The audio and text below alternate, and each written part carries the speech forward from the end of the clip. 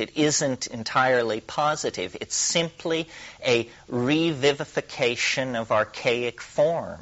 That's all it is. Some of you may know there was something in the 1880s called the Celtic Revival.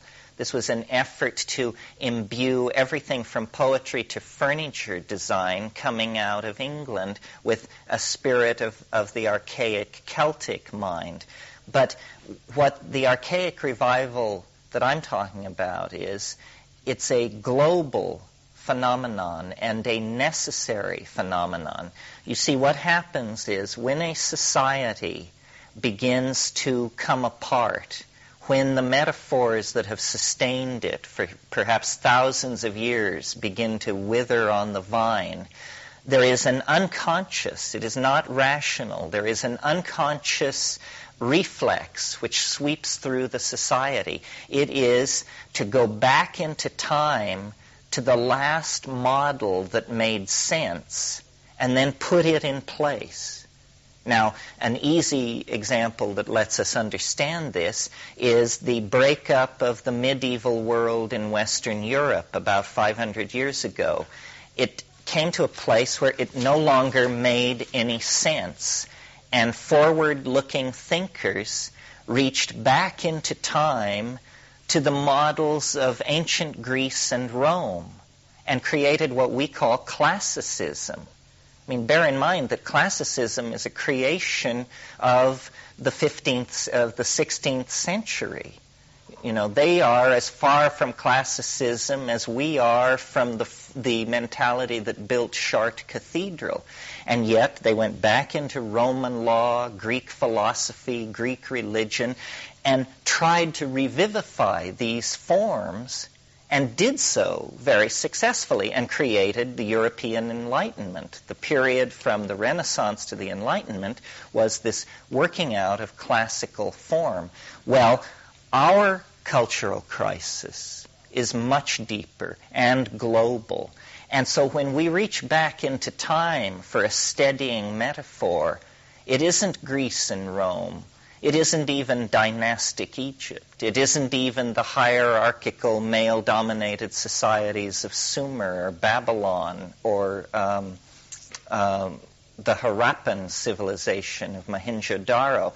It's further back in time to about 15 to 20,000 years ago, in the wake of the last glaciation. Someone in the circle tonight mentioned Rian Eisler. Eisler, as a student of Maria Gimbutas, they have created a revolution in archaeological thinking. The old myth is that there was a fluctuation between patriarchy and matriarchy, but that there was always stratification and hierarchy. Eisler is saying, no, this isn't what it was. It isn't matriarchy and patriarchy. It's partnership versus dominator. And the great gift that comes out of this recasting of the problem is you get rid of gender tension in talking about it. It's not about men versus women. It's about one kind of mind, the dominator mind, in contrast to another kind of mind, the partnership mind. The partnership mind is seeking to maximize group values, create horizontal linkages among systems, and hold down the tendency to vertically stratify the organization into some kind of dominance hierarchy. These two things play off in the transition from nomadic pastoralism, which was a partnership arrangement, into the early city style of living. In a way, you see, pastoralism is a transition from true hunting and gathering to true city dwelling and agriculture. And in this transition, and this is my contribution, if it is a contribution to this discussion of human origins, there was a kind of symbiosis. There was a flirtation with a kind of symbiosis in our early history as human beings. The relationship between human beings and psychedelic mushrooms on the plains of Africa 20,000 to 12,000 years ago was a kind of religio-biological dynamism of a sort that has not existed since history. History is, in fact, the quenching and the withdrawal of this relationship of symbiosis to the rest of nature.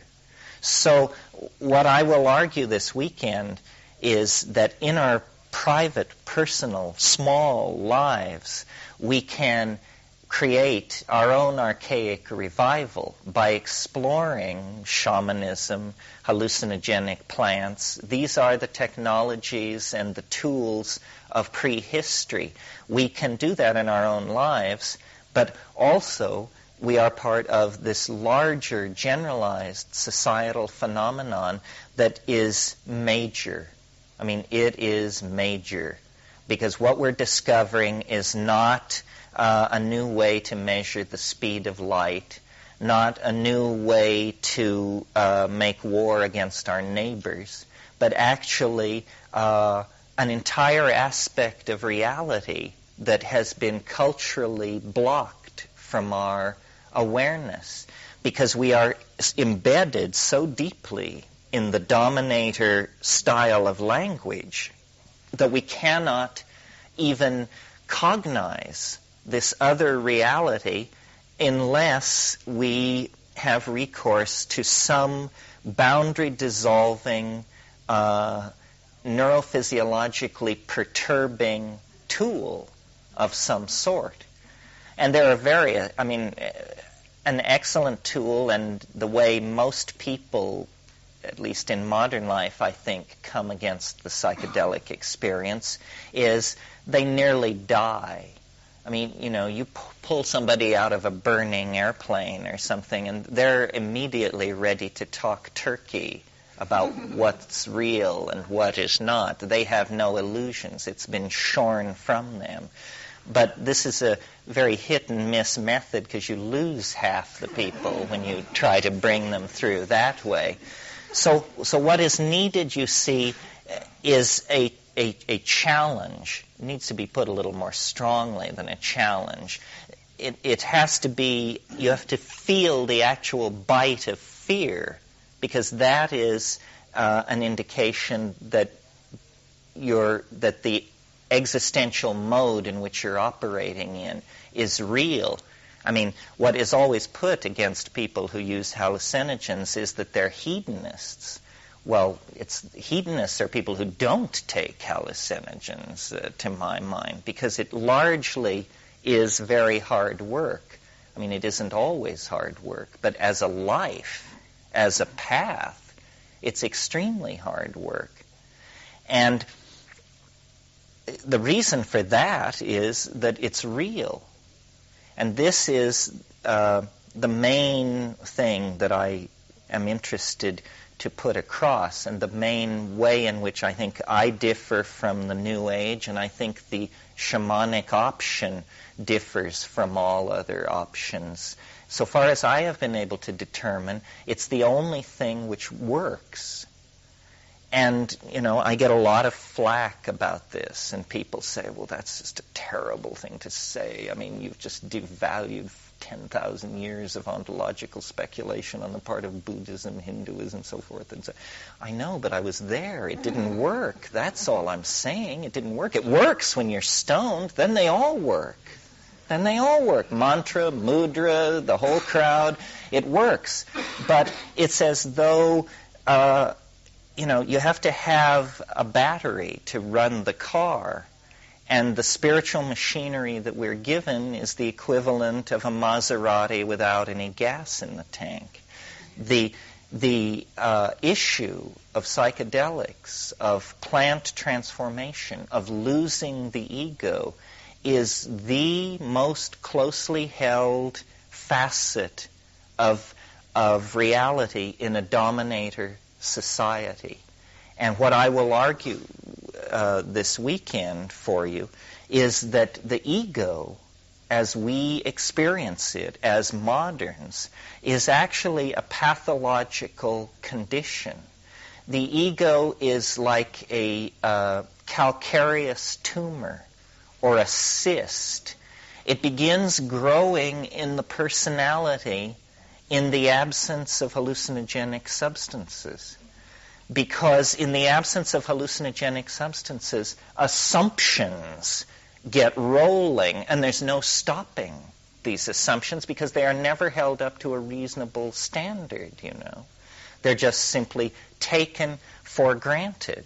And the whole style of dominator society is a taking for granted. So, many people over the past 25 years have said that it's a fine thing to take psychedelic plants, makes you copulate in the street and love your neighbor.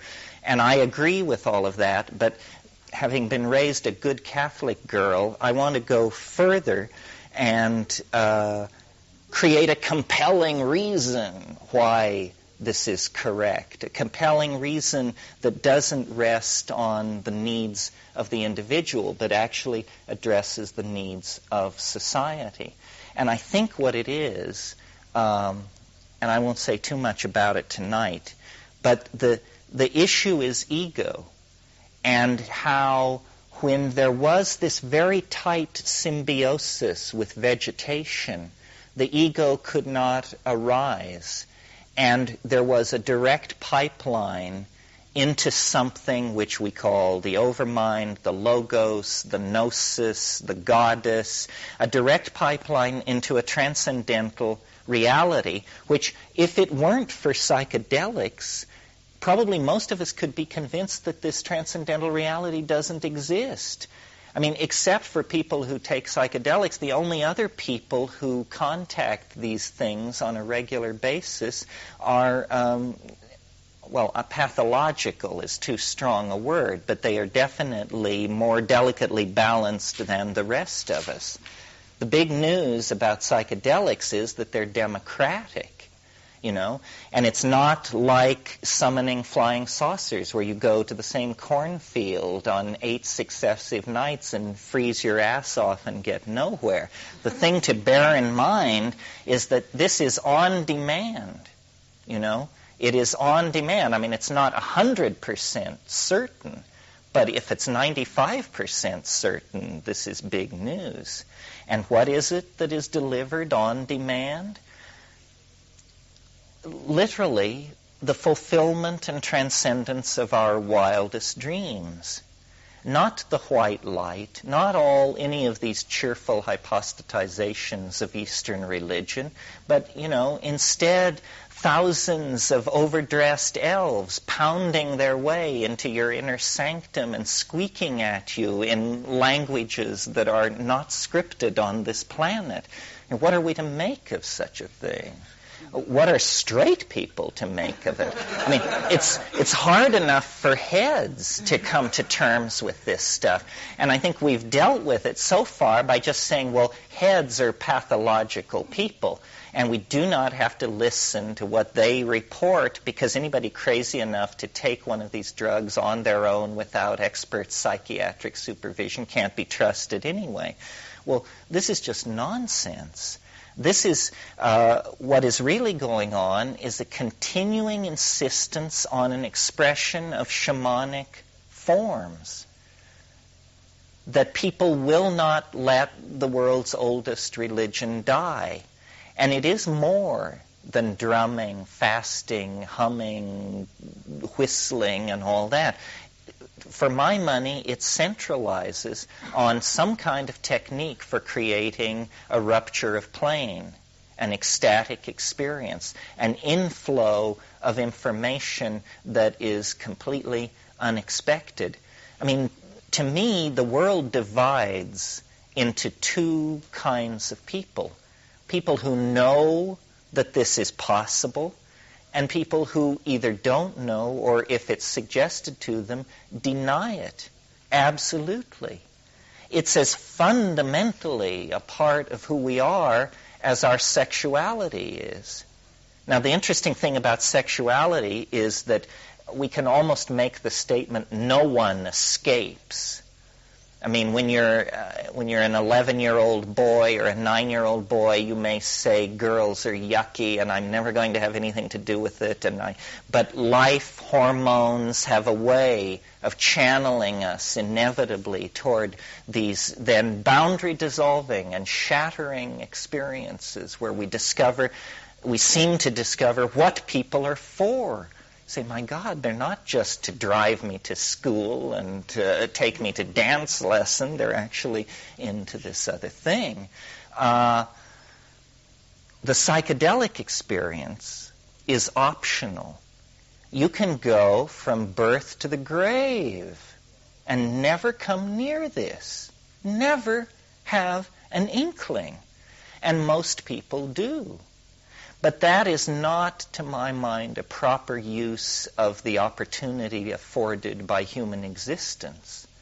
To my mind, the purpose of human existence is to try and figure out a way in, out, over, up, somewhere. In other words, we come out of an unguessable abyss. Who knows what it is, what we came from? And we go into death, about which we know practically nothing. We have a few cheerful stories to ease us on the way, but who would want to make a bet on all of that? So what you have is suspended between eternities, a moment, 45, 55, 75 years, in which you can sit on your can, or you can subscribe to one of these prepackaged religions that gives you all the answers and probably sets you up for a lot of sexual repression. Or you can say, my God, I'm alive. Apparently, I've awakened in the control room of reality. And if I could just figure out what these buttons and levers are, I could, do something profound, interesting, worthy. Yes? Yeah, I have a question. Well, see, there's never been a fair discussion about the whole spectrum of mystical phenomenon. A person who goes to an ashram and controls diet and breath, and certainly they must attain some amount of spiritual satisfaction. And there must be many paths away from ordinary consciousness that lead to states of satisfaction of various sorts, either void states or states of great emotional empathy or states of great detachment. I mean, we can imagine each in our own way what these things would be. The thing to get clear about the psychedelic experience is that, first of all, it isn't at all clear that it is on that gradient of spiritual development. We don't say here exactly what it is. Not that, you're closer to God if you have it, or you're closer to the source if you have it. All we're saying is there seems to be waking, sleeping, and one other thing which very few people know much about, which is this situation when these self-transforming elf machines squealing mantras come and talk to you. It isn't a void state. It may not be a mystical state. Now, what confuses the discussion is that at low doses, psychedelics are all kinds of things because they accept projection very readily, and they grow beneath the strobe light of expectation, if you will. But the trick is to get to the place where your participation in willing the trip to happen is no longer an issue. You see what I mean? Once it no longer requires your cooperation, then you're getting close to the good stuff. And we all, myself included, are tremendously chicken shit about this because you can take huge amounts of these organic psychedelics and be nowhere near death. I mean, you can take doses that no one of us would ever consider. And an ordinary physician would say, well, he'll sleep it off, give them some oxygen, or yeah, they'll be all right, you know. So we really just skim the lower edge of this thing. And this is a worldwide phenomenon. I mean, I have found this in shamanism in the Amazon, other places as well. The people are very cautious with the mystery, especially once they know how deep it can get.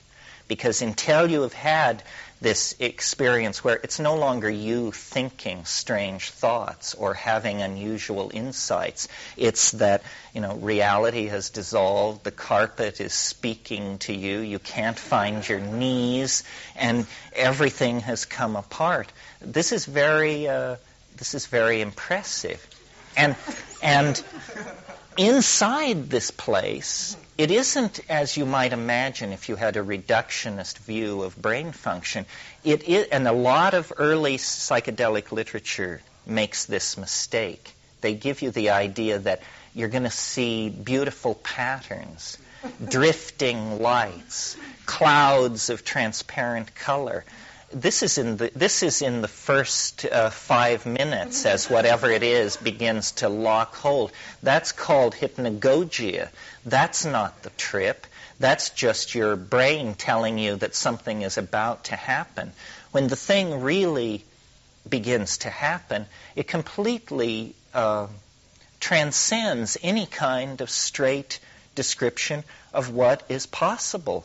And it's not a white light. It's not an undifferentiated void. It's much more like a place. It's much more like a place. There are entities in there. They are not made of flesh and blood. They're made of light and language, but they are alive. They come toward you. They're aware of you. You communicate with them. They offer trade goods in the form of ideas.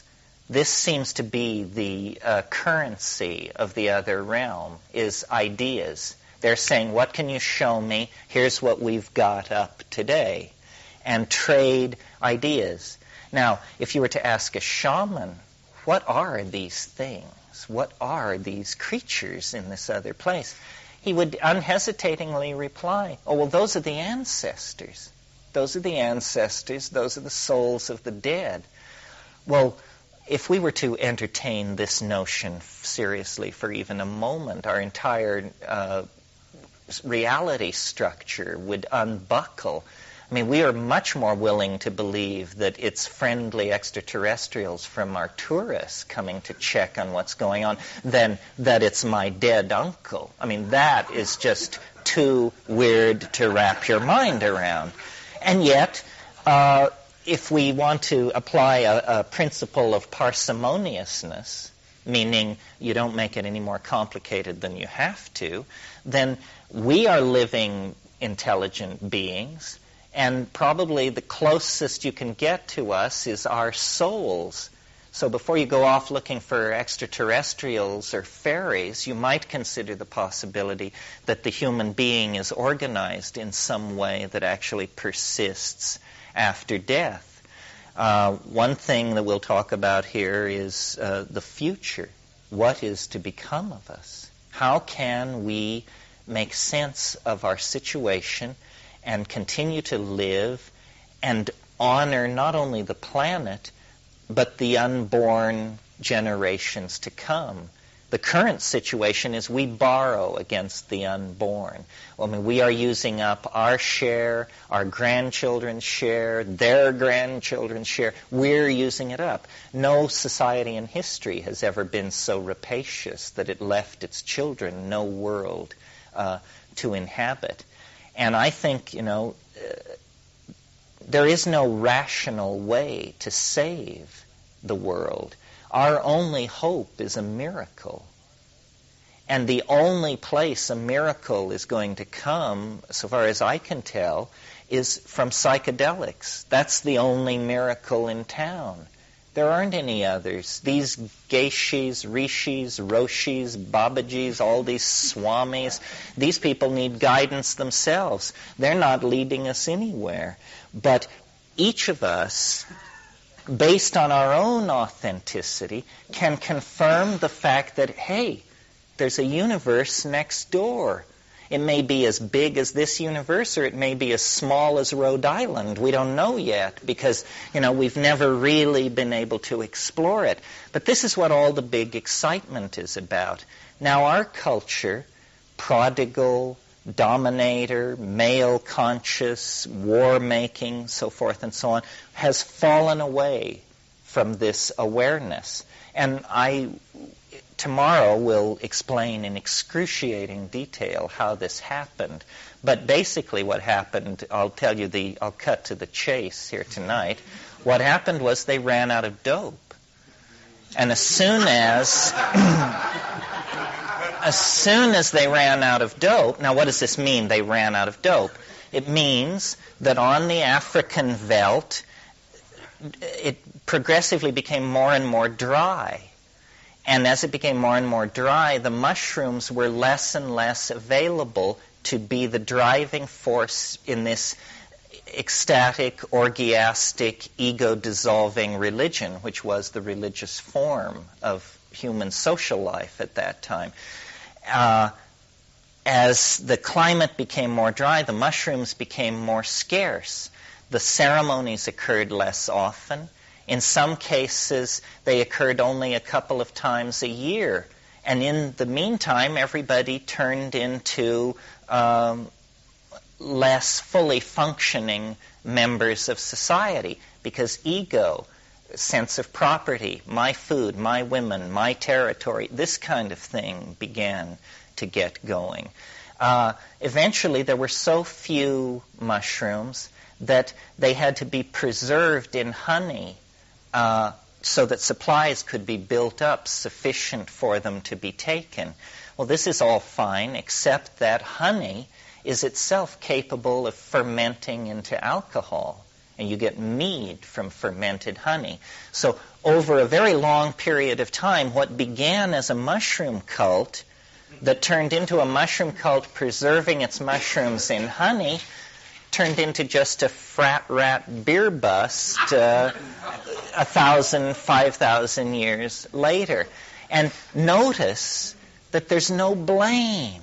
It's nobody's fault. I mean, you can't blame the planet for getting drier. And that was the real force which propelled us into the nomadic pastoral mode in the first place, into the creation of this mushroom religion on the plains of Africa. And then when that unstable situation changed into something else, our human institutions were transformed yet again into the incipient dominator culture of which we are the inheritors. And the only way now to do anything about this is with a kind of pharmacological intervention, because we don't have 500 years to straighten this mess out and educate. They're always saying, educate, educate. We don't have time to educate everybody. We probably have 50 years before we will so completely lose control of the toxic processes that we've set in motion on this planet that there will be no holding back the cascade of consequences. So we have 50 years. So in that period of time, it seems to me the fastest way to re-enchant the world, to create an archaic revival, is to revive the tradition of ecstatic trance shamanism, which means revive the tradition of psychedelic plant use. And I think that's all I'm going to say this evening. In the course of the weekend, we'll talk about what is it like to do this, what were the stages along the way, how can culture get this screwed up, and then can it be saved? And then finally, the more personal dimension, which is, what is this going to mean? What does it mean? I mean, I think this is really the thing which drags us all together here. It's why I keep doing these things. Because, this is not a course in acupuncture or overtonal chanting, or not that I put any of those things down. I don't. They certainly have their place. But this is a class gathered together to discuss the impossible and the unspeakable as a real thing.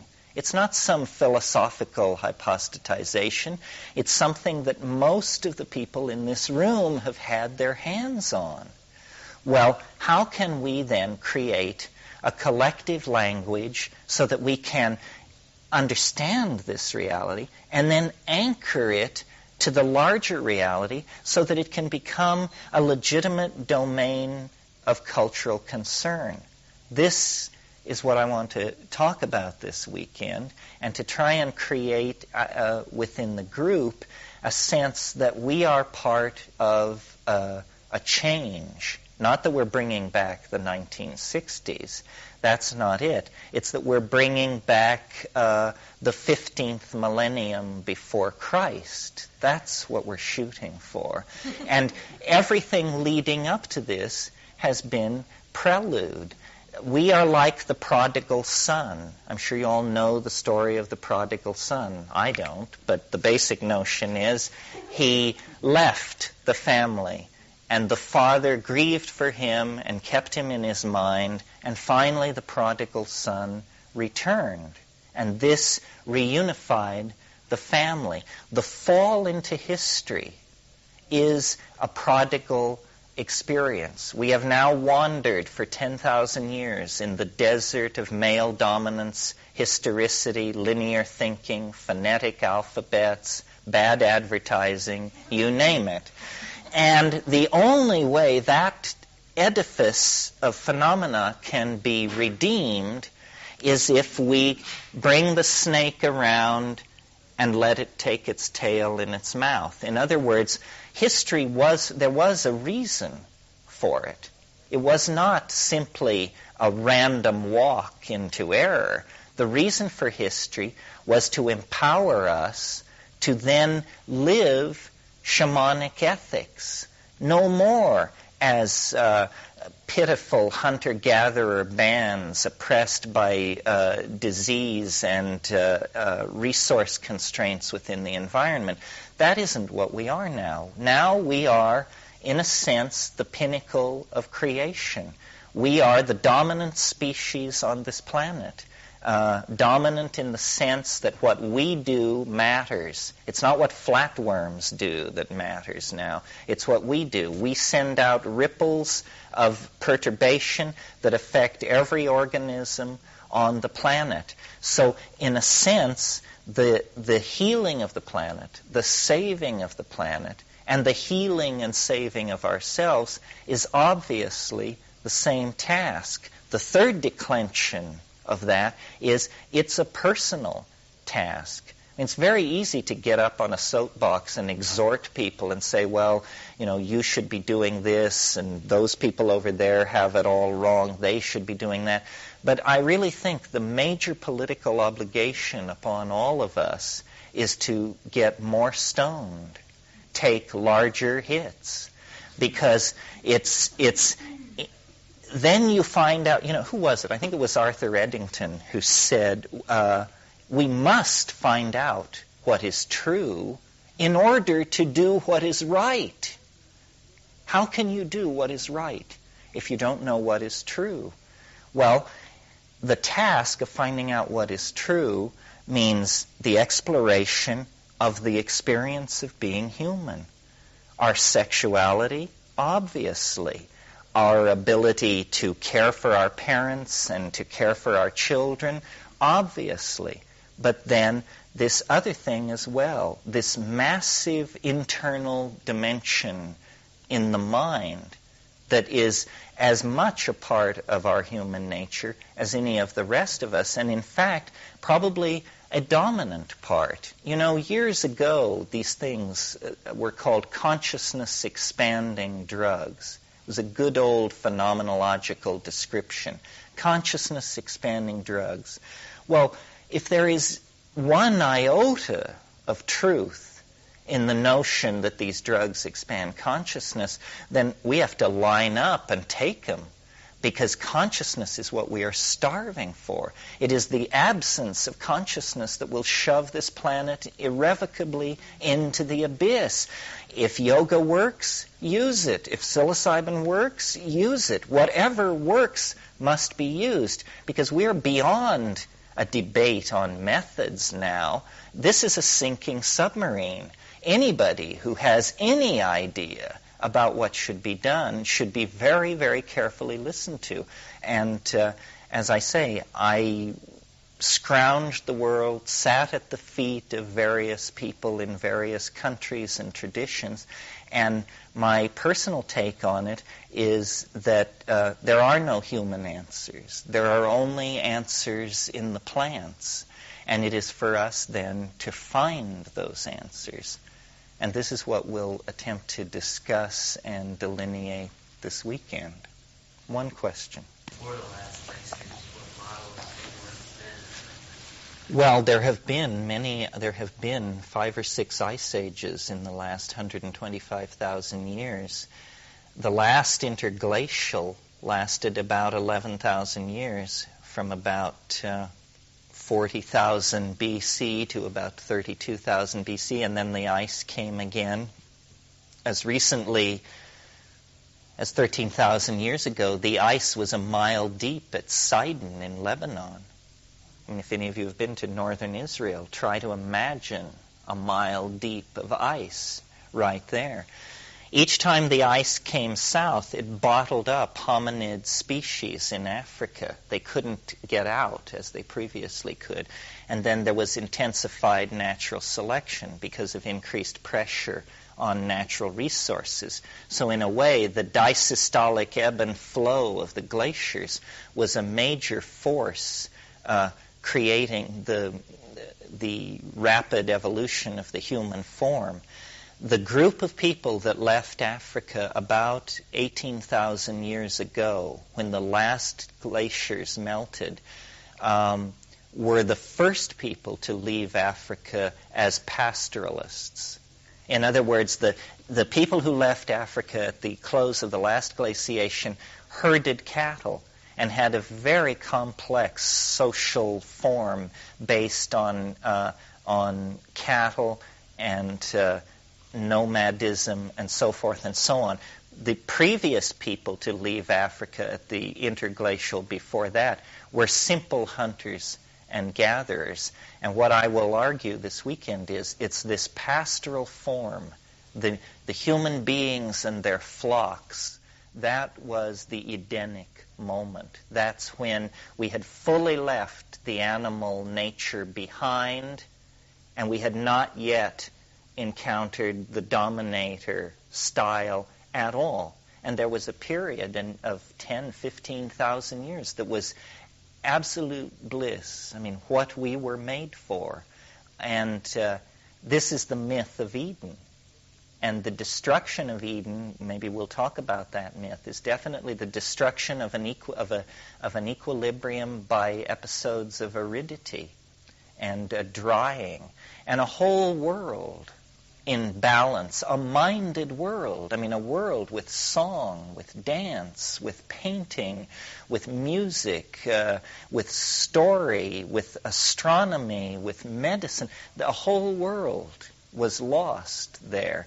And that loss is the itch that we can't scratch. This is why human beings are addictable to almost everything. We're like the children of a dysfunctional relationship. We were torn from something very important to us, and it has left us with an existential longing that money, power, women, it doesn't do it.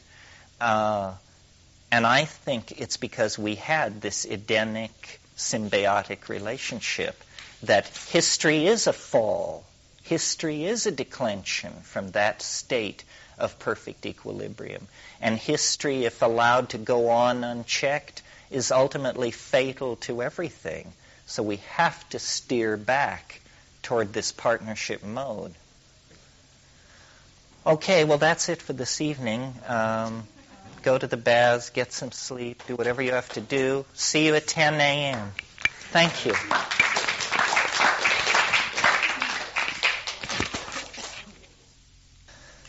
Okay. Well, I talked a little bit last night. I didn't really introduce myself, which I suppose I should. I'm pretty comfortable here, so I tend to assume that in some sense everybody knows everybody. But how I got to be doing what I'm doing was basically simply because I was so impressed with the psychedelic experience as I went along through life. I'm not sure whether I was set up for it or what, because before I ever heard of the psychedelic experience, I had a kind of an insatiable curiosity. And I think this is part of the psychedelic personality. As a kid, I was a rock and fossil collector. And I was a pretty weird kid. I wasn't big on big league, little league, and that sort of thing. I was usually off in the dry deserts around where I lived, digging for fossils and that sort of thing. And then I got into butterflies. This was about age 11.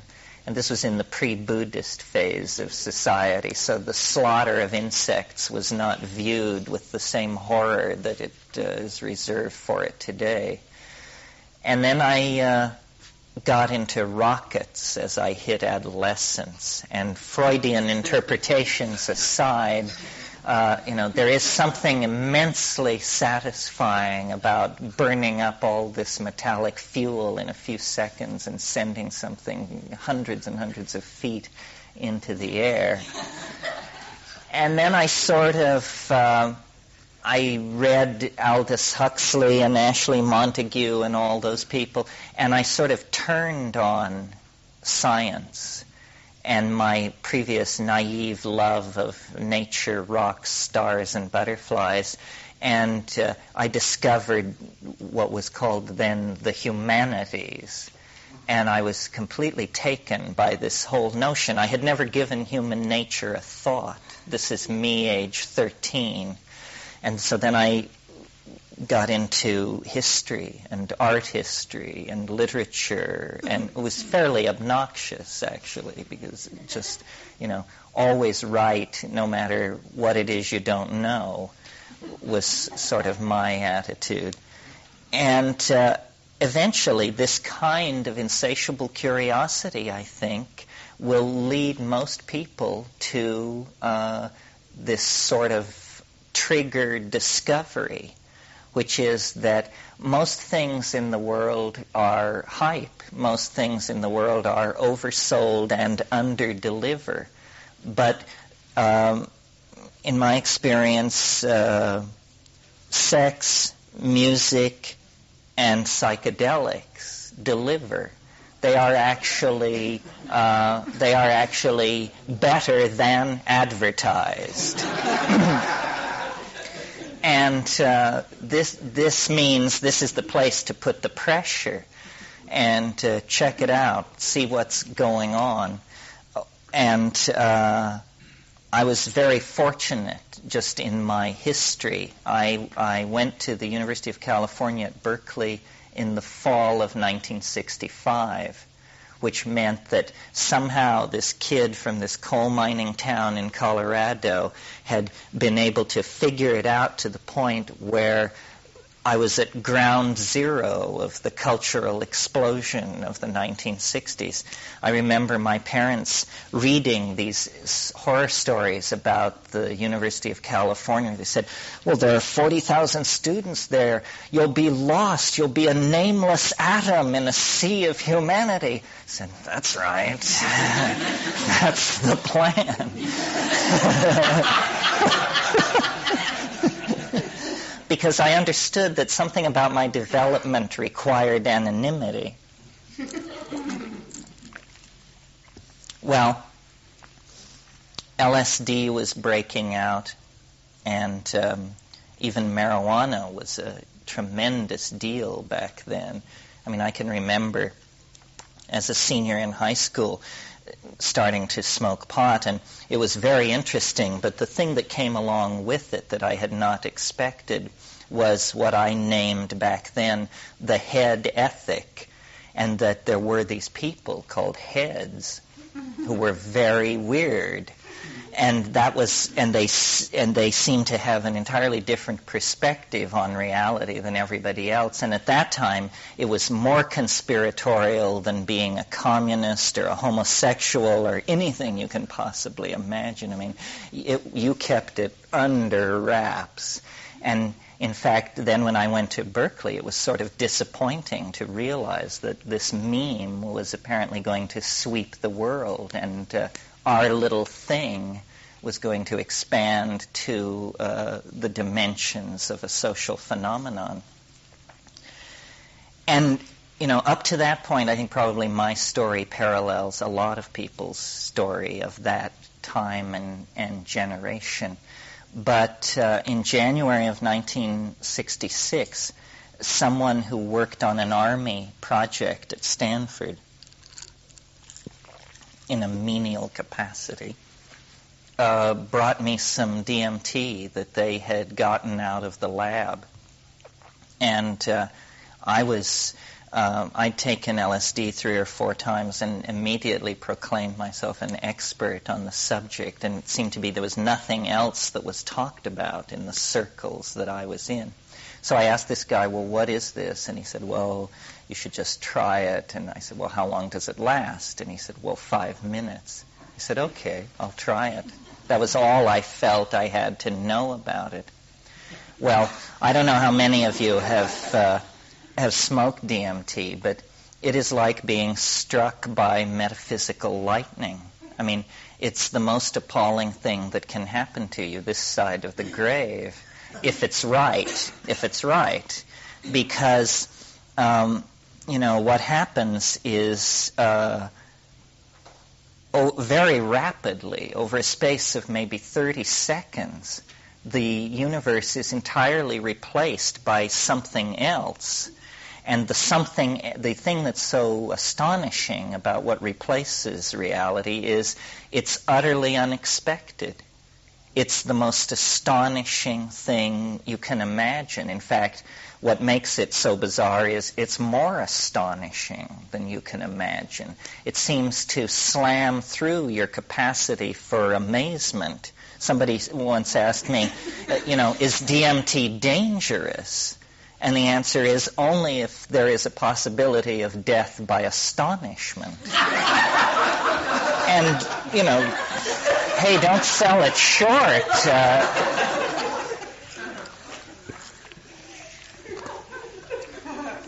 So, on the brink of that experience, 18 years old, I was a reductionist, a Marxist, a behaviorist, an atheist, one of those people. And 30 seconds after smoking this stuff, I encountered for the first time in my life the things I mentioned last night, the self-transforming elf machines, the sense of bursting into an underground space, a huge domed space, but somehow with the sense of great weight above it. And there in that space are these entities, which are not made of matter. They appear to be made on one level of light, on another level, a further level of analysis that took a number of exposures to this. They appear to be composed somehow of syntax. It's a life form made out of language. It's existing in another dimension. I mean, our sentences have subjects and objects. This was a subject, and it was producing objects, and there were many such subjects. These objects are like superbly machined Fabergé eggs, or the constructions of a mind that is both artist, jeweler, and engineer. And they show you these things.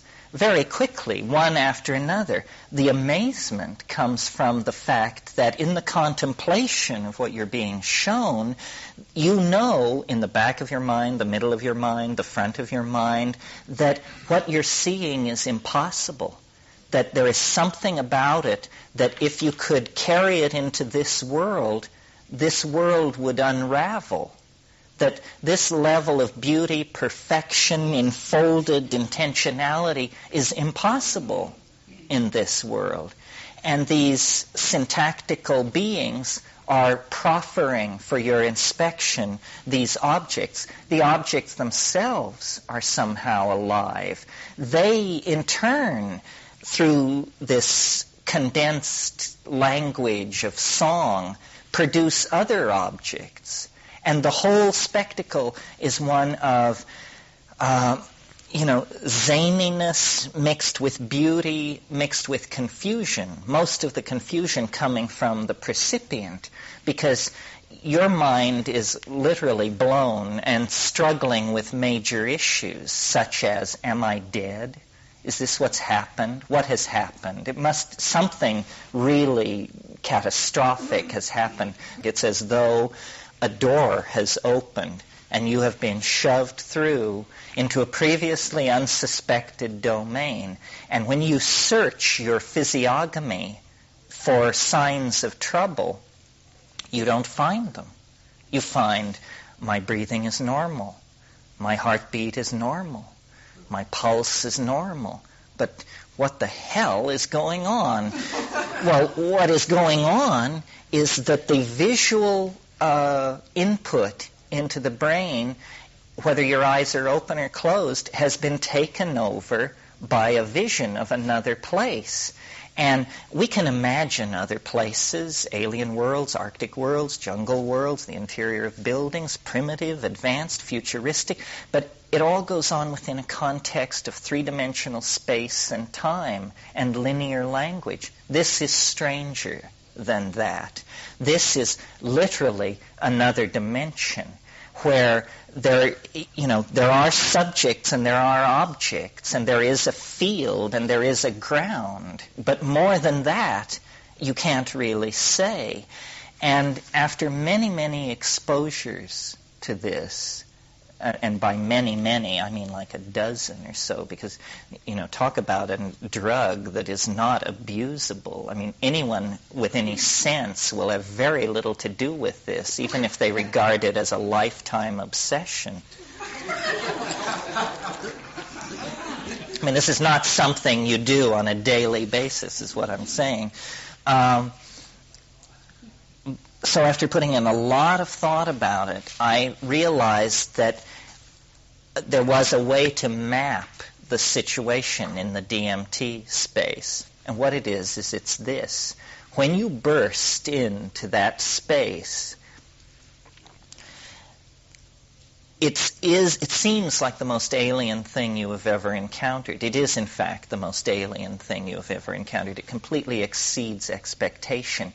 And yet, on another level, it is an effort on the part of something to come toward you from a great, great distance.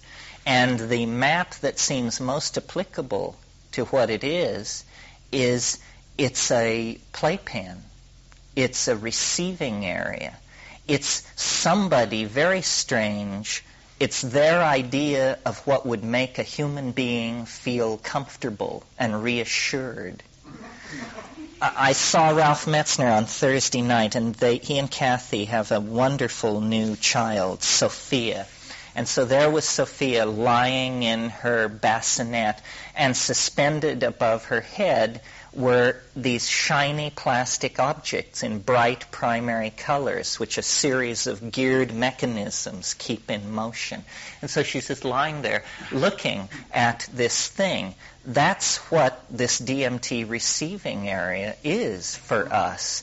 It's a place designed to accelerate our learning, reassure us, make us feel comfortable, and amuse us. And these things, which would shatter the sciences of Earth if they could be brought through from this other dimension, are the equivalent of rattles, spin-arounds, and colored blocks. I mean, they are the simplest objects imaginable in that other world. Well, it would not be, I suppose, such big news to wrap a wrap like this if, I were swathed in orange robes and had just flew in from Bangalore and had my world-girdling organization behind me, because you would just assume that I was an advanced being and that this was reportage from a world that you would never have anything to do with.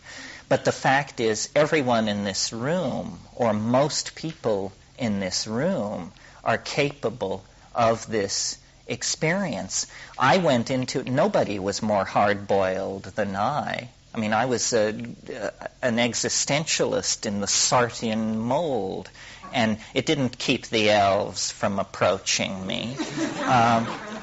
So I have been concerned to inform UFO people, Jungian psychologists, spiritual seekers that, this tremendously powerful tool lies present at hand. Curiosity pushed far enough will hit the jackpot. The world is not as we suppose. The great thing, you see, about DMT is that it settles certain questions assumed to be open. Like one question we all assume to be open is, well, is this the only universe or not? Answer, no. That settles that. Are there intelligent entities of a non-human sort? Answer, yes, there are. I don't know what they have to do with busted-up barley fields in England or, Whitley Strieber's problems, but inside this drug, inside this plant compound, there are entities. And they are not oblivious to us. They're not flatworms or pelicans. They are intelligent. They are of the same class of being as we are, an intelligent being. Okay, well then there are questions, some of which I mentioned last night. Who are these people? Are they the dead? That would be big news. A drug that allows you to contact Aunt Minnie in the afterlife. I don't know how we would, this is National Enquirer stuff. What is the most parsimonious explanation that we can give? In other words, what is the simplest and least freaky explanation that we can give? Why should people see these little entities? Well, one idea that I've kicked around, because see, at heart I still am a reductionist, is that personality is actually fractal in some sense. It's self-similar. What does fractal mean? It means that any object which is made out of smaller versions of itself is fractal. So if you had a house made out of little houses, a good example is a fern. A fern is made out of little ferns, made out of still littler ferns, if you examine in and look at it. Many objects are like this. Is it possible that the personality is fractal? Jung made a lot of metaphorical statements about the behavior of the psyche based on the behavior of mercury, the liquid metal mercury, which was an object of fascination to the alchemists. And he said mercury is a perfect symbol, or it accepts the projections of the qualities of the psyche, because the psyche will always take the shape of its container, as a liquid does. Psyche is reflective. And in the same way that Mercury is a mirrored surface, you never see Mercury, you see the reflections of the world around Mercury on its surface. And in the same way that if you have Mercury, I'm sure you all in the era of pre-toxic consciousness, played with mercury. You can take a ball of mercury and put your thumb down on it quickly, and it will break into little balls that will shoot in all directions. And each little ball will have a sub-reflection of the larger world in it.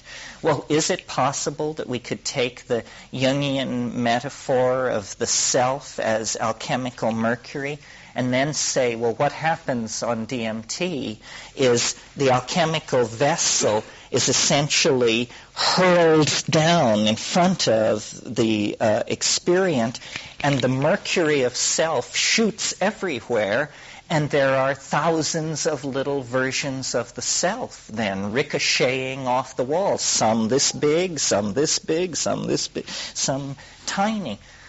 I confess that as much fun as it is to have this image, I'm not sure it provides an explanation.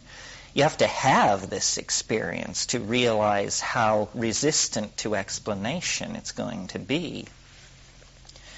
Well, then there are less parsimonious explanations that these entities, but still not going outside the human van. See, the first possibility was it's dead people. Those are still human beings. They just happen to be dead human beings. Then the second explanation was it's autonomous fragments of psychic mercury behaving as small portions of the self. Okay, we still haven't gone outside the human domain for an explanation. Okay, a third explanation is that this is some future state of humanity, that these things are actually, the reason they're like us but not like us is because we're seeing a human evolutionary form 1,000,000 years in the future or more, where finally, technology has been interiorized. The thing is, it's no longer even made of matter, still less of the body of an intelligent monkey. But nevertheless, it is somehow in our line, and we've just broken into the equivalent of a coaxial cable carrying time travel messages or something like that.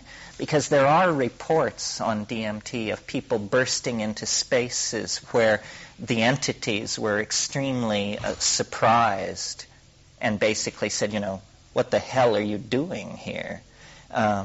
So is it that there is some kind of hyperdimensional matrix of communication that we dial in on, like primitives with a crystal radio who suddenly discover, that there's 250 UHF, VHF channels running around through every molecule? I don't know. The other possibility then is a non-human explanation. Now, the non-human explanation sets us up for nut country because, there's so many extraterrestrials haunting the supermarkets and trailer courts of Earth that...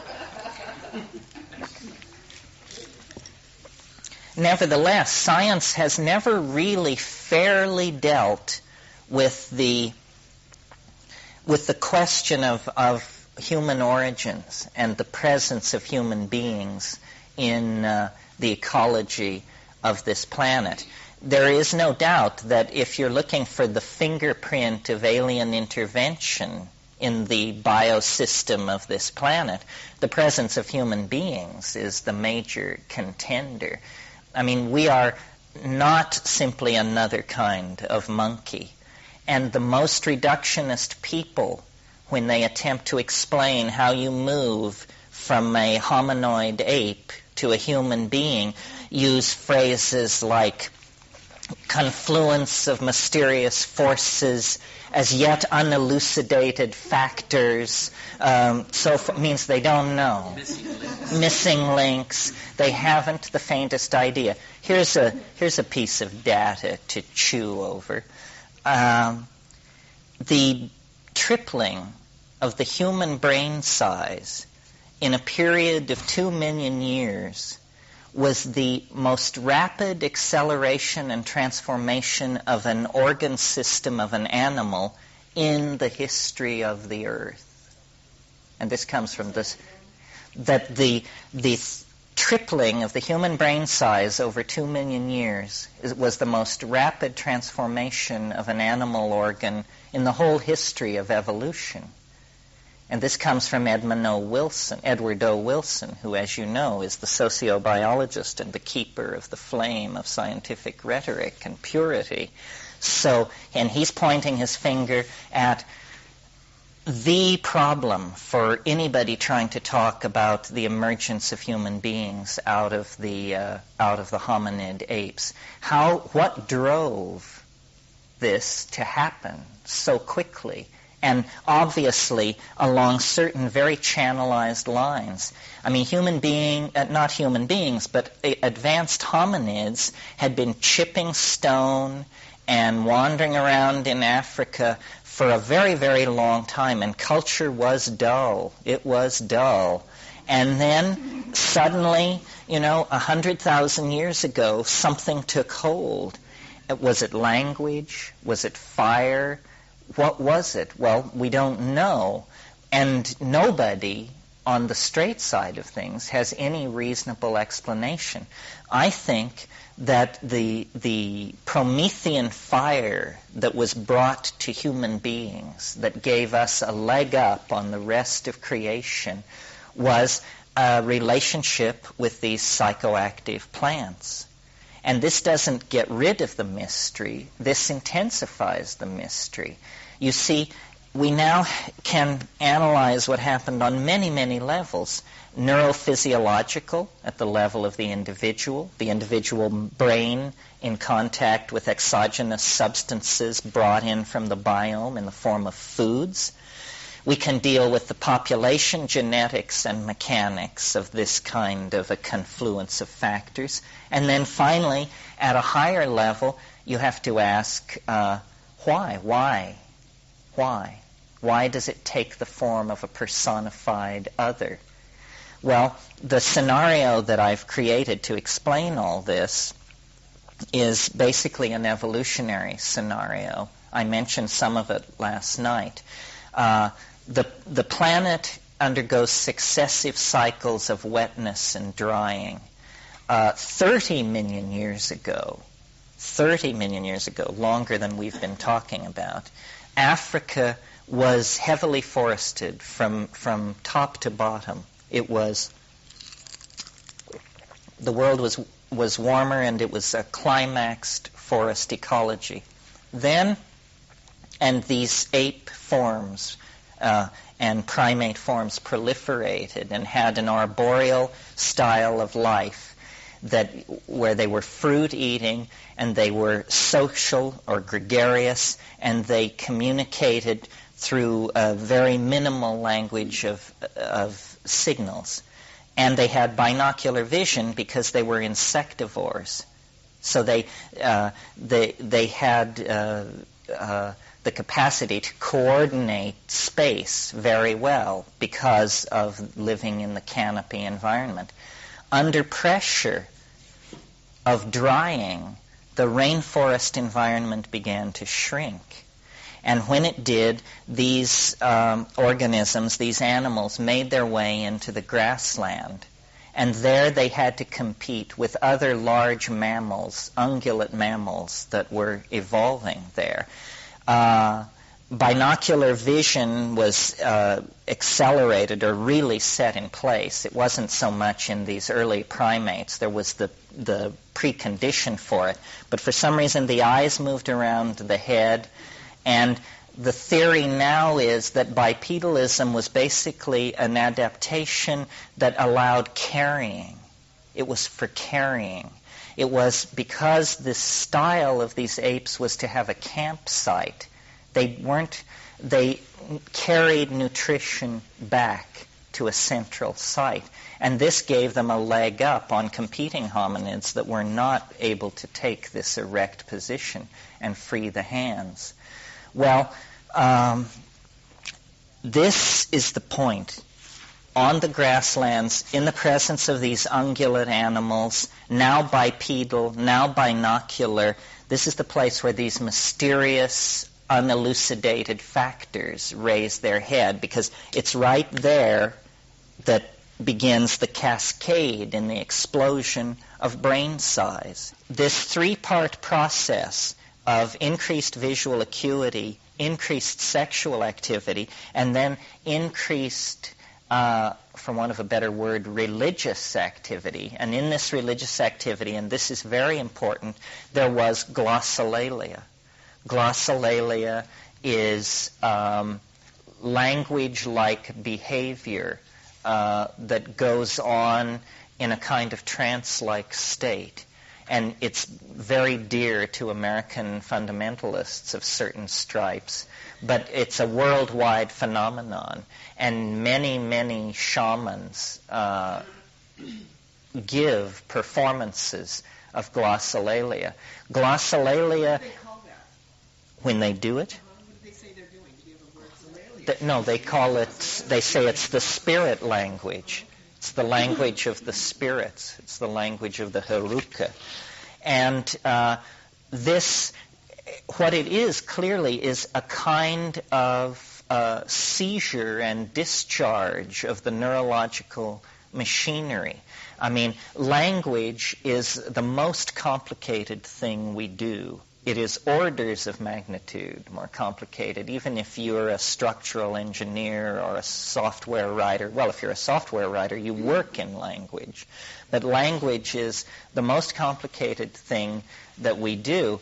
And it appears that it's in these primates, it was like the overflow of intentionality creates then a kind of cascade of verbal arrhythmia of some sort.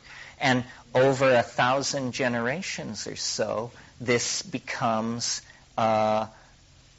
integrated as a mode of activity. I mean, it is not easy to imagine how language emerged. I think the easiest way to imagine it is to think that it was done for people's amusement long before anybody used it for communication. That, in other words, the first musical instrument was the voice, and I doubt that they sang Verdi arias, you know. If any of you have heard Inuit throat music. What is it? Inuit throat music? What's Inuit? Inuit or Eskimos. All kinds of people all over the world experiment with glossolalia. Glossolalia is simply where you ape language in the absence of meaning. I mean, it's very easy to do. He de me huai huaxi kipinpolk van badikra hauket mi sidigi julgain. To come fuai huaxi kipipin if de munolquat kolbekt at man kifidik. See, it's all there, except there's no meaning. But there is syntax. I mean, if you analyze this stuff, you discover there are connectors, there are declensions, there are prefixes, there are suffixes, but no meaning. Meaning came very late, I imagine, and probably part of what this had to do with was the explosion in brain size. I mean, who knows how much pathology was expressed? I don't think you can expect an organ to triple in 2 million years without having a fair number of duds come out of that. I mean, this organ was really evolving under pressure. Well, so then where all this climaxed then was in this partnership paradise. Once nomadism and the relationship to cattle and the relationship to the mushroom. And the mushroom, you see, was perceived, I imagine, as female. This was definitely a female mindset, what was going on here.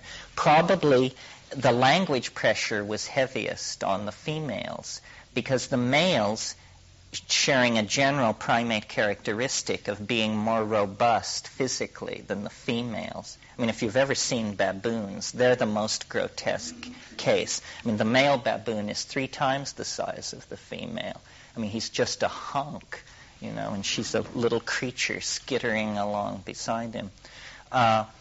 In this partnership situation, all of these factors came together, and there was what was experienced, I think, as a kind of paradise, a kind of dynamic equilibrium. And so I think probably women were the keepers of the mysteries of language.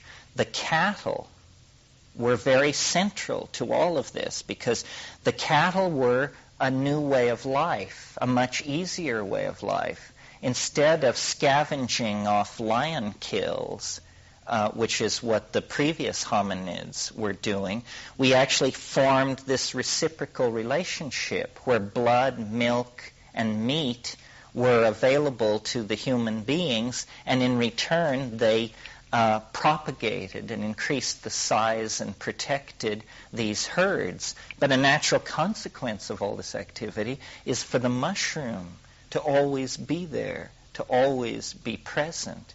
And the earliest stratum of religion that we possess is this horned goddess image that is, Upper Paleolithic, High Neolithic, the great horned goddess. Well, she is the goddess of the animals, the mushroom goddess, the mother image that was the religious icon stabilizing this society. Then the question becomes, well, if it was so wonderful, what went wrong? Well, the same forces that created it destroyed it, which was this progressive drying of the African continent. It's locked up in the mechanics of the solar system. It doesn't have anything to do with, fate and blame. And when the grasslands of the Sahara became sparser, the distance between water holes became greater, the mushroom cult, as I explained to you last night, became replaced with a mead cult. And as these people poured into the Middle East, it was a much harsher climate. They had then to resort to agriculture. Agriculture, which had been minimal and unfocused to that point, became absolutely necessary in the new regime of the retreating glaciers that were pulling back across Palestine and Lebanon. And Jericho, which is an 7,000, 8,000-year-old site on the West Bank, was the most advanced civilization of its time. And what was it? It was a grain tower with a series of defensive enclosures around it.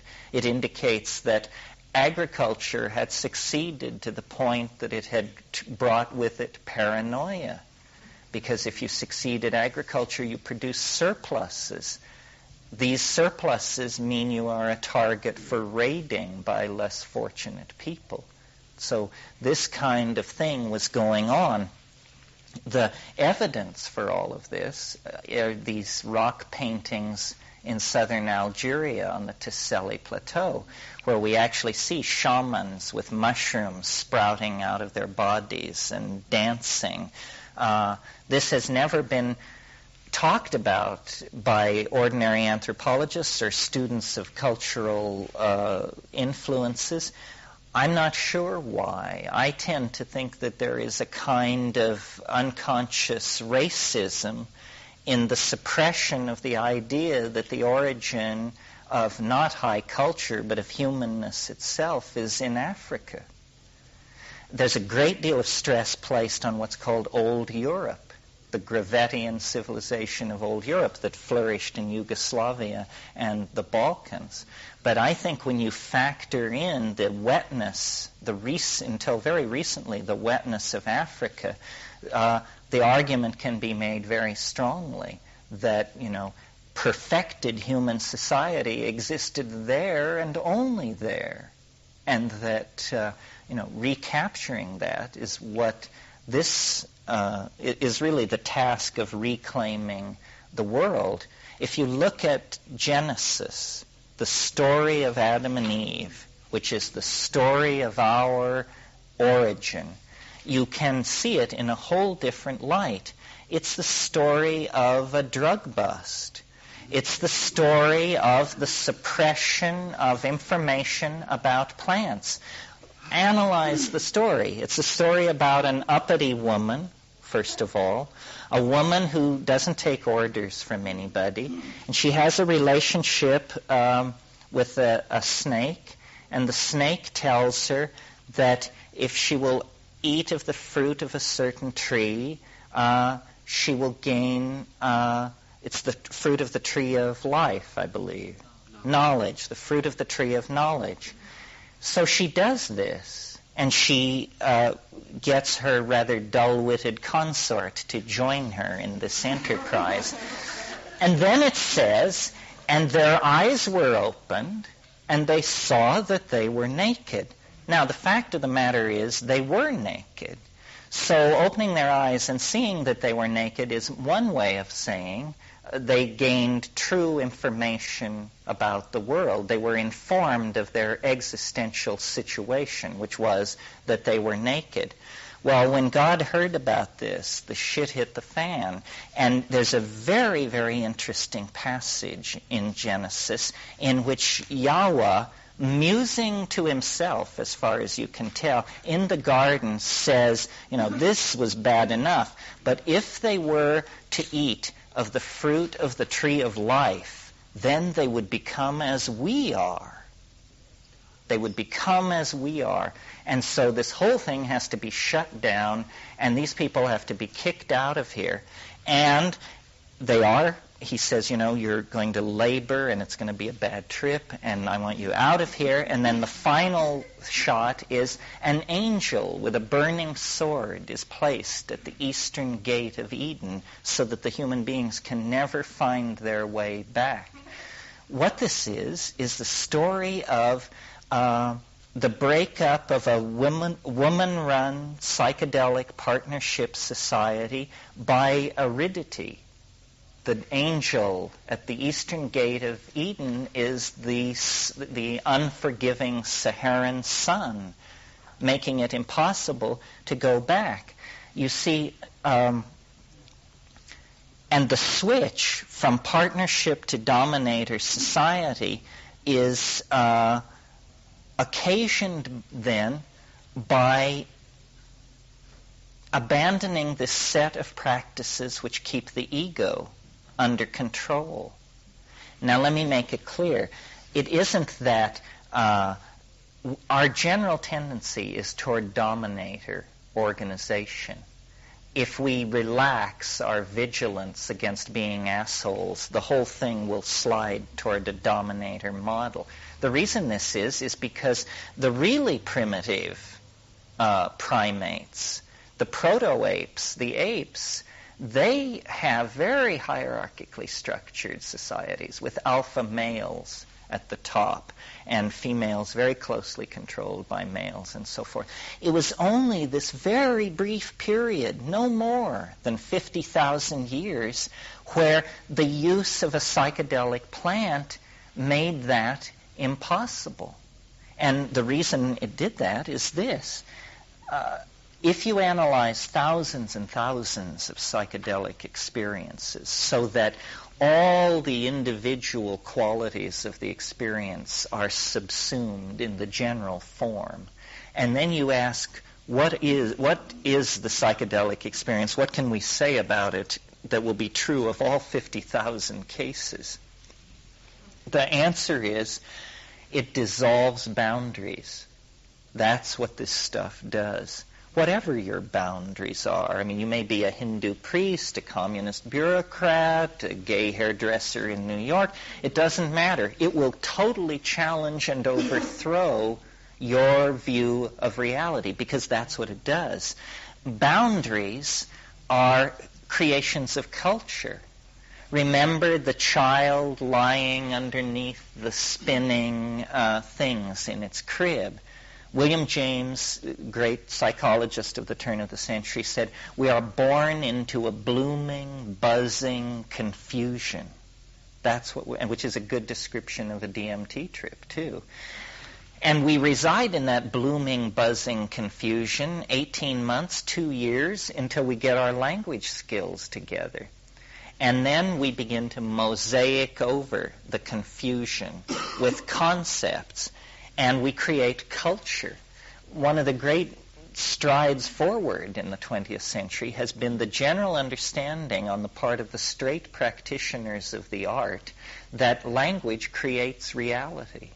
Reality is not made of quarks and mu mesons and all that crap that they're dishing up out of these high-energy machines.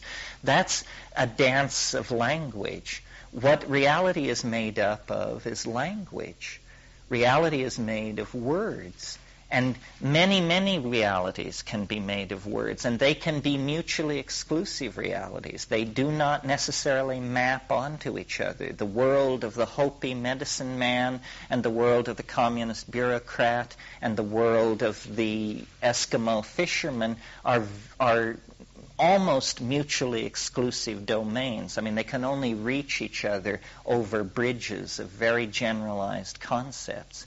So the world is made of language. When you take a psychedelic, that cultural world is dissolved. It's just psycholytically dissolved.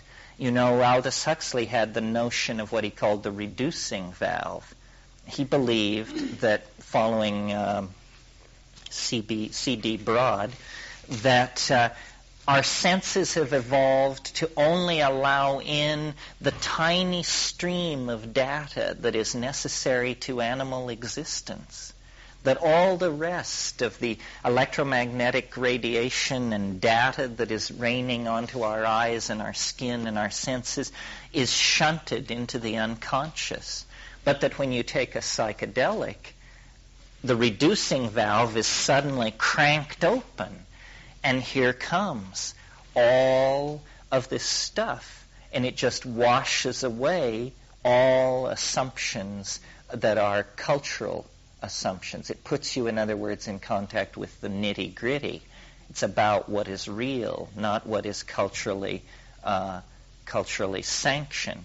So that kind of thing operating in this primitive African situation that we're talking about means probably something like that at every new and full moon, these small groups of people got together and they all took mushrooms together. And there was group singing, group sex, and strong visioning. And what the group sex did on one level was it further contributed to the problem of identifying paternity, so that values tended to be group values, not my children and my women, but the children and the women. And you see, the ego lives by constraint. It draws lines. And this drawing of lines is a denial of the primary truth of the world, which is that it is seamless and one. Once you start drawing divisions, you're off into dualism. And it's no joke to say that dualism is the root of all evil. Once you start making these distinctions, if you believe in them, then you've really cut yourself off. So,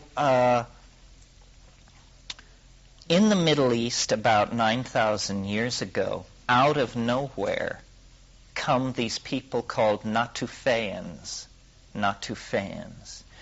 And they have a much higher level of culture than any of the surrounding people. It's interesting, you know, we're told that the Nile is the cradle of civilization and so forth. But did you know that from 17,000 years ago until 10,000 years ago, almost nobody lived in the Nile Valley?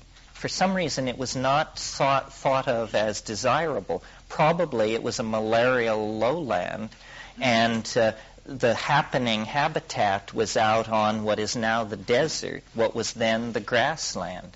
So cultural remains in the Nile Valley before 10,000 years ago indicate very only minor cultural stuff happening. 10,000 years ago, these new people appear out of nowhere called Natufeans. They live under the rock faces, the undercut rock faces. They paint these faces. They live for 1,000 years in that mode. Then they build Jericho, and they live there for 1,000 years. Then by 8,000 BC, they move up to Çatalhöyük on the Anatolian plain. They are the most advanced people in the world.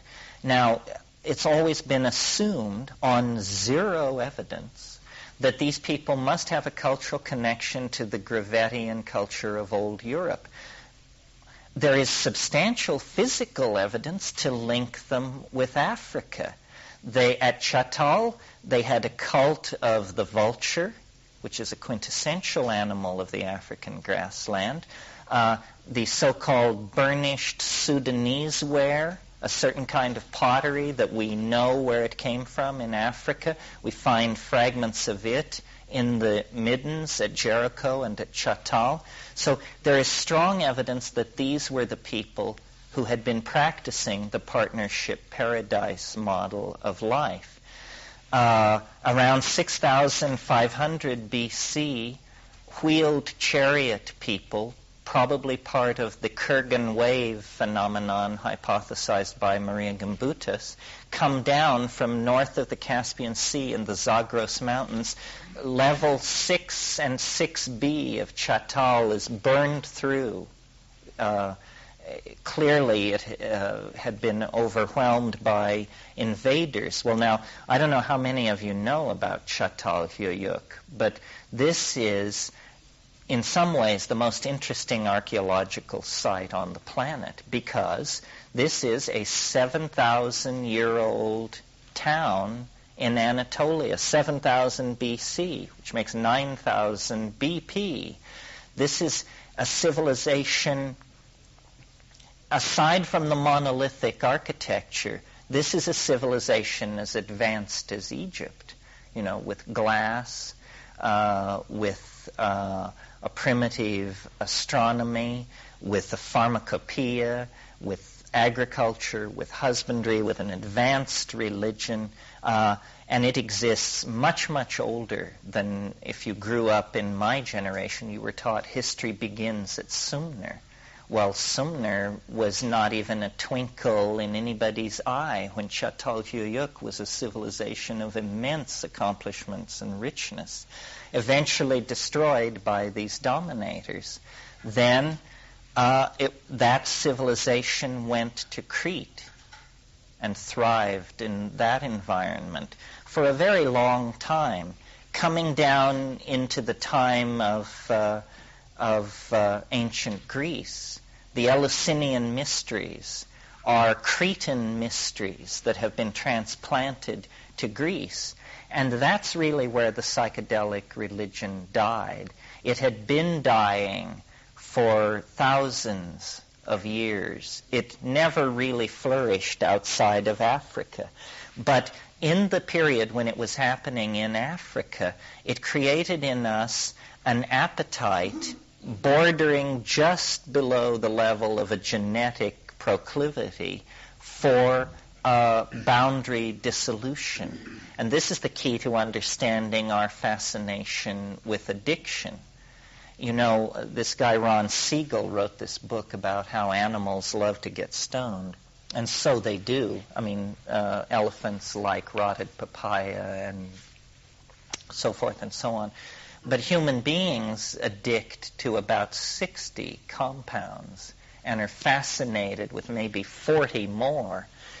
This kind of chemical obsessionism is very hard to explain evolutionarily. It doesn't seem to make any sense unless you hypothesize a situation in the past in which this was very important to us. And when we moved out of Africa and broke this connection with nature, because that's what it really is, when you dissolve the boundaries of language, what floods back in to fill that vacuum is the fact of the natural world, the overwhelming modality that we are placed in that is not culturally defined. So that kind of relationship to nature, having been disrupted, leaves us with not only a sense of loss, but a kind of anger, a kind of fury directed against the natural world.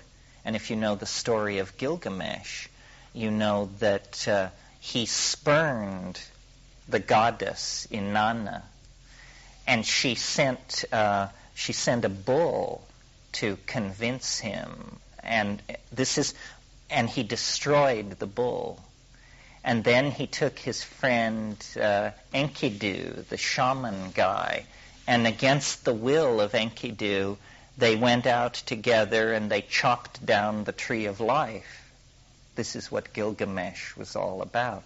So Gilgamesh is like a transitional figure. Gilgamesh rejects the goddess, destroys the cow, forces the shaman to go with him into the wilderness to cut down the tree of life. How much more explicit does the symbolism have to be? And of course, Gilgamesh is the paradigmatic dominator. He is almost the founder of the theory of dominator culture because he's a builder of cities, a general of armies, a master of women, although not of the goddess. The strange thing about Gilgamesh is his sexual ambivalence, his obvious discomfort in the presence of women is so much a part of that myth. Well, so the reason I spend so much time on this is the idea got loose in the 60s that LSD was a miracle drug and that it was all created within the context of 20th century history. This isn't what's going on. I mean, we are discovering the chemical forces that created humanness in the first place, and then we're discovering the consequences of having disrupted those relationships. I think it would do a lot to change the discussion about drugs in this country if we had this kind of model of prehistory in front of us. Of course, it would enrage a great deal of people in the same way that the 19th century had to come to terms with the idea that we may be descended from apes. This theory would add the notion that we now have to face the fact that we're descended from stoned apes. And, one further nail in the coffin of male pride.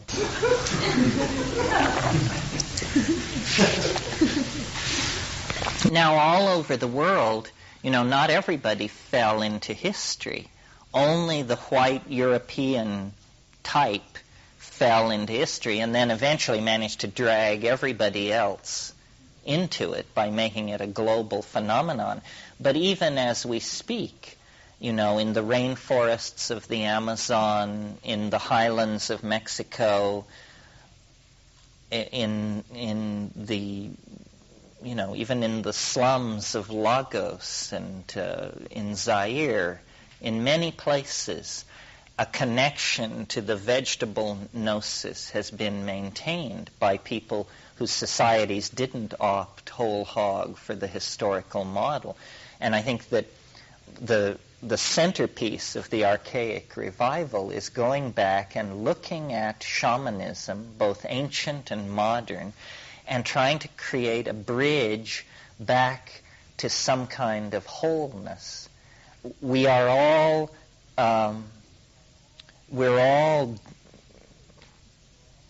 mixed up, sick, damaged by this thing that happened in the past.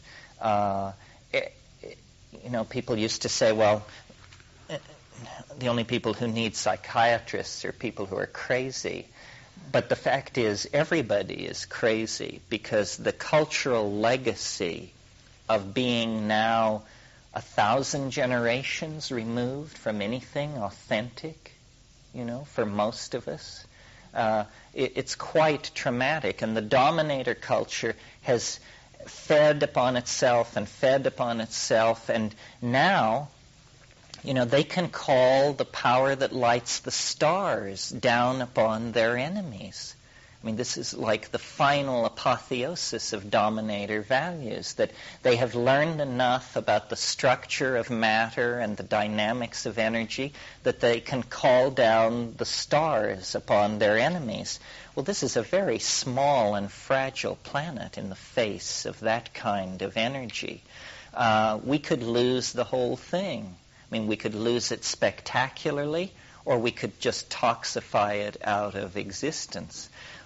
The only counterflow to that is some kind of reconnection with nature that is not casual, not weekend conservation. I heard Dave Brower, who some of you may know, who's the head of the Sierra Club, or was years ago till he got too nutty for them, say we need a jihad to save the earth. A jihad. A jihad is a holy war. It's where what you basically do is you tell people convert or die. You give them that choice. You say, we're going to do it this way, convert or die. He said, we need a jihad to save the earth because the situation is that desperate. Well, I'm not willing to call for a jihad because I think that in itself is a kind of dominator model. It's saying, you see, that it depends on us. I don't really believe that it depends on us except as we act to embody the collectivity. That's what I meant when I said last night that the major political task for people like ourselves is to be more stoned, is to find out more about the dimensions of the psychedelic experience, since we have apparently self-selected ourselves to be the experts on this, because the experts are not the guys in the laboratories or the people looking at ESR output. It's the people who know what it is that are the experts. Well, that's I guess every point of view has a myth, and so that's the myth of this point of view that anchors it to prehistory, that says, we are what we are because of these relationships to plants. We cannot go forward into who we want to be until we clear up our relationship to these plants. And then finally, it's a political issue. In the same way that reproductive freedom is a political issue. I mean, ever since and before the signing of the Magna Carta, the main socio-political debate that has been waged in Western society is how free shall the individual be? And the thought has been pretty strongly planted that the individual should be as free as the individual can be without it dissolving the minimal social constraints to keep society together. And yet, as recently as 100 years ago, people were putting pants on piano legs because the Victorian mind felt that the unclad piano leg might lead young men to acts of self-abuse. Well, I'm sure it did. I'm sure it did. But a truly creative young man a truly creative young man will then evolve a fetish to the pants of piano legs so the party can go on. Women were given the vote in 1920. Slaves were freed in this country less than 130 years ago, one of the last places to free slaves, by the way. And Would you say that again? about The last place that the United States was one of the last places to outlaw slavery. I mean, it had been anathema in Europe since 1820. Slavery is an interesting thing because the Romans had slavery on a massive scale, and Roman society ran on slavery. And then when the Roman Empire fell, slavery fell into disrepute. if you had a slave in the Middle Ages, you had one slave. And it meant that you were some heavy honcho. I mean, it was the equivalent of owning a Rembrandt. A slave was a luxury item beyond all imagining. And slaves played no role in society whatsoever in the medieval period. It was all serfs, landed serfs, who could not be bought and sold. Only as the land was bought and sold could they be, and they couldn't be moved off the land either. It had no relationship to slavery. Well, so then if slavery died at the close of the Roman Empire, how come the whole history of the Enlightenment is the history of getting entangled with slavery? Well, the answer is, strangely enough, a drug. The reason that slavery was brought back after being for 1,000 years in disgrace was for the production of sugar, for no other reason.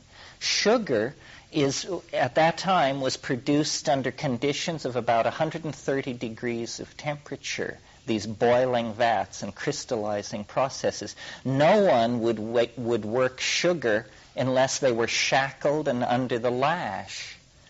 And sugar is absolutely unnecessary. It's a complete luxury. Nobody needs sugar at all. In the year 1800, every ton of sugar entering England was being produced by slave labor. So here was a situation. It began with the Portuguese. They, even before the discovery of America, they had islands in the East Atlantic, the island of Madeira, and they had sugar holdings there, but they produced very minimal amounts of sugar.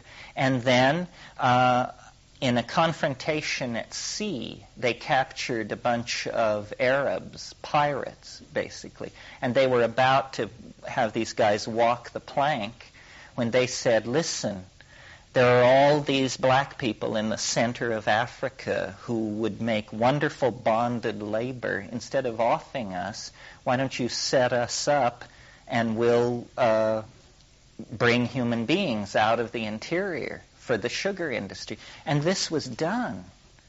And it became an overnight success. And the prices paid for sugar were so high that popes and kings were caught up in this corruption. It wasn't that people didn't think it was bad. It wasn't that people had never asked themselves these questions. Not at all. This had all been settled in 600 A.D. It was that they were rapacious. It was the first time a single race has been singled out for servitude. One thing about Roman slavery, it was marvelously democratic. You know, everybody was potentially could be a slave. People talk about the scourge of cocaine.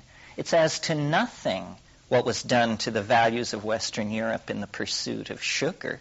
I mean, nobody is suggesting that we bring back slavery with the Pope's approval in order to produce more blow. But this was an entirely reasonable proposition to these entrepreneurial types in the 16th century. So it's just a little historical aside. I have all this stuff at my fingertips because the book that I'm writing for Bantam is called Plants, Drugs, and History. And I want to show that stemming from this breakdown of the psychedelic relationship, then all the addictions and substance obsessions that come out of that are an effort to get back to this primal equilibrium. Well, now I think I'll just stop there and hope that there are questions out of this, since this was a first thick hit of all this stuff. Yeah, Ken. I missed your comment on what the snake meant. Well, there was a kind of, it passed through my mind to talk about it. If you look at snake, the history of snakes in mythology, they almost always have good information about immortality. Snakes can be relied upon for that. There's a very interesting myth. Some of you have heard me tell it. It's an old Minoan myth from the Cretan civilization that was the last outpost of this partnership thing. some of you may remember Pasiphae, because she was a really interesting figure in Greek mythology, because she was so fascinated by the sexual energy of bulls that she had Daedalus, the same guy who would later attempt to fly home to the mainland. She had Daedalus construct an artificial cow that she could get inside of so that she could have sex with these bulls. And, don't ask me what was going on, except that these Cretan women are not to be messed with, obviously. But there's an obscure myth that relates to her son that casts light on the Genesis myth. It's the myth of the story of Glaucus and Polyidus. Glaucus was the son of King Minos and Queen Pasiphae, and when he was a young child, he was playing in the pantry of the palace one day, and he fell into a huge vat of honey. Well, now, you may or may not know that across the Middle East, the dead were buried in these kinds of jars, and sometimes kings were buried in honey. But anyway, Glaucus, this little kid, he fell into this honey pot and drowned, and no one could find him. No one knew where he was. No one thought to look in this particular honey pot in the pantry. And the king and the queen were frantic, and they went to their diviners, and they said, help us find our son. And the diviners said, well, we can't find your son, but we know who can. And the king said, well, so who?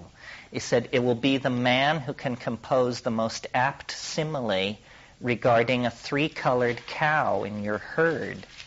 Now, what this means is not clear. Obviously, the story may be garbled at this point. But anyway, a man of language was what they were saying, a man who can compose this simile. So then the king called everybody together and asked people to compose a simile on the 3-colored cow. And lo and behold, this guy, Polyidus, which means man of many ideas, Polyidus produced a brilliant simile on the 3-colored cow. And so the king said, this is great. You will be the person who can find my son. So Polyidus went into trance and saw young Glaucus pickled in the honey pot in the basement. So he said to the king and queen, well, I've located your son. You're not going to like this. He's dead. And they went and they got him, and he was dead. And the king said, well, you seem to be the smartest guy around, Polyidus. You found the boy. I want you to bring him back to life. And Polyidus said, no way, I'm not that kind of a magician. And the king waxed wroth, as kings do, and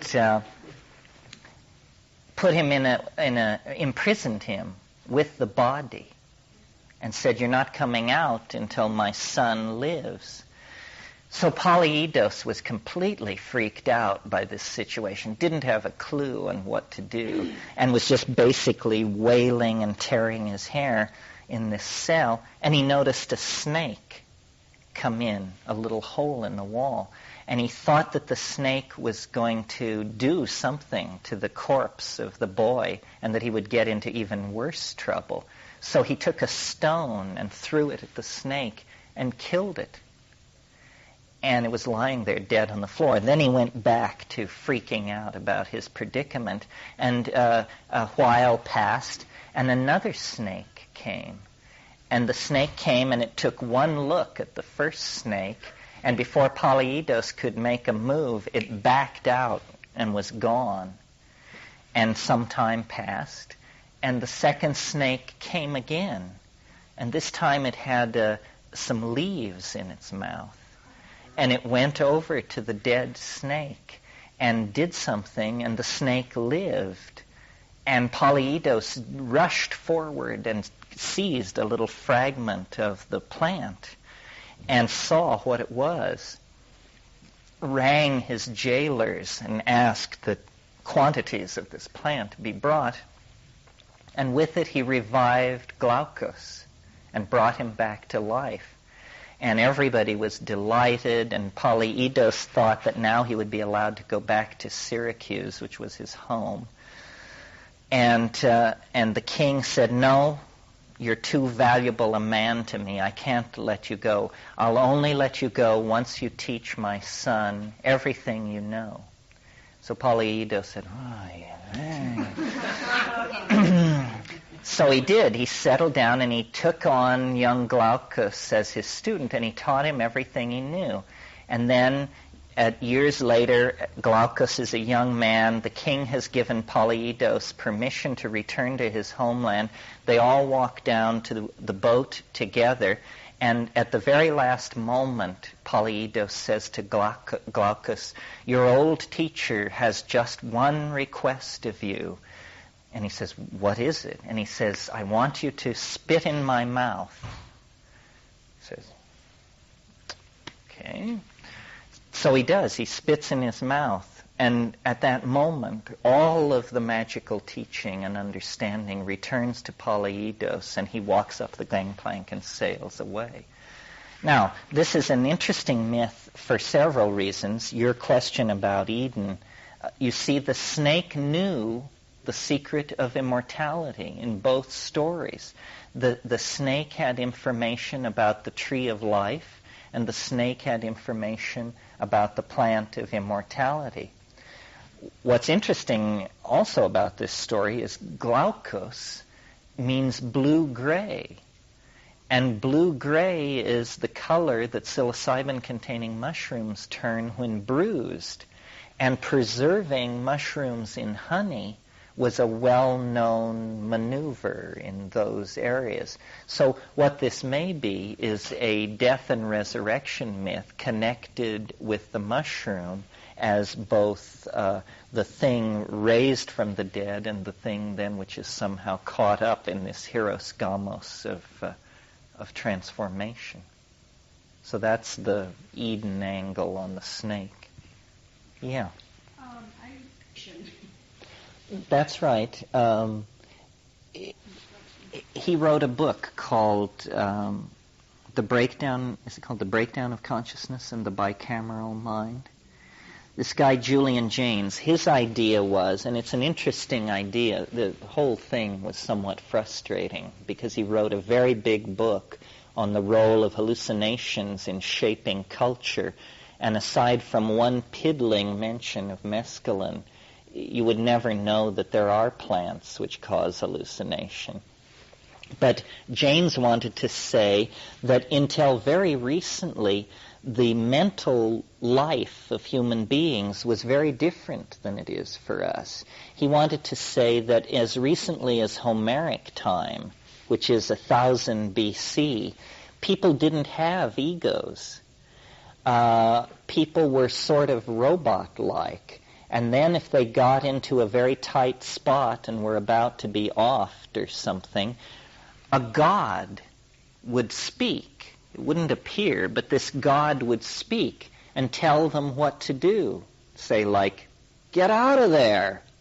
Do this, do that." And that this psychic function, previously perceived as the voice of God, eventually was integrated into the structure of the psyche and became the ego. Much in the same way that the mitochondria of the cell, of the animal cell, were once free-swimming bacteria, 300, 400 million years ago, and they became embedded and entangled in a larger cellular matrix. So Jaynes is trying to say that this godlike ego became incorporated as an ordinary psychic function. What caused this to happen was traders going from one widely separated human group to another would bring the news that God was not saying the same things in all places. And this started philosophical disputation on its noble road. And then people realized, well, if the gods aren't saying the same things, then it's not really God, and so then what is it? And slowly integrated it. I don't believe his theory. I think it's a good theory for academia. It forces them to look at some of their premises a little more carefully. I don't think it's about opening a channel to the non-dominant sphere of the brain. I think that's a way of it's a metaphor for this boundary dissolution. Maybe if you have an open channel to the non-dominant side of your brain, it's like a psychedelic experience. But I suspect that's too good to be true, and that probably you need the psychedelic experience. But clearly we are cut off from something, either the other half of our brain or the vegetable matrix of life or something like that. We are cut off. I mean, history is a very unbalanced situation. That's why it's temporary, because it's a high state of disequilibrium. Major impact? I didn't quite get.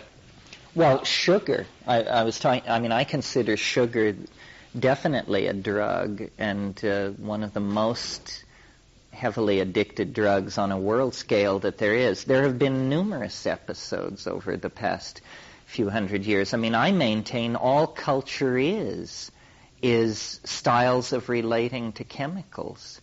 You know, alcohol culture, the way in which it imprints early sexual experiences, that sort of thing. When Napoleon invaded Egypt, he took a huge number of scholars with him, and everything from furniture styles to cuisine was imported back into France, and so was hashish. And hashish and laudanum, tincture of opium, had a tremendous influence on the romantic imagination, both its fecundity and its morbidity. I mean, that's typical opium, reverie, all that stuff. So, you know, drugs are like cultural styles or languages. They're invisible to us. Very few people don't have drug dependencies. I mean, most of what life is regulating yourself through the waking part of the day, either making decisions to do or not do certain kinds of things. I mean, isn't that most people's story? I mean, I consider myself a moderate drug user, and I get up in the morning, and then the first thing I do is I make tea, and that's a low hit of caffeine. That lasts until about 10:30. Then I get serious and make a huge pot of coffee. And then that allows me to work until like 2 in the afternoon. Then I have to have another cup of coffee, but with a J, in order to be, you know, keep it going. And, you know, then there's sugar regulation on the side of this. And then when you add into it, you know, non-invasive drugs like television. I mean, the average American watches 4.5 hours of TV a day. Imagine if there was a drug that made that kind of claim on people's time. My God, we'd regard Western civilization as going to hell in a handbasket. But, you know, the drugs of the future are likely to be these non-invasive electronic drugs. I just finished writing an article on virtual reality for Magical Blend magazine. Do you all know what virtual reality is? Virtual reality is a technology being very, very rapidly perfected and brought to market, where you put on a silk glove with sensors at every joint, and you put on a hood with television screens very close to your eyes, or fiber optic screens very close to your eyes, and you're in a reality. You're in another world. It's a world that you can touch, you can feel. But it's a different kind of world than this world, because in that world, if you want to go somewhere, if I wanted to see the TV set over there, you point, and it comes to you. You open your hand, it stops moving toward you. Close your hand into a fist, it rotates you 180 degrees in the phase space. It's called virtual reality. Oh, well, Mattel has already begun to market. You've probably seen ads for it and just closed your mind. The glove of power. Have you seen these ads? the glove of power. And that's just a Nintendo system, and what it does is it images the glove on the screen. You put on this glove, there's a glove on the screen. You wiggle your thumb, it wiggles. There's a lever on a machine in the game. You reach out and you pull it, and the lever reacts. And this is with Cradola equipment. I mean, I couldn't believe the primitiveness of this scene. I felt like it was like a science fair project gone apeshit. But what they're talking about, is very fast processing of images at extremely great depth. They're going to do this. The entertainment potential of it is clear. This has to do with some of the scenarios of the future that we'll talk about this afternoon, because virtual reality is very important to creating a sane human future. Are these things made yet? I've seen your eyes. No, that's something else. That's brain stimulation technology to cause... Yeah, that's a different thing. I will talk about it a little.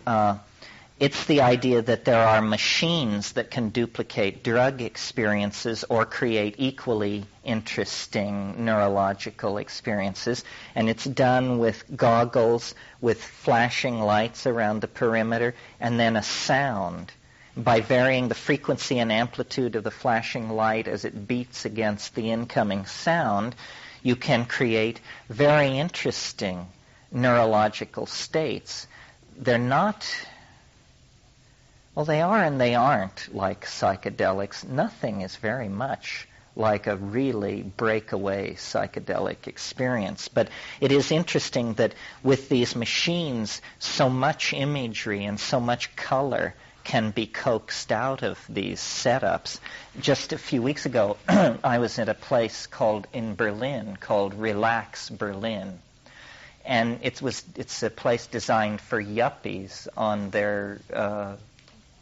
dinner, office breaks, to come and spend 40 minutes under these machines. And so far I haven't seen any that have really impressed me. They all work much better if you smoke some dope, which probably is going to be the last word on them for a while. The virtual reality is much different. The virtual reality is not a neurological chaos. It's a programmed reality of some sort.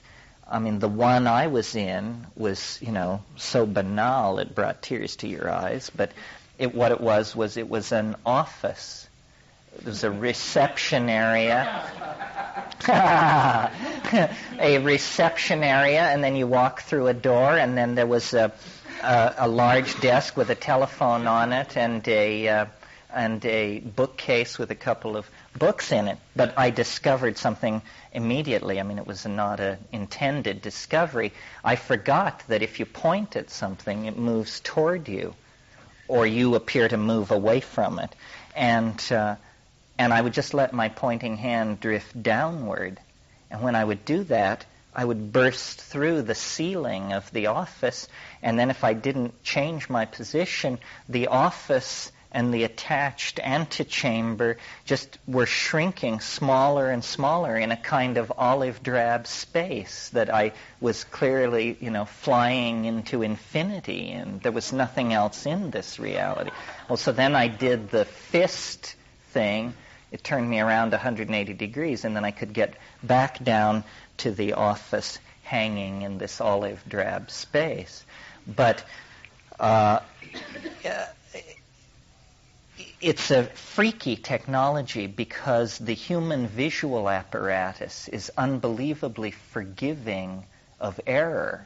In fact, the human visual apparatus is set up to suppress error. So even though you have this fairly Mickey Mouse technology, your eye and your brain are just working like dogs to make it all into a real world and to paper over all the weird stuff about it, Well, so if the technology can come closer, the brain is waiting to fill in all the chinks and make it very nice. It's manufactured, it's just very costly. It's at the level now where the only reason you would buy one is if you wanted to experiment with it. You were a company or so filthy rich that it just didn't matter. $50,000. Oh, it's coming down. The way they envision it, you see, what it requires is it requires very large and fast parallel processing computers. It is not something that's going to be standalone in the home. It's going to be sold over cable so that the really powerful computers to do this will be accessed over the phone lines. What the end consumer will have is simply the helmet and the glove, and then they want to do a full body stocking so that your whole body will be in there. And then they have the big research project they're working on now is called RT for Two, Reality for Two. And you can see the implications. If you can get one other person in there with you, you can get everybody. If you can get one, you can have 50,000. The whole review of the same issue between the other end is that Jared Lanier's thoughts on the matter. Yeah. electronic state of reality. But also Gibson's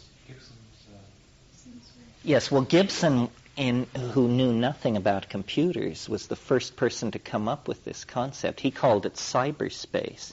He just thought that very large databases should be configured to be like physical objects so that you know your way around, so that, you jack into cyberspace. This enormous red rectangle, the size of the Empire State Building, that is the Wells Fargo database. Further on down the boulevard, that turquoise trapezoid, that is Defense Department data. And then on the other side of the street and 2 blocks over is the National Medical Index. In other words, he said these databases should be thought of as places, and we'll create a world, a virtual world, where you travel from place to get data. You see, the interesting thing, if any of you are familiar with the Macintosh computer interface, what makes it so user-friendly is that it treats everything like ordinary objects, so that as monkeys, we understand perfectly how to do this. I mean, when you're in a program like Full Paint and you want a paintbrush, you must go and get your paintbrush. And when you're done using it, you must put it back in your toolbox. Now, there is no toolbox and there is no paintbrush. They're virtual. But nevertheless, you treat them the same way you treat non-virtual objects, as they're coming to be called. This kind of equipment should not be in the hands of people. Well, Tim Leary said years ago, LSD is a substance which can cause psychotic reactions in people who don't take it. And, I've seen a lot of psychosis caused by drugs that people didn't take. It's all the Western mind is so quirky. I mean, we would accept a machine, I think, the fact that television has gotten as far as it has with as little criticism. But if people were smoking pot 4.5 hours a day, I mean, there'd be a national soul-searching uproar over it. So we just have certain biases and certain canalized ways of thinking that are easier for us to move down. The future isn't very comforting for that kind of know-nothingism because electronic stimulation is very, very possible. And the difference, computers are becoming more like drugs. Drugs are becoming more like computers. The computers of the future will be taken orally, and the drugs of the future will probably be jacked into. So getting hung up on the language of it, the important issue is the alteration of consciousness. What is it and what is it good for? What does it say about who we are? What can we do with it?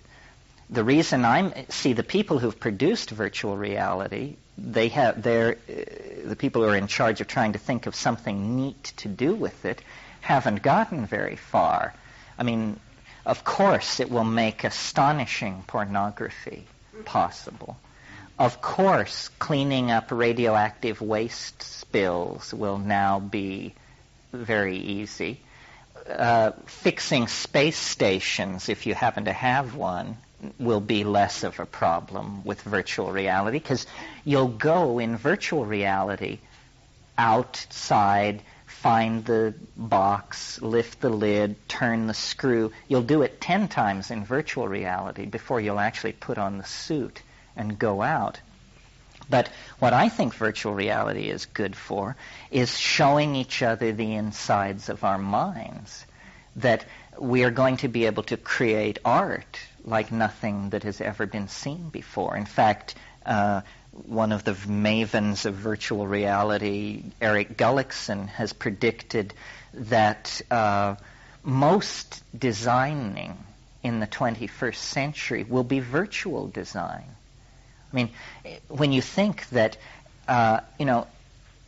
it costs nothing to design a Piranesi cathedral than it does to design a modest A-frame, because the thing is going to be built of light. So everybody can live at Versailles if that level of ostentation is attractive to them. I think that I look forward to this. I want to take the architectural perspectives of Bibiena and walk through those, mile-long colonnaded corridors with reflecting pools and all that sort of thing. And then what interests me about virtual reality on another level is, it goes back to the DMT experiences that we talked about earlier this morning, that on DMT, the way in which these entities communicate is with a visible language, a language that's beheld rather than heard with the ears.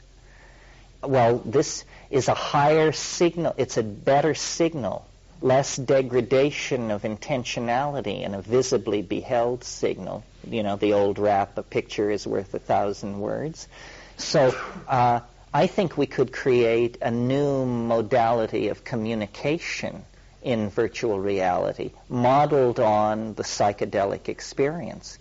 I mean, what would it be like to slave a voice synthesizer to a virtual reality with software instructions such that, for example, every time I use the connector and a fluorescent turquoise polygon would become suspended in the air.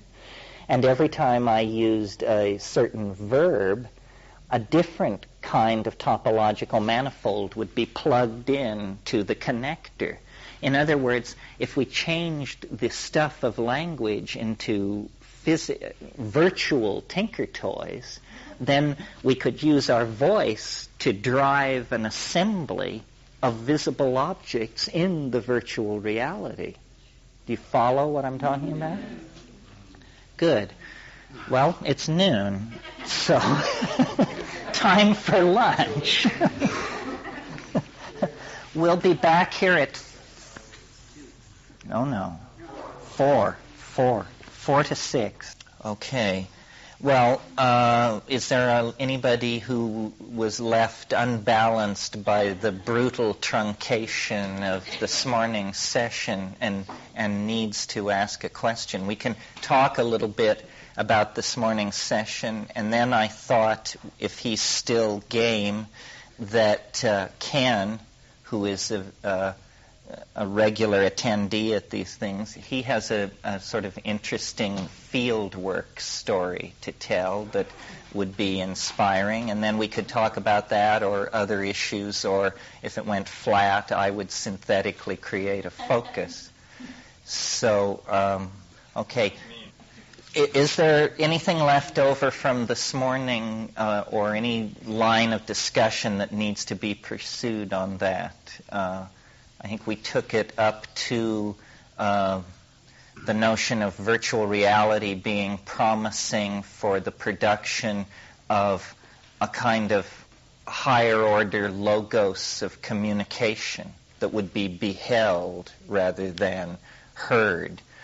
This is a fave theme of mine because the way I finally interpreted what was happening inside the DMT experience was that these creatures were speaking in this visibly beheld language, and I had never even conceived of such a thing. I mean, I just assumed language is something you hear with your ears, but it turns out, no, that's just one way to do it, and another way is this visual input model.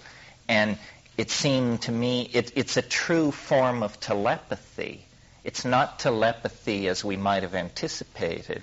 My notion of telepathy was always, I hear what you think, not I see what you mean, and you see it too. And we contemplate it as a three-dimensional object.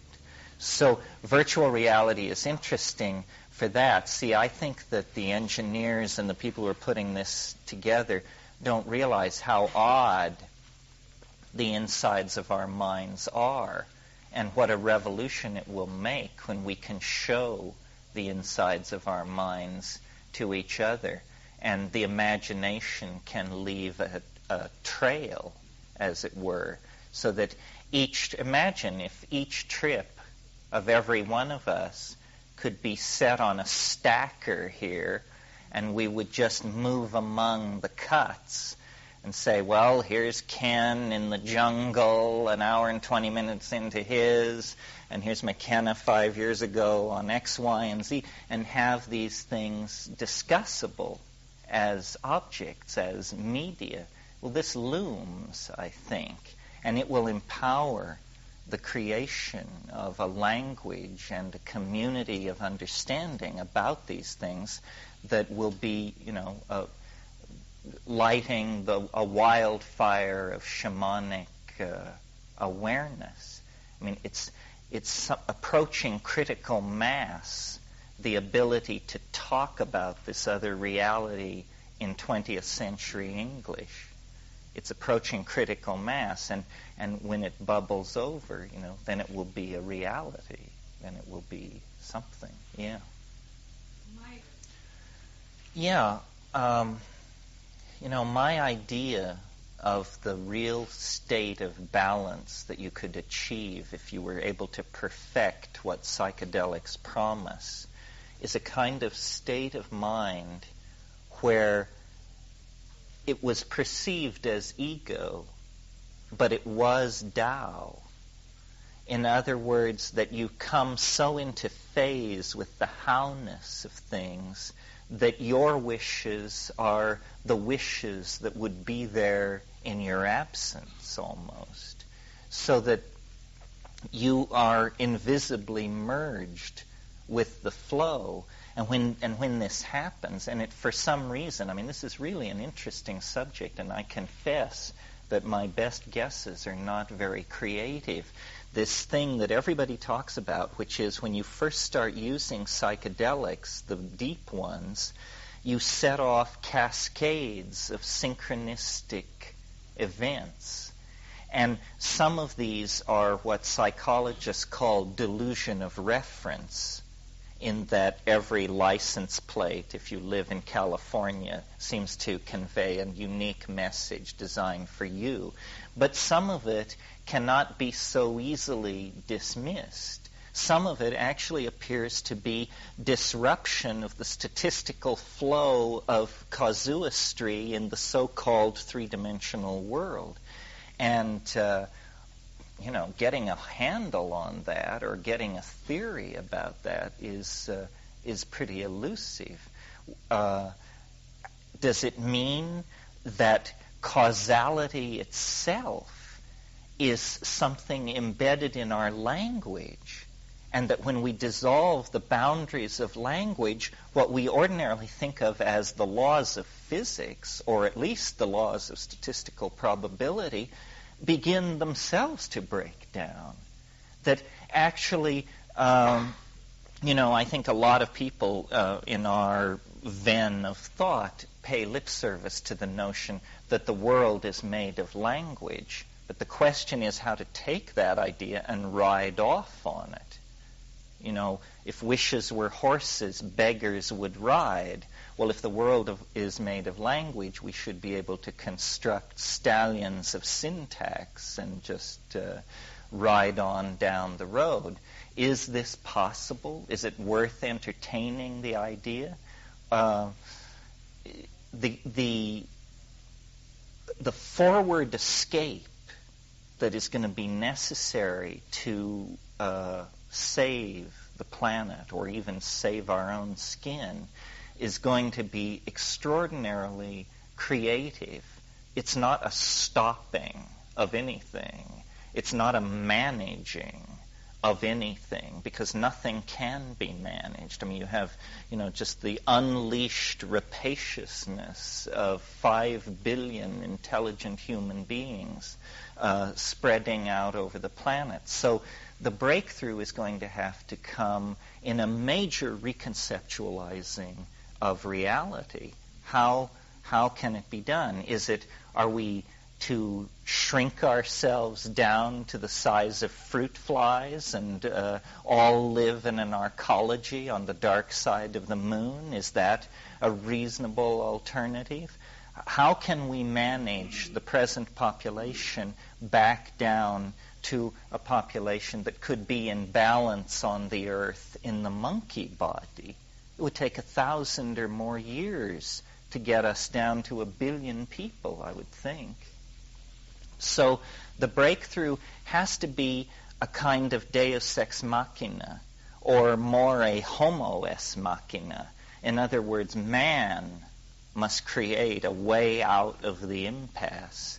And obviously the umbilicus of reality is tied somewhere in the cerebral cortex of the monkey. It's all put together in there. And the trick then is to tease out the real operational constraints that set up the parameters of apparent existence. And what shamanism is, what the psychedelics are, is simply heaving brickbats into the still water of consciousness, and then analyzing the wave mechanical perturbations that result from this, and trying to create some kind of linguistic transform that allows you to map it back onto something you can understand. But someone said, who isn't here unfortunately, that he completely rejected a notion very dear to my heart, which is that we're living in unique times, that history is a compressive force that is moving toward a conclusion, and that this conclusion is now not that far in the future. And he said he didn't believe this, and that he was a steady stater, and so on. But you see, the presence of ourselves is the indication that an extraordinary event is about to take place on planet 3. We have emerged out of animal organization over the past 100,000 years. We have emerged out of tribalism in the last 10,000 years. The fact that we are undergoing this informational foment, this self-reflection of the universe and recoding and recasting of it that spins off technologies and languages like a pinwheel, this signifies that something unusual is going on in the biosocial dynamics of the planet. It's history. History is some kind of phase transition. It's a highly temporary state of disequilibrium where mind in nature undergoes a kind of birth out of itself through the intermediary of creatures with technical ability and language. And trying to get in tune with this and understand this and have a place in it is what shamanism has always been about. And because it's always had this urgency, because on a planetary scale, a process of 50,000 years is virtually nothing. I mean, it's just the wink of an eye. a mood has come over the planet, and lo, it forces out of itself, it extrudes from biology a whole new level of organization that is confounding to ontology. I mean, what are we? How can we be?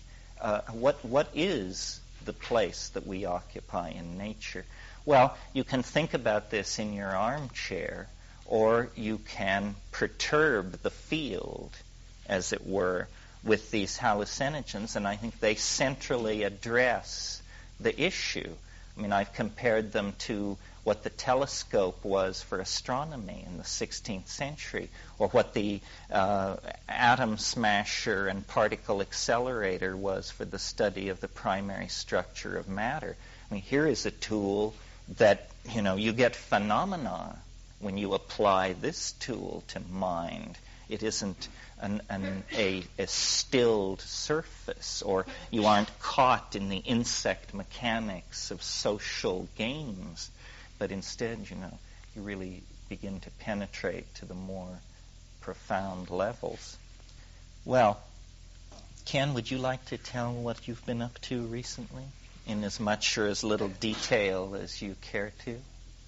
Ken is a very sharp guy. He's run a Fortune 500 corporation, speaks excellent Spanish, one thing and another, and he's lovable for sure. Here, go for this. Well, sometimes I think that Terence is a sort of an instigator of dormant curiosities. So he certainly has stirred up my curiosity in the ayahuasca experience. I'm fine.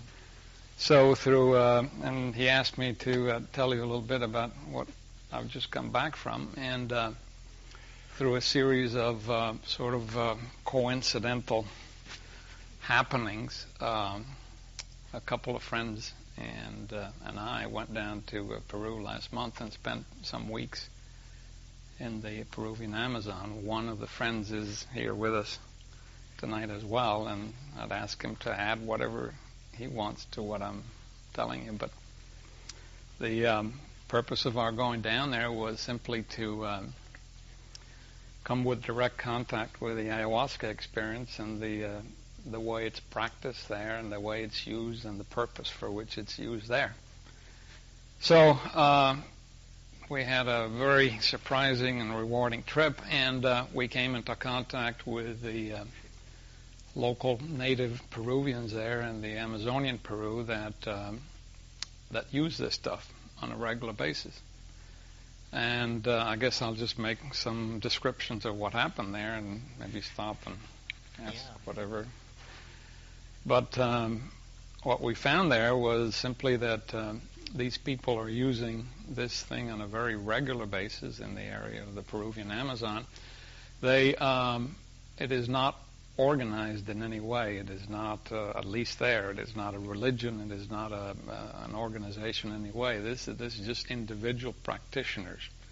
Their practice and their technique varies a lot between one and the other, and there's varying beliefs, although generally the thing is used more or less in the same way.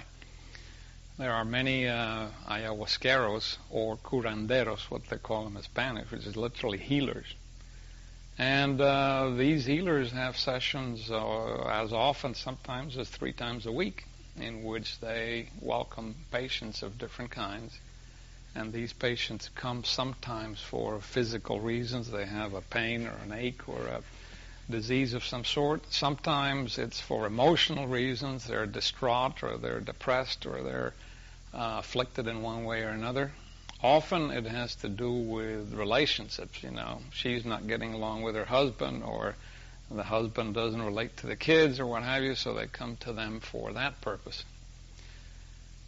Now, I guess to put the thing in context, you have, I should say that what I found there, along with my friends too, was that, these people live in what you might describe a magical context. They believe very strongly in magic.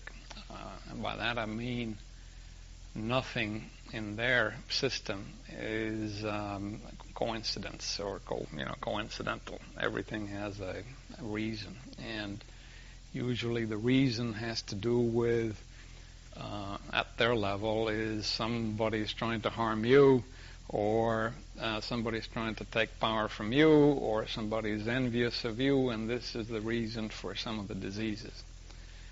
Their other explanations are that you have, for example, been in contact with people that have a negative charge for whatever reason, or a bad charge, and then in some way you picked up this negative charge.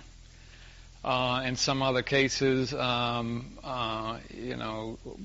somebody is distraught for whatever reason, and then even without knowing them, you come across them or you're in contact with them, and you pick up this bad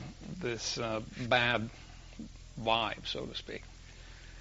So the purpose of the healer, the curandero, is to remove either these bad charges, or to remove the deliberate intent that somebody has placed upon you with deliberate intent to harm you, and that's a function of the curandero. Now, their system is strongly influenced by all these magical things, and to give you an idea of how surreal the whole thing, I think most of you have, or some of you may have heard about this book written by Bruce Lamb, the Wizard of the Upper Amazon and Rio Tigre and beyond and so forth. Well, there was this was a story about a man that was captured by Indians and lived a lot of his life as a healer in a native tribe, and then he finally returned to Iquitos. Well, there was a Spanish book published about him too, which I don't think has been translated into English, but it was interesting because, for example, some of the chapters there in the book describing this fellow, and his native name was Ino Moxo. Ino Moxo was his name. His Spanish name was Manuel Cordoba. But, for example, some of the chapters, this is to put the thing for you in context, how the belief in magic permeates their whole environment. And, for example, some of the chapters are titled, Where We Shall See That Masks Are Always Below the Face. And another chapter is it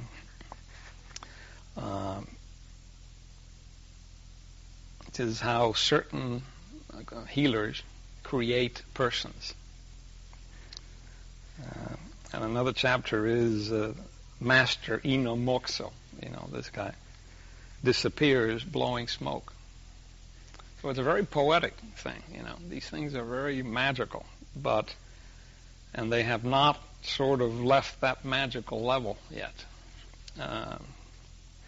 So with that context, what happens is they have these sessions, and they gather together maybe anywhere from 6 to 10 people in any one session. The sessions take usually place at night, after nightfall. They have a very strict belief in diet prior to taking ayahuasca. And the diet consists of different periods of abstinence from a number of things. And depending on what your purpose is and what you are intending to do, it may be 7 days of diet, it may be 15 days of diet, it may be 30 days of diet. And the diet, you have to abstain from things like salt, anything sweet, any pork or lard or anything close to pork or lard, no heavy, greasy things of any kind, and also no sex. The no sex is very important. And in their view, that doesn't mean you have to be celibate, but it means that if you are intending to take ayahuasca or for a certain specific purpose, you should be celibate for a day or so many days as the master prescribes. And the reason in their view is that if you have any sex, this is nothing wrong. It just simply takes away your energy. And in the explanations that we were given there, the plants will not talk to you if you violate the diet. So the sessions happen after night. They recommend that you do not eat anything. They recommend that you adhere to certain diets. And you take this potion, which is a relatively small amount. The brew is a boiled down mixture of several components. And one of the aspects of it is that it is not particularly palatable. It is not nauseating, but it is not something too palatable. And when it goes down, you feel a certain reaction to it, some nausea. It varies between different people. In some cases, people throw up at some point during the session. They just vomit it out. In their view, this is normal, to be expected, natural. Many of them consider the vomiting as positive in the sense that they look upon it as a purge. It says that if you vomit during the session, A, it doesn't detract from your experience, and B, it means that you have been purified, that you're getting rid of some of the poisons, toxins, bad things that you have in your body. So in their view, the vomiting isn't negative. Everybody does not absolutely vomit. I mean, it happens occasionally here and there, depending with experience. And these sessions last anywhere from 4 to 6 hours. So if you begin at 7 o'clock or something, the thing is usually over by 2 in the morning, 3 in the morning. And the purpose of the session is there are several purposes. They do it, A, of course, to heal. And healing means, in their view, a very specific thing, at least the people that we were in contact with. They say that the vine, the brew itself, empowers you and gives you the vision. Specifically, it gives the healer the vision as to what is wrong with a person, if it's a case of disease. But curiously enough, that the actual healing is not done by the vine. They firmly believe that the healing is done by the chanting. And this gets a little complex. The healer, during the course of the session, pronounces or sings these, what they call icaros. And the icaro is a chant. It's like a song. It's like a sing-song thing. The chants are only occasionally have a word of Spanish here and there. Most of it is either in Quechua, the local Indian language, or often they are nonsense syllables, like dee-dee-dee or na-na-na or something like that. But they go in a musical up and down. Now, in their view, the plants, each individual plant, and of course you have to realize that there in the Amazon there are zillions of plants. They all have different uses, and they all know the uses of the different plants. So it's just like a open pharmacopoeia. They're all over the place as to what to do. But then they believe that the healer, under the influence of the ayahuasca, contacts either the ayahuasca plant or any other plant that he wishes, converses with that plant, brings out what they call the mother of the plant, which is another way of saying the spirit of the plant or the genius of the plant, and that spirit of the plant will teach the healer how to sing that particular song of that particular plant and what that song will heal, and what that plant, if given as a leaf or a tea or another combination, will cure. So the healer's function then is to take the ayahuasca along with the patient. They will both take it. The healer's function then uses the ayahuasca to acquire power and to see. And then once identified what the problem is, selects the Icaro, the song, to sing to do the healing. And the Icaros, as you sit there, and of course you're under the influence of the ayahuasca, the Icaros under the high become very powerful, and they're almost like a hypnotic thing that they, in their opinion and in my experience, increases the effect of the drug. So it potentizes the effect of the drug. And did you find that these Icaros are actually, you see them, because they drive the fabric of the hallucination? Yes. And they talk about it this way. They talk about it, they call it painting. To chant is painting. That's right. You see them. Yes, you see. You're hearing, and in fact you're seeing them, and in fact you're touching them, as you know. And they have an emotional texture as well as a chroma. I mean, it's hard to explain. It's very rich. I'd like to just read you in that regard one of the other titles of the chapters that I was referring to a minute ago, and then God says, Inomoxo says that words are born, they grow, and they reproduce themselves, but not in Spanish. You have to do them in Quechua. All right? This is the reason for the Icaros. So as you go into the session, there are different phases, I guess, which are quite different from, they vary from person to person, I presume, but you go through what I would describe as a sort of a discomfort area or a phase in which you sort of don't feel too good and you feel a little nauseous and so forth.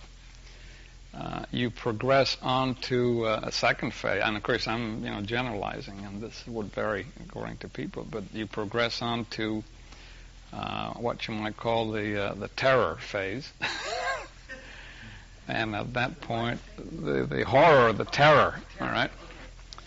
And that, I think, has to do with fear of the loss of ego. You lose control, and pretty soon you realize you're in a roller coaster that is totally out of your control or power to do anything about. And, of course, that instills trepidation, shall I say. Then you move on to a third phase, which I guess would be the circus. And in the circus, you generally see incredible, beautiful gardens, colors, entities, variations in architectural detail. I mean, it's an incredible, and you sit there in dazed wonder looking at this beauty, and you wonder how the world can be so beautiful. And then you finally go into a sort of a contemplative phase, which is probably the longest in duration, in which you have gone through all of these other trepidations, and then go into this phase in which you contemplate. You see yourself. Peculiarly enough, you see other people around you in the session, and quite often you see them under a different guise that they normally would be. And that was a common experience for me anyway. And by that I mean, for example, you would have somebody sitting next to you, and during this contemplative phase, you would open your eyes and see somebody with human legs but the body of a bird. Or you would see somebody else, which I'm describing actual visions that I had, seated down there as a monk with a shaved head. And of course he's not a monk, and he's not dressed as a monk, and he doesn't have a shaved head, but that's what you're seeing, and this is not a daydream. Well, when you ask them about it, and you ask the healer, they explain that what you're saying really are, it's like a super developed intuition. We all have intuitions. Real intuition. Right. We all have intuitions about people we meet, and we feel, well, I don't like that person, or this person looks angry, or what have you. Well, this is sort of like that intuition elevated to a super sensitivity, in which you're not sort of intuiting it, you're actually seeing a manifestation. So if you're seeing somebody as a monk with a shaved head, you're looking at an aspect of that person's personality. And these can be quite revealing and quite surprising. And you often see people as animals. That's another situation. Well, the other thing that they use during the sessions is the healer that is in charge is sort of like a presiding person. He controls the session. He can control the session in many ways, and some of the things that they use are camphor water. They put some camphor in water, and of course the camphor only partially dissolves in the water, but it gives it a sort of a camphor smell. And they also use sort of like an old cologne that's been running around Latin America for a long time, called agua de Florida. Florida water. Agua de Florida. They drink this stuff. Yes. And it's Did you drink it? Well, actually, I didn't drink it, but many of them put a little bit in the brew. Oh, yeah. And the purpose of that is to disguise some of the unpleasant smell. Of course. Now, agua de Florida is just, in effect, a cheap cologne. It's like a cologne with some, cloves and some spices. It's not unpleasant. But anyway, they use that, and they believe that as a powerful cleanser. And the other thing they use is fresh tobacco. It's not the tobacco that we know here from cigarettes and pipes. This is just the raw leaf, cured a little bit, chopped up, and it's a very clean smell. I don't smoke, and I don't particularly like smoking, but to me this is a very powerful, and they believe it's a very powerful curing agent. In fact, one of the better ones in their opinion. So they use the tobacco smoke. Smell like cigarette smoke. Not at all. No, it's a very clean, very pure smell. So in these sessions, the healer would, pass the brew round. Some healers have, since this is really not only, pure jungle, they've been citified to some degree, some of them have a strong Christian influence. So some of them recite prayers, invoke the Virgin, certain saints. Many of them don't, and many of them are really not into the Christian part at all. Many of them they're simply, they don't talk about prayers, they just sing the songs. After they distribute the brew, they blow the tobacco smoke. They believe that blowing the tobacco potentiates the brew. After... No. No. That's right. They blow it. Does it get you high different than, say, yes. Is it like marijuana, or is it more like tobacco? No, it's just plain tobacco. It's not a weed or anything. It's just tobacco, so it doesn't get you high. It's just the smell and the smoke. But they see it as a purifying, as a cleanser, as an empowering agent. So in the session, you sit in a circle. The healer would distribute the potions to everybody after blowing tobacco smoke on it. And then nothing much happens for about 45 minutes or somewhere around there. And then these 4 or 5 phases that I described before begin to take effect. And during that time, the healer goes around, often individual person after individual person, and he blows smoke on your head, on your back, on your front.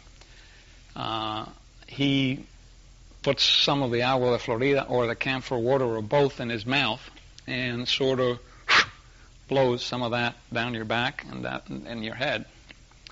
And let me tell you that it's a very powerful experience, because when you're under the influence on these things, you begin to see the healer not as he is in person, but you begin to see the healer as somebody quite different. And you may see him as an animal, you may see him as a bear, you may see him as a... What did you see? So this is coming, different things at different times. It's shifting, yeah. And then he would come around to you, and the purpose of the smoke and the agua de Florida is to increase to send you higher. So he would come around, and of course there are different styles and different ways, but the blowing of the smoke or the blowing of the camphor water goes something like this, and I'm not a shaman, so I can't imitate it, but I can give you an idea of how powerful it can be, especially if you are already under the influence, but he would come around and blow on your head, and if this is my head, he would go like.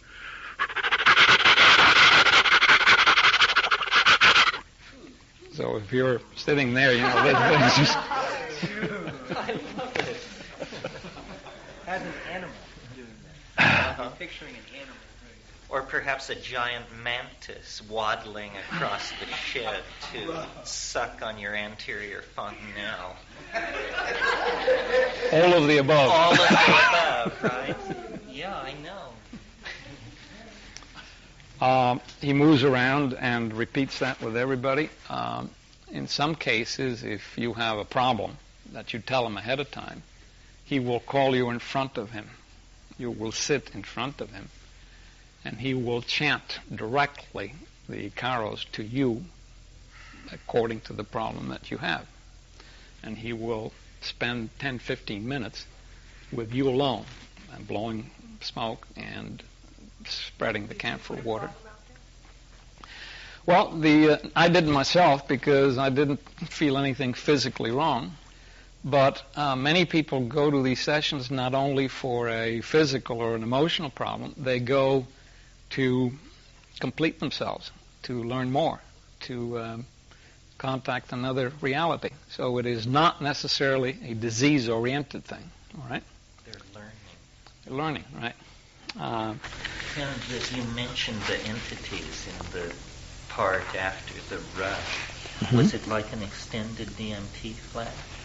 Yes, when you were describing the DMT this morning about all of the entities and this incredible, undescribable reality, it was that, except extended over a much longer period of time. And were these things relating to you?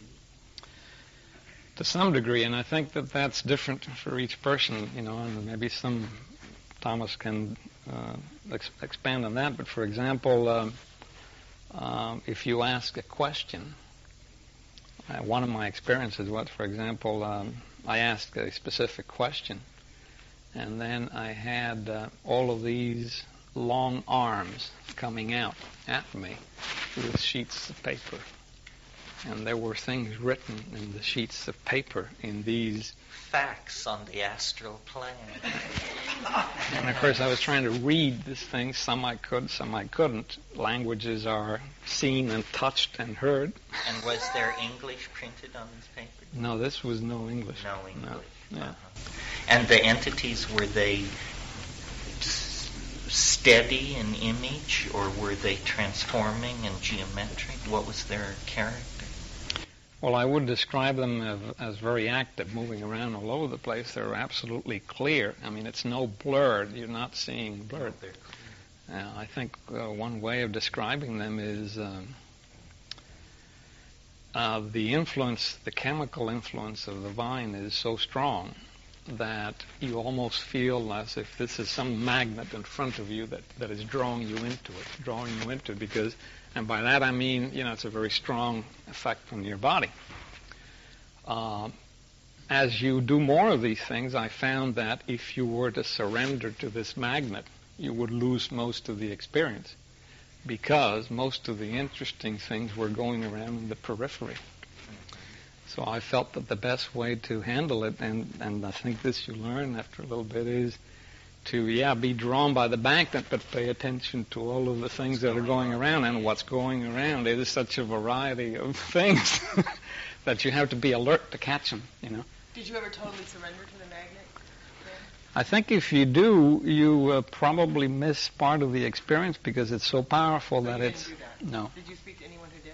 Yes, well, in the first experiences, the initial ones, because what happens is it's like, you get flown away so far that you just sort of almost unconscious, and you're not aware, and then you miss, and then you remember. And it becomes almost like anesthesia. So you're kind of And in fact, if the dose is really intense, your lips will tingle as a symptom of the onset of anesthesia. Did you notice that at all? Yes. Yeah, Yes. well, if you take tingling lip ayahuasca, then you are one macho hombre. Some people take more than once. I did not, and I didn't find it necessary. And one dose was more than enough. What is a dose? Is it a jiggerful, a cupful? Or? Well, that varies too a little bit because, of course, this is a individually boiled and concentrated thing. But usually some of the sessions we were taking 1/3 of a cup. All right. After you take it for a while, they believe, and I think that that is correct, that you need less in amount to get the same effects. So it's instead of your body getting immune to it, it works the other way around. You need less to get to the same place. See, it's running on DMT and beta-carbolines like harmine, and these things all occur endogenously in the human brain. So it's not, it's the closest thing to a cocktail of neurotransmitters that you could get to. None of these compounds are invasive at all. They're all part of normal metabolism. It's just that the ratios are now going to be shifted radically by the fact that you're doing so much of it. What sort of group were you with? Well, there wasn't any group. We just had the good luck of coming across an active Peruvian shaman who invited us to go down there. And then he introduced us to different masters and teachers that he had had. So that was really as simple as that. Do they want something? Oh. Did your experience change on repetitive exposures? Were you able to control the situation more on a second or a third or exposure than you were on the first? Yeah, two things.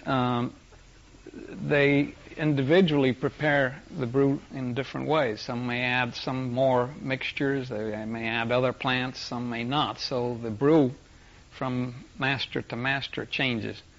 So your experience also changes. In some cases, you don't have too many visions. In some cases, you feel in an altered state, but in a lesser degree. In some cases, you have a very powerful experience, depending on who prepared it and what concentration. The recipe's very important. Oh, yeah. Well, you can really get taken to the cleaners. If you don't speak Spanish and you don't know what you're doing, you can drink a lot of swill before you get to anything good. Right. The other thing that I found, too, was, in answer to your question, was that the more you take it, the more you relate to it, and the more productive the experience is, and the more you learn from it. In the first experiences, you're almost overwhelmed by the thing. I mean, it's just your mind is blown out of the bathtub. And as you take it more, then you begin to deal with it more, get more out of it, learn more from it, and it becomes much more productive. Did you see it a little frightening, like after your first time, to do it the second time? Or was the overall feeling where you'd like to do it again, even though it was Well, I like to do it again, but I'll tell you, every time I took it, I was terrified going into it. And there's no question about it. And you feel as if you're just going to absolutely go berserk, you know. Now, this is a subjective experience because, in fact, nobody goes berserk from it. And there's no, to my knowledge, there's really no danger in the sense of as long as you do it within a prescription. But it inspires terror every time you go into it. Afterwards, though, do you feel? Yes. Do you feel, wow, that was Yes. I did that and I feel great? Yes, yes, you do. And also, in most of our experiences, the next day, you know, contrary to some other stuff you take, you do not generally feel hungover or drawn out or depressed or weak. In fact, you feel energized. And in addition to that, let me tell you that they see it, in their view, it is, as I told you, it's like a purge. It's like an energizer. It's like, it's not only, they don't see it as a visionary drug, they see it also as a physical purge to help your body. It's like an energizer, like a tonic. And some of these fellows have 3 sessions a week, and they've been doing this for 20 years. So you can see that. And how do they look? Good, well. And do they want something from you for this service of being your guide and your kind of your healer? Do they? Well, many of these fellows, these fellows that live as a healer, of course, they generally do nothing else. That's their function. It's like being a doctor. Now, there are good ones and there are bad ones, like anywhere else. I think we were lucky in that the ones that we came across with, they were really number one people, and they had the feeling that they were doing this because they wanted to help, that they wanted to. That was their function. It's like a doctor not interested in money. Now they don't have a set fee or anything. No, they. Do you give them something? Yes, or? yes. They live by it, and they have these patients that come to them. So now you realize that this is a low-income society. So I mean, this is not a lot of money from anywhere, but they do pay, sometimes in money. They don't pass a basket or anything. No. You just find a way to give them something that feels good to you. Right. There is no fee, incidentally. They have no fee. Did you have prior experience with psychedelics? And if so, is there any contrast to compare to other experiences that you had, that you got clearly? Well, I think the closest one that I could describe would be DMT. Yeah. You had done DMT prior to that. That was the only one you had done? No, but this would be the closest, I think. You said to me about surrendering to the magnet. What is that? Well, the physical effect that you feel from the brew is very powerful. And I mean physically. I mean, you feel the thing in your stomach, and you feel a little bit of nausea, and your body feels, Every time it rounds a bend in your intestines, it's a metaphysical revelation. And there are many bends in your intestines. Do you get diarrhea? You get diarrhea from this? Some people do. I did not. But I'm sorry, to get back. Well, is that like just being accepting and just going with it? Well, what happens is the physical effect is very strong, and then the onset of the effect on the brain is quite strong. So you feel like something foreign is taking you over. That's why I mean by the magnet. All right. Like in all of these things, I think you have some degree of control. Now, if you get absorbed or you get focused in what's happening to you physically or emotionally, in the sense of this effect physically on the gut, or this control that takes you over, this power that takes you over, then you sort of lose the experience, because this is what I mean. You get drawn into that magnet, and then you worry about it, and you get nothing else. Meanwhile, the visions are happening, and in the periphery of that magnet or that physical and emotional thing that's going on, you're beginning to see visions, and these things are revealing, and they're telling you things, so you have to deal with the physical part and at the same time not be absorbed by it. And the psychology is like a roller coaster. If you're going to ride a roller coaster, it does you no good whatsoever to clench your body. It's beyond that. You might as well just open yourself up, because it's bigger than you are, and resistance is just resistance. Well, you try to cling to that, and I don't like the drugs that absolutely destroy the witness. I think the witness is important. Certain drugs so totally take the world away that it's a breakthrough to be able to figure out that you're on a drug. If you know that place, it happens on ketamine, where you go through all these contortions and then you say, oh, now I remember, I'm a person on ketamine. That's what this is. And say, wow, what this means is that you're coming down. But these tryptamines, psilocybin, ayahuasca, DMT, though they totally distort your sensorium and carry you into this alien world, the observing self doesn't lay a glove on it. Not a glove. You're all there, observing all your fears, all your hang-ups, all your humor. Don't you find that? Absolutely. You're there. It's just that, my God, what has been set loose, And it's like trying to make sense of a world gone mad. I mean, when the ayahuasca is really strong, the way I experience it, it's like a moving wall of sort of angry, crisscrossing, chattering, mechanical stuff, which just backs me up, and then it just breaks loose like a flood, and I'm swept away. The early phase, you described it perfectly. There is this phase where the boundaries dissolve, everything comes to pieces. I mean, it literally shakes your reality to pieces until there's not even three-dimensional space left. And then the impression I had was of being carried by a wave and then just finally left on a beach somewhere with my face buried in the sand and just, washed up. And then I sat up, smoked a joint, and visions stabilized deep, this DMT thing. And then, as Ken says, this long come down, this long cerebral, thoughty come down over several hours where you just feel most comfortable and stabilized and reflective on what has happened. And everybody else seems like that too. And what I found was my Spanish in that phase would just flower. And I could express myself and say things, and we could delve into places with these people that were otherwise utterly unattainable. And that's different from DMT, coming down from DMT? Well, see, DMT lasts 5 minutes, and you smoke it.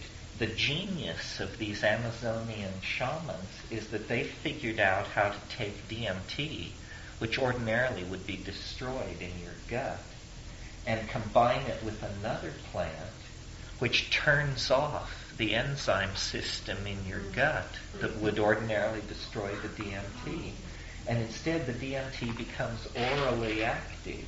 This wasn't even understood by Western pharmacology until 1956. These people have been doing it for millennia. So then the DMT, instead of hitting with this tremendous rush and then being quickly quenched, which is what happens with the smoking. Instead, it unfolds over about it. The most intense part can be about 2 hours, and then you come down off of it. So it gives you time then. Is that what you're saying? You were saying more productive later on. Time to deal with things and find things. Yes, and the thing which is most disturbing to people about smoking DMT is the kind of hysterical speed of the whole thing. I mean, the fact that you go from ordinary reality to the raging peak of the intoxication in under a minute, and then you're just left to deal with this thing for 2 minutes or so to try and get your wits together in the midst of this maelstrom of elf language and all this other stuff, and then you tumble off this narrow plateau, down, down, down, to forgetfulness.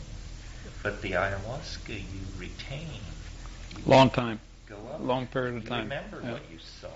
I made a little list that may be interesting for you. I asked them, why do you take ayahuasca? Why do people come to you? And these are the things that they mention. They say to preserve health, to manipulate the supernatural, to travel, up here, of course, to predict. I want to see the future. To discover thieves and to discover infidelity. A lot of people come to them and they say, my wife or my husband is being, can you tell me if that's true? To ask for wisdom, to heal disease, to discover the unknown, to reach the essence of things, and then finally as a purge, as a tonic. All of these things are part of the... And the last, the other thing I wanted to tell you is that they have, this strong belief in evil and good, of course, and a lot of the things that happen to you is because somebody's...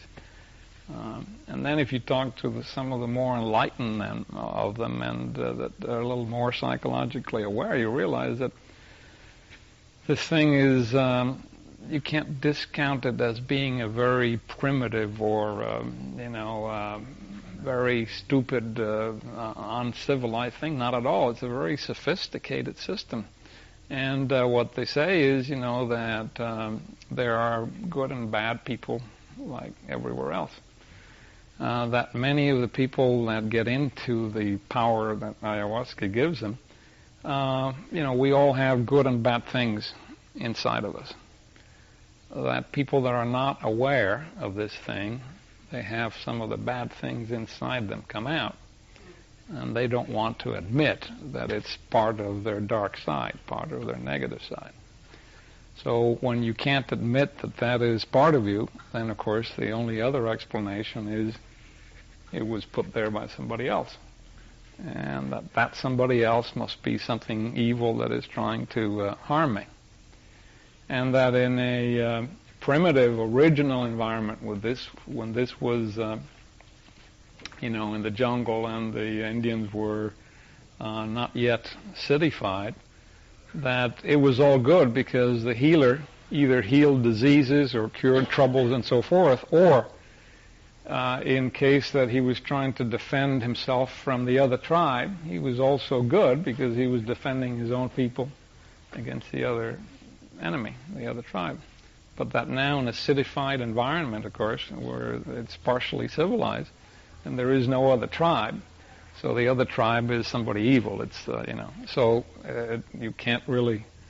The thing works a little bit less well, but that's their sort of viewpoint. You have to deal. And then if you're dealing with the good people, the good, centered shamans, they say that you have to learn all of these powers, but that you use them only to protect yourself, that you don't use them to harm anybody else.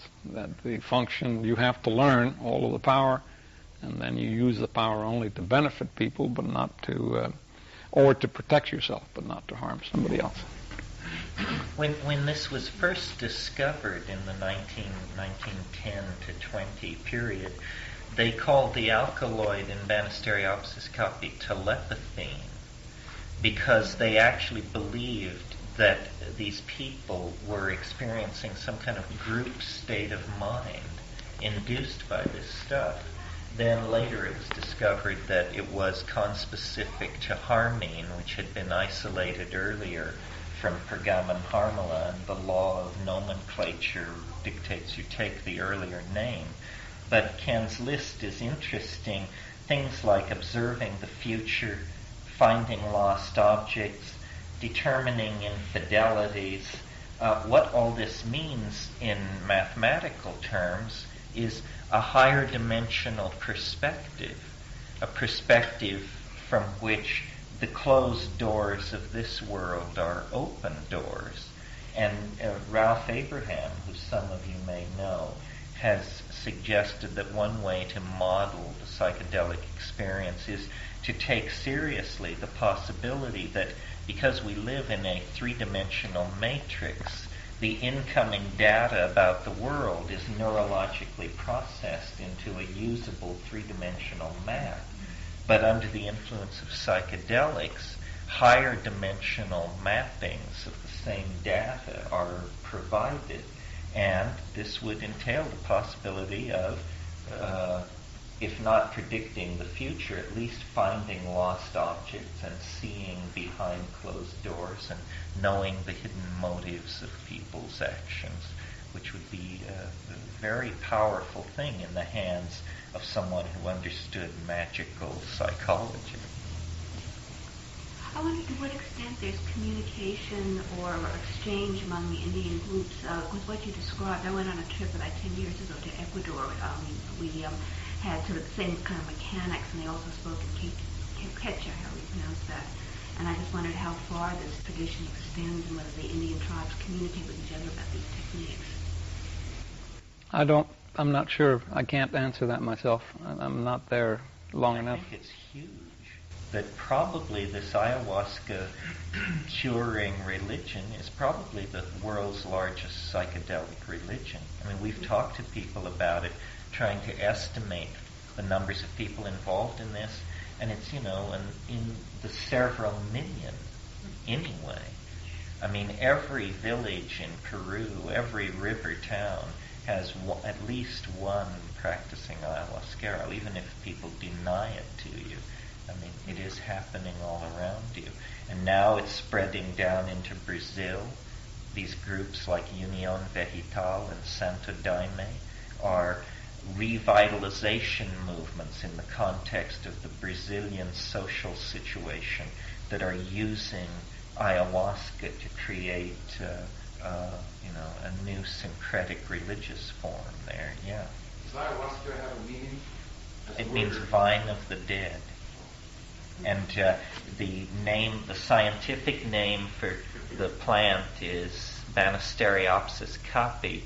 Banisteria refers to the pattern of growth of the vine, that the leaves are always directly opposed to each other, like a ladder. So if we were to translate its name into English, we would say it's ladder vine, ayahuasca Banisteriopsis caapi. And caapi, the the species name, is the word for it in a native language. It's called caapi. It's also called yahe in Colombia. But Ken made a good point that it's made by somebody.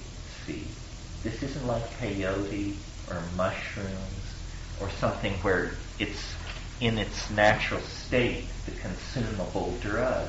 This has to be made by somebody, and they can make it well or badly. And so it's much more open to manipulation and the influence of the human factor. Yeah. Well, the image you describe of the opposing leaves and so forth, and the vine of the dead, did you find that reminiscent of the DNA? Doesn't that reflect? Oh yeah, all of these things. We had many fantasies about ayahuasca being down there. I mean, some of the information that the plants were telling us was so incredible that I don't advance it as fact. But the drift of the fantasy when you're in the jungle is you begin to see it as, under the influence of psychedelics, you begin to see it as some kind of very highly integrated data transfer. It's like a coral reef. And certain organisms are playing major roles in the moving of this stuff around, so that the Banisteriopsis liana that grows up to 300 meters long through the jungle and has its tissue laden with these highly bioreactive beta-carbolines is like an antenna. It's a molecular antenna. It's picking up and broadcasting submolecular and quantum mechanical perturbations in the bio. I'm just tripping, you understand. This is what appears to be going on when you stand there stoned on 5 grams and ask yourself what's going on. Did you get enough into the jungle, Ken, to hear these waves of insect sound that move across the... Yes. Well, these things are intense. I mean, it goes from, relative silence to many decibels of sound in a moving wave, and it's shrill sound. It's the kind of sound that a square wave generator puts out when you're trying to pump a chemical solution to a higher state of reactivity. And here are these insects sweeping the jungle with these screeching waves of synergistic sound. That's never been studied. The level of pheromonal regulation, the fact that everything is shedding odor molecules into the air, and everything is integrating and communicating, and it's quite intense. It's like a brain. It's like a mind. It's like a super organized individual, and there you are creeping around inside of it. I have a couple of questions. How long did you usually fast for before taking ayahuasca? In a regular session, I found, at least in my case, that if I ate anything after breakfast, I would have trouble keeping it down.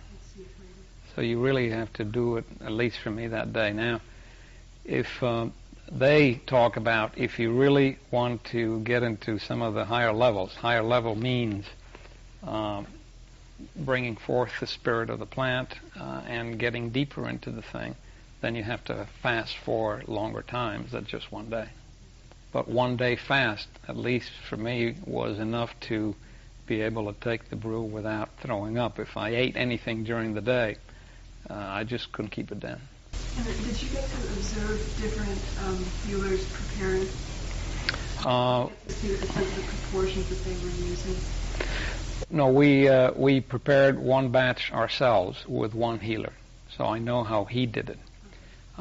We asked the other ones. We did not see any other ones. But there are some variations in the additional plants that they put on or not, in the time of boiling, what proportions they put on. Yes, there are variations. There seems to be two schools of thought. One of them is that you just put the ayahuasca vine itself and the Psychotria, which is the DMT-containing plant, and the other school seems to be that you use those and also a species of Datura type, and so there are two ways of doing it. Now, also, most of them add, and again, this varies because it's a very individual thing, but some of them tell you that they put a little sugar to modify the bitterness as it goes, when you take it. Some of them put a little of the agua florida to modify the smell, and it's not enough. I mean, agua florida is mostly alcohol, but it's not enough to really affect, give you an alcohol high. It's a few drops only. Some of them put a odor control too, and they tell you that they put rue, like the rue, the herb, to control the aroma, which is a little unpleasant. But these are minor additives, so there are all kinds of variations within that. So when you would go around to the base, did you actually keep track of, to correlate the experience that you had with basically the different recipes? Yeah, we found, at least I found that the ones prepared with the Datura added, the Brugmansia added, tended to be more visionary and more powerful than the ones prepared without. Now, the other ingredients, you really don't know how much agua de florida they put in, or how much rue, or how much sugar. That's really minor stuff. How much Datura did they actually use? Well, they usually, what we saw prepared there was a final amount of 1 liter. And for that, they used 15 leaves, relatively large-sized leaves of the Datura.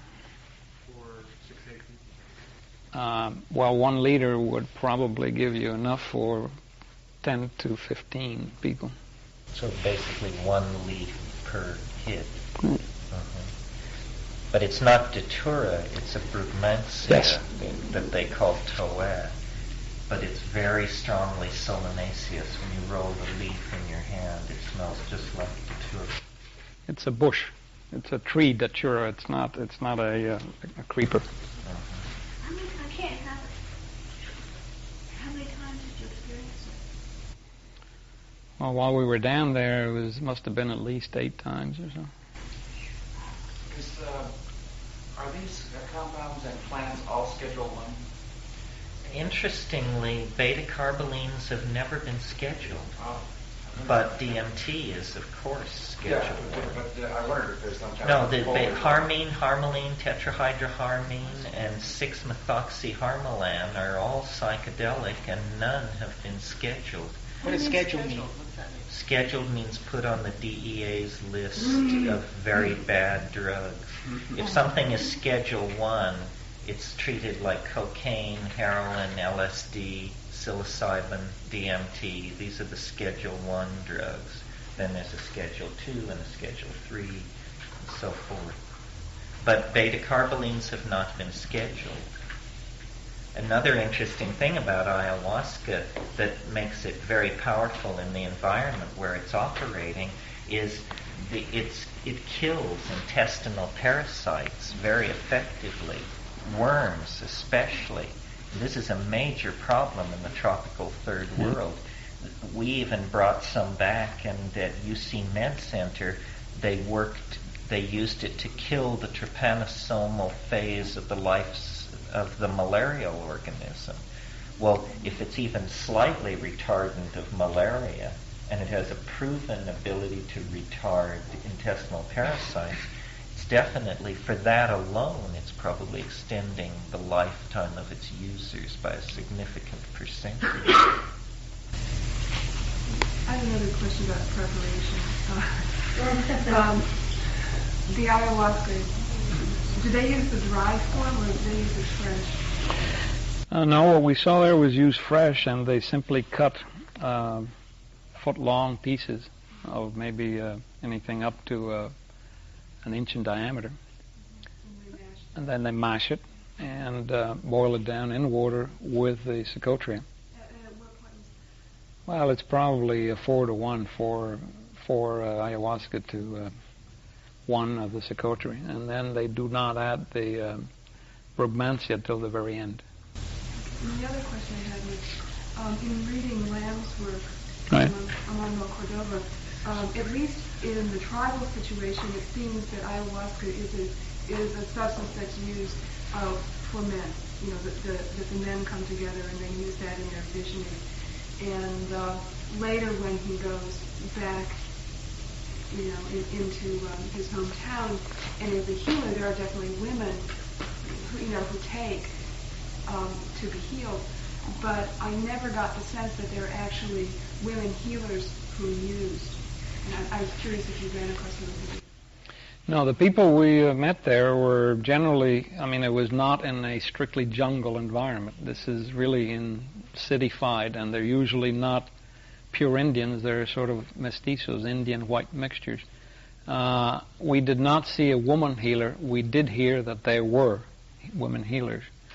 What we did see that the patients that were coming to the healers that we were with, many of them were women, you know, participants. But when you heard of the women healers, was ayahuasca their drug of choice? Yes. Okay. Yeah. We did not see any. You know, in some cultures there's a split. There's a famous woman healer in southern Peru called Maria Juana Gonzalez Obi. And as a girl of 18, she had lost her toes and fingers to leprosy when she finally found, I think, Manuel Cordova Rios. And he cured her with ayahuasca. How this is possible, who knows? But apparently he did this. And she went on to be a renowned ayahuasquera in the Tingo Maria area. Did you see the people that came to be healed? Were they healed of whatever they went there for? Did they get what they went for? I don't know, because of course these are total strangers, and the sessions we were there, some were, and then some were not at the next one, and so forth. But we, heard about, one thing that these people do, the healers, and I'm not saying that that's bad, but they like to boast about their prowess. They like to say how strong they are, how many people they have healed, and all that. And that may not be entirely bad, because if it instills in the patient faith that they can be healed, maybe it helps in the healing. But they like to talk about them. And we met one kid there that the maestro that we were working with there said that was one of his big successes, and he said that the kid had suffered from intermittent fevers for more than a year, and the doctors couldn't cure him.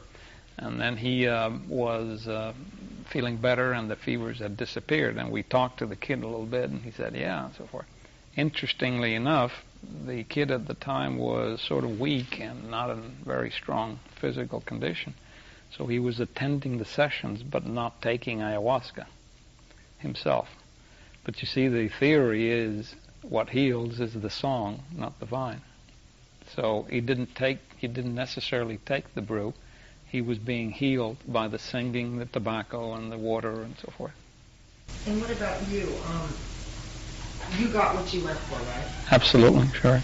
And how is your life now different? I don't know if this is exactly how to ask, but how do you feel now? I mean, as opposed to before, how do you see differently?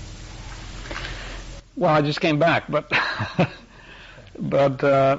think that for me anyway, what the purpose in this was like, I think many of us are in, is like, attaining a higher consciousness, expanding your... Do you feel like you have a great sense of the mystery that you didn't have before?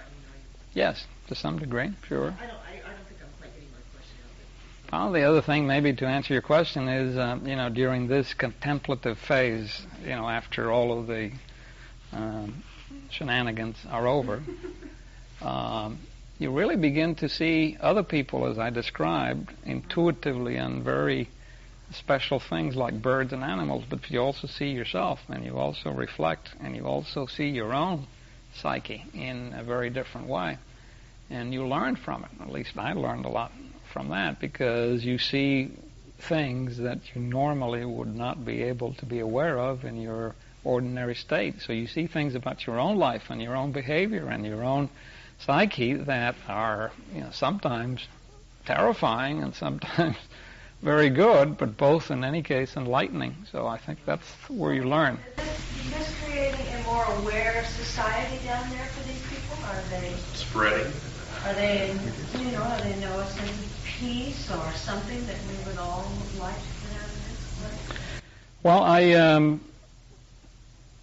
on an I don't know how to answer that, but on an individual level, the people that we dealt with down there, I found to be extremely simple, honest, sincere, clear, grounded, beautiful people, on an individual level. These people were, it's like a block of crystal. You could see right through them, and there were no jealousies and envies, and, Now, these were a very limited sample. Now, of course, the country itself is in a complete turmoil.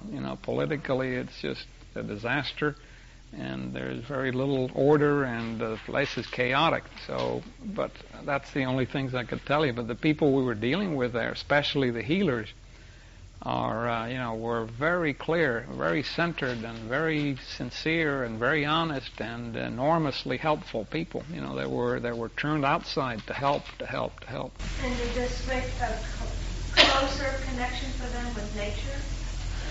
They're very close to nature, and they talk a lot about plants. They use it. They talk about protecting it. They're worried about the cutting down of the trees. They're close to animals. So that they're very close to that, absolutely. Yeah. Very aware of that, too. Information that wasn't coming to you from the outside? Yes. A couple of examples of that is, there's usually this, what people call the DMT zing or buzz, and when you're in this high initial period in there, you definitely hear that zing. It's like, kind of thing. For a while, and that sort of disappears. There's also what we were talking about. If you hear language or something like that, you hear the language, you see it, and you touch it. So it's a sort of the sensory stimuli are all crossed. You're seeing, hearing, and touching the same thing. Also, the Icaros, when they sing the songs, when he begins, and you're only getting into the influence, it's just a regular sing-song, goes up and down, a little bit like a Gregorian chant or something like that. But when you really are into the high, then the songs become very powerful. And when you hear the song, it's more than just music. It's like you're touching it, and you're being affected by it. The thing works in reverse, too. They can also, and we saw that demonstrated there, if a person is too high and too far gone and is too afraid or is too terrified by this thing, and it can happen, they can also bring the high down in that person, either by singing a specific Icaro, or more specifically, he comes around, the healer, and with agua de Florida or camphor water in his mouth, he comes around and he sucks on the head of the person that needs to be brought down, and then spits that water in a bucket. And he does that several times. And in 3 minutes, that person that was way out there is right back down and, calmed down, quieted down, so they can do it both ways. Yeah. But they would come around, and, for example, the healer would come around and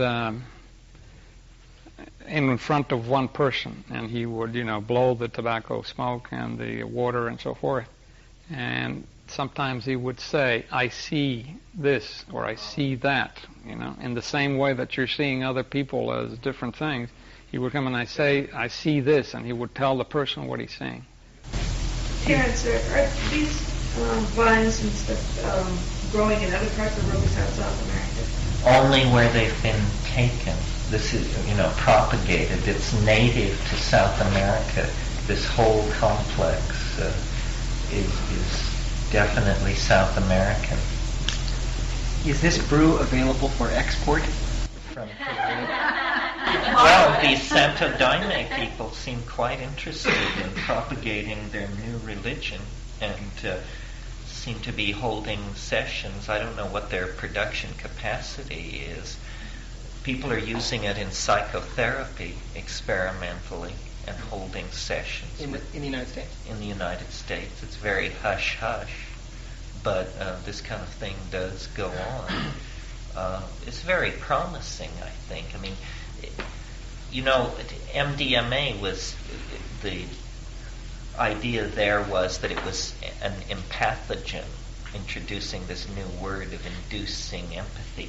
I think ayahuasca is like an empathogen, except that instead of bonding and relating to the immediate people that you're with, you actually relate to suffering humanity.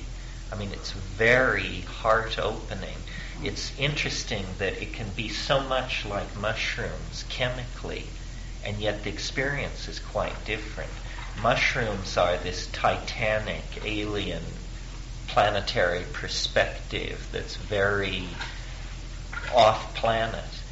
And the ayahuasca perspective is, it's about running water and plants and birth and death and soil and all this. Didn't you feel that? Very much so. And the songs, when they sing the songs, you have this insight. You understand what they're singing about. And what they're singing about is the river and the light and the flow. And, that's what it is. It's a bonding to the living earth. It's very interesting that the rainforest is tremendously imperiled. There's all this political focus on it. Then there's the cocaine thing, which is a whole other level of complication and hysteria and gangsterism.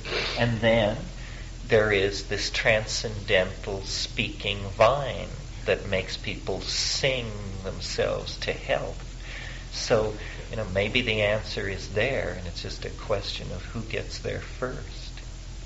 What shall it be? The salvation of the planet or plywood? That's right. Yeah, we had samples that were 5 years old that were absolutely terrifying to take. Yeah, well, I don't know. I got into trouble. It was one of those situations. I had a curandero friend, Don Fidel Mosambite in Pucallpa, and he had given me this bottle of ayahuasca as a going-away present.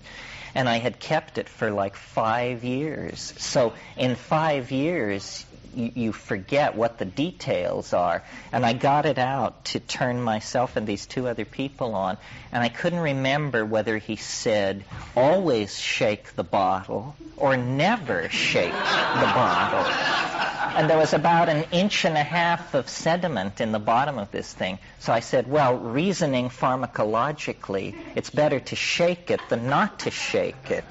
So I shook it furiously, and then I can't remember what it was. I think I had taken it the week before, a different batch. So I thought maybe I'd picked up a little tolerance. So I said, well, maybe I picked up a little tolerance. Let's just go, instead of the normal 100 milliliters, let's go for 120. And so then I instructed these people that it would come on in about 1 hour and 20 minutes and so forth. Well, 15 minutes into it, they were both unable to speak. And, it went from there. I mean, I felt like I was strapped on a gurney being rushed through the Egyptian afterworld. These huge colonnaded pillars were streaking past me. And, oh, God, headed for the scales. So you do always shake it, I guess. I don't know, man. I don't know. That was a lip buzzing one. I felt that was coming close to overdose. It went on for a long, long time, and finally, 4 hours into it or something, we turned on some lights. And there were those fan-shaped little schmiggies. Well, I hadn't seen those since I gave up LSD 10 years ago. You know, those little things that with the lights on or on the walls going, that bit. So it was pretty intense, I think.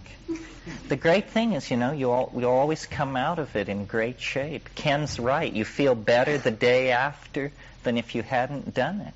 Which is, what drug can you say that of, you know, that the end result is an energy plus. Was there like a peak point to it? Well, see, I think that we're on the edge of ayahuasca, and that what they say, if you really get down with them, is that the diet is everything. And that you're a tourist and you're here for a few weeks, and yes, we'll give you ayahuasca. But what this is really about is controlling diet over a period of months, even years, and taking a regular regimen of this stuff and transforming yourself into some kind of other person. And Ken's very right. These people have some kind of authenticity that you can absolutely feel. It's in the voice. I met many ayahuasqueros, and the good ones all had this voice thing going on, that they could cast their voice way back in their throat, and they kind of purr. And they just are very realized beings, and they have nothing. You know, I mean, you talk about marginal, but there's real authenticity there. I would like to go back and work with this diet and try to understand this, because I think, see, this all does tie in with what we talked about this morning about the partnership society in Africa and that whole bit, because I think this ayahuasca thing is the last living remnant of this kind of way of relating to nature. Because in the heavy ayahuasca-using societies, these people are saturated in this stuff. I mean, as Ken says, 3 times a week. And it's really changing how they look at the world. And they are, you know, in empathy, at equilibrium, aware of the ebb and flow of appropriate energy in the situation. So it's interesting to me, you know, that in the New World, a human group could have reestablished this partnership paradise in a situation, an environment, which quite closely parallels the African situation of 20,000 years ago. In other words, it's a continent covered by forests. And in this extremely floristically rich environment, these people have gotten together the fix, so that humanness feels good. And isn't it interesting that the fix turns out to be not a drug, but a shifting of the ratios of neurotransmitters already present in the organism, as though, you know, we're just out of tune. We have evolved out of tune. There's an enzyme problem that is caused us to fail to suppress the ego, and then this creates a spectrum of cultural effects that drives us all nuts. And so they have a kind of psycholytic therapy to correct that. Do they think of the world beyond the locality where they're living? I mean, oh yeah, they claim to know all about it. I mean, you'll go way up some river, and with these people, they'll say, "Where are you from?" You say, "I'm from San Francisco, California." You say, "Oh, I know there. I go there on ayahuasca. Hills, 2 bridges, that place." Say, "That's the place." They say, "Listen, I know it." But they make bigger claims, you know. I mean, they go to the center of the Milky Way. That was the original claim that had me hot-footing down there to see what was going on. And, you know, they have a hidden topology, a shamanic world that is real. They're mapping the same dimension that we're punching through to on DMT. I mean, if that seems strange to you, that half the world could be out of sight, as it were, you have to remember that This October, we celebrated the 500th anniversary of the discovery of America, or rather we will in 1992. Means as recently as 500 years ago, this half of the planet was unknown to anybody. Well, is there any reason that precludes that we could be as ignorant of what's going on? I don't think so. It's just that this new world is a new world in the mind. You have to bear in mind, when you're thinking about all this, that nobody knows what mind is. None of these fancy-pants academics or reductionists, no one can explain, for example, how you can look at your open hand, form the notion of closing it into a fist, and have it happen. This is a philosophical miracle from the point of view of modern science. Modern science says that mind cannot influence matter, and yet it's clearly trivial to open and close your fist on decision. Yes, it's trivial, but we have no notion of how this is possible, how will can initiate activity that is transduced down into the mechanical motion of moving bodies around. We don't even know at this late date in the study of the brain whether thought originates in the brain. It's equally plausible to suppose that the brain is some kind of antenna, that it no more contains the contents of the mind than that a television set contains the contents of the three major networks. It may not work like that. It may be that, mind is some kind of generalized phenomenon that all life attempts to take part in, so that the idea of my mind and your mind may be a basement of language. There may simply be a mind which we evolve toward an awareness of, and then you get to use part of it the way a user uses a computer network. But it is no more that the sum total of the network is in the brain. And psychedelics address this entirely mysterious area, the area of thought and cognition. I mean, we don't really have good models for what this is, but now we have an excellent tool for deconstructing mind, for watching it go through all kinds of formative flip-flops. I mean, I've seen really what seem to me amazing things on psychedelics that must bear on the problem of the genesis and stability of meaning. For instance, I've had experiences where, you know how in Times Square there's the flasher that moves along the building that has the latest news? Well, I've seen English text moving along before my eyes, and then it will begin to informationally degrade. Like every 20th letter will be transposed or replaced, and then every 10th letter, and then every 5th letter, until finally I'm just watching gibberish flow by. Well, is this a hallucination, or is this an insight into the mechanics of meaning itself? What is this kind of stuff, and can we take it seriously?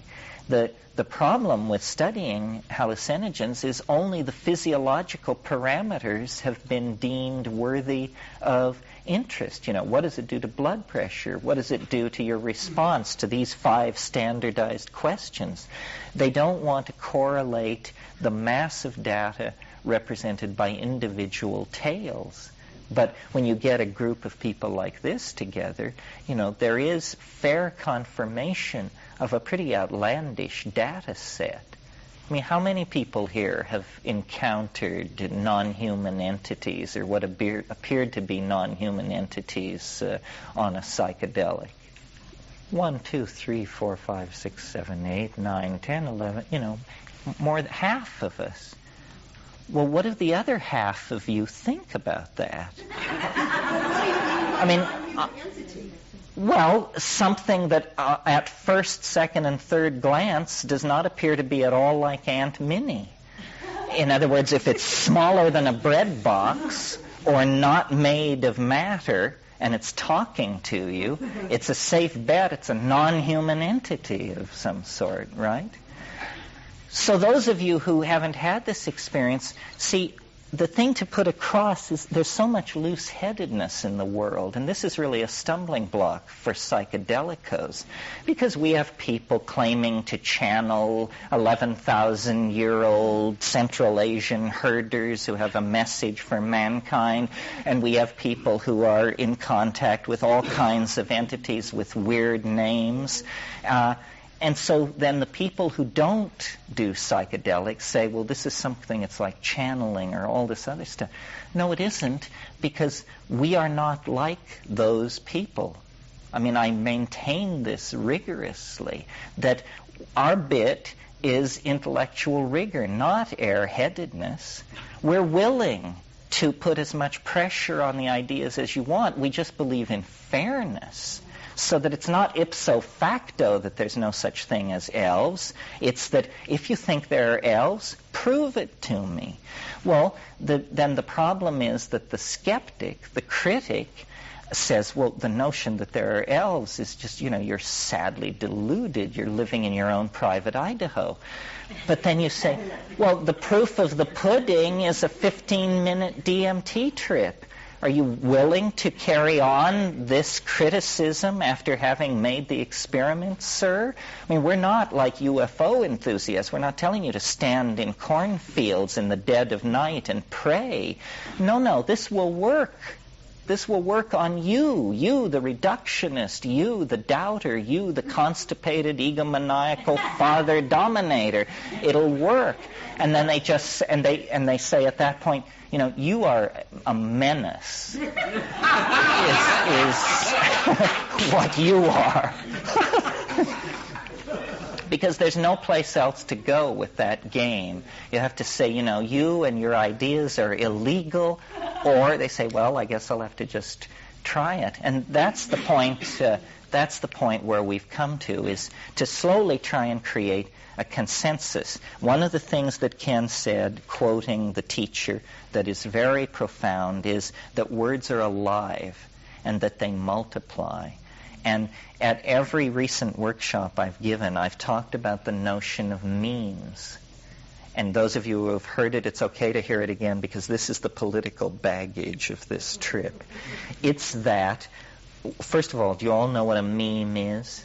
A meme is to information as a gene is to genetic information. So the way to think of a meme is it's the smallest unit that an idea can be broken down into without losing its coherency. Ideas are made of memes.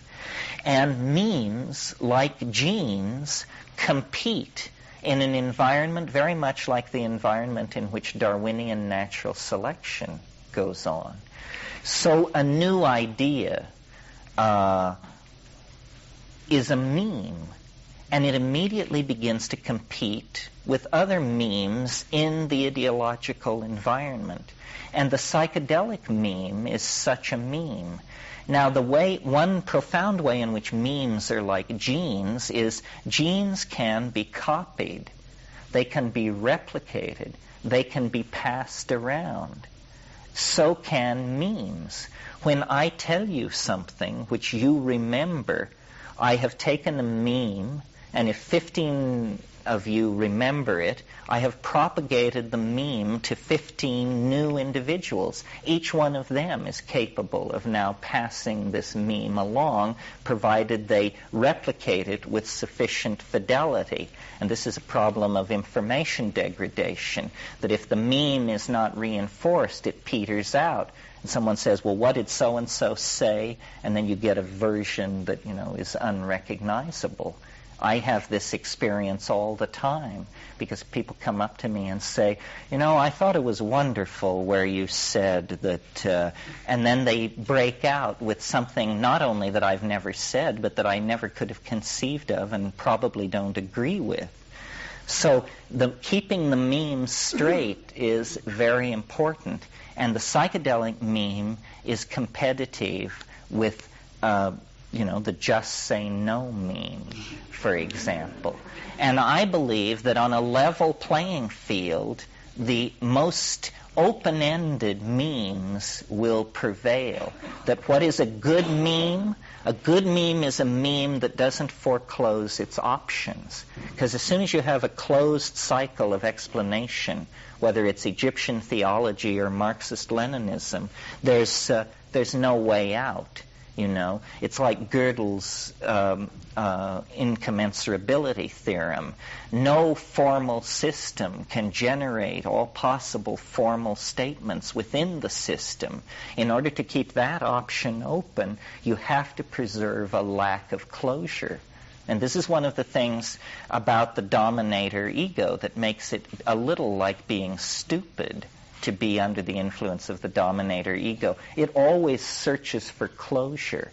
It always wants to bring things around and close off the explanatory cycle because it interprets open-endedness as a kind of threat, a feminine upwelling or a boundary-dissolving influence. So it's very concerned to generate some kind of closure. That's why we always hear about the unified field theory and the end of history and this and that. These dominator models seek finality.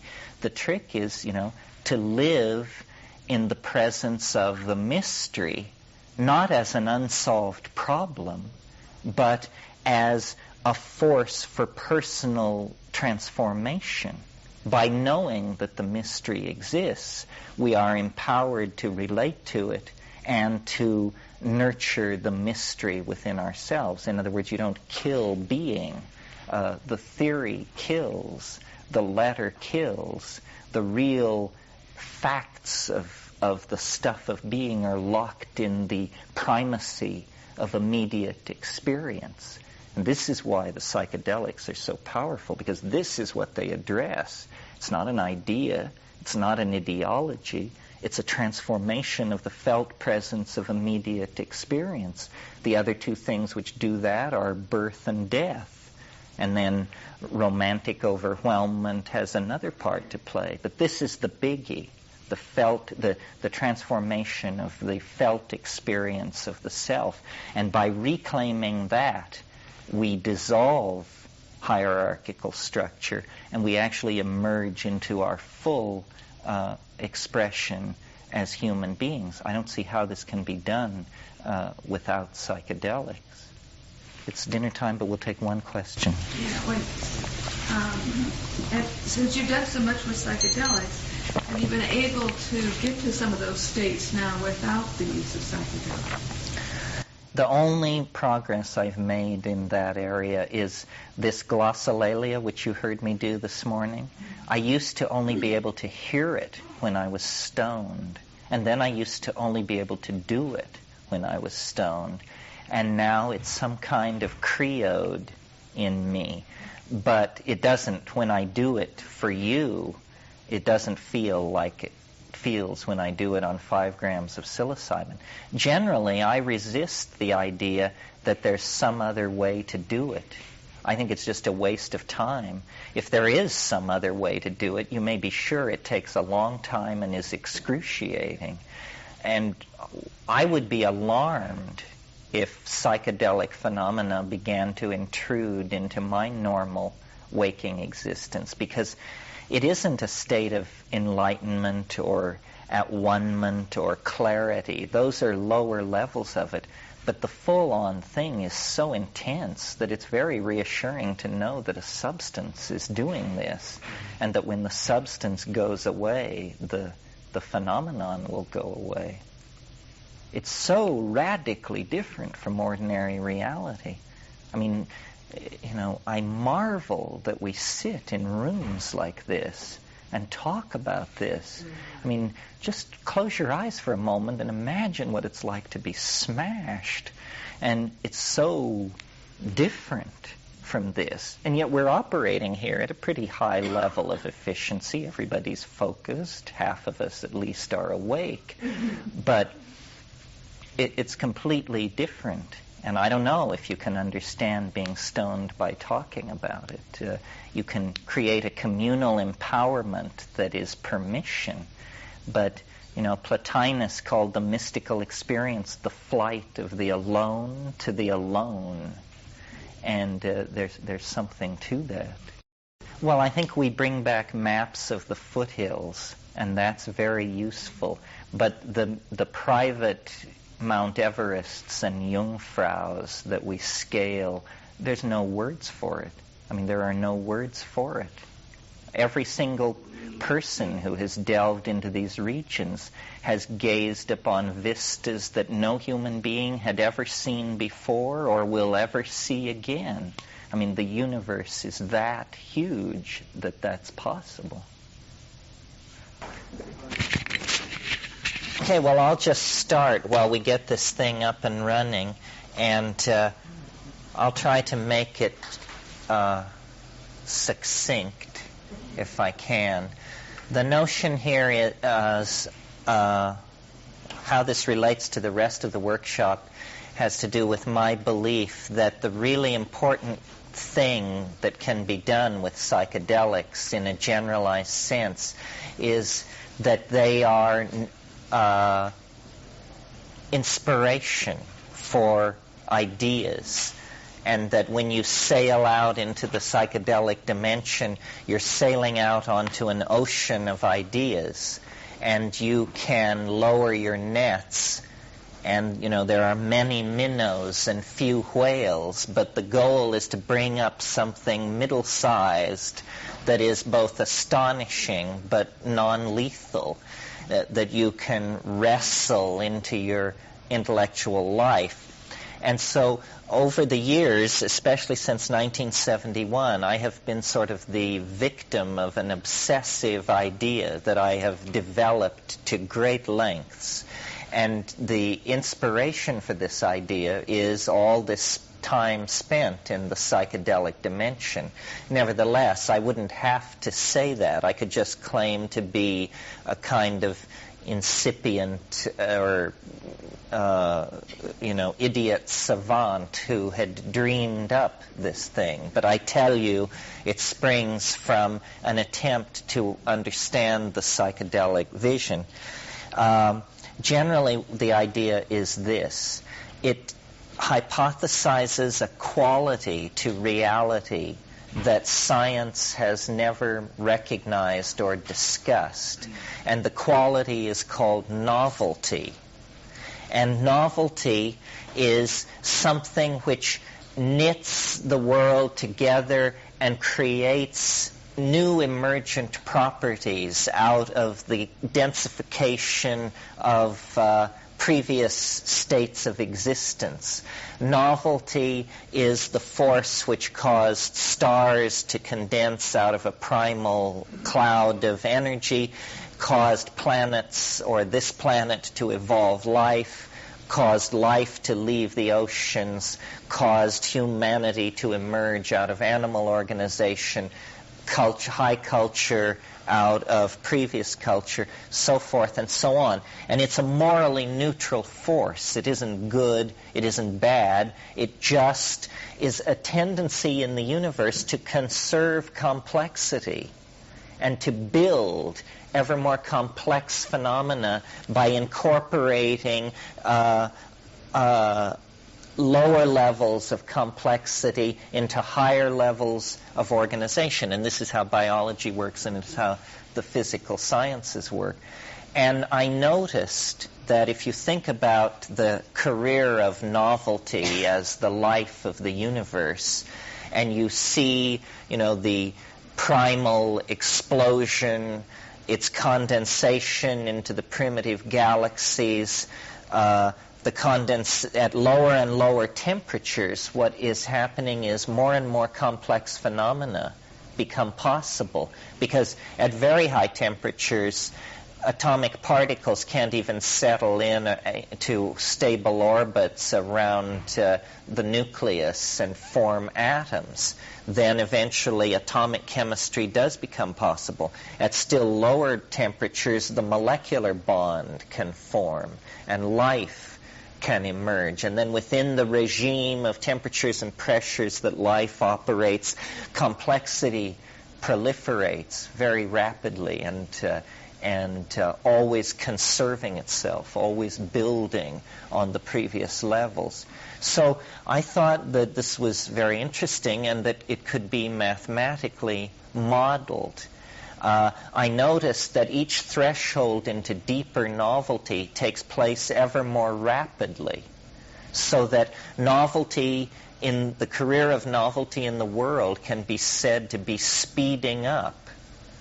And this, I take 20th century culture then to be not epiphenomenal, but proof of this theorem, that the world is getting spun at a higher and higher rate, that novel phenomena, novel effects are proliferating ever more rapidly.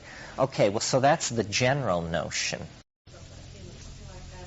Well, a fantasy about can we imagine any way to save the world, and just without regard to the rules of reason particularly.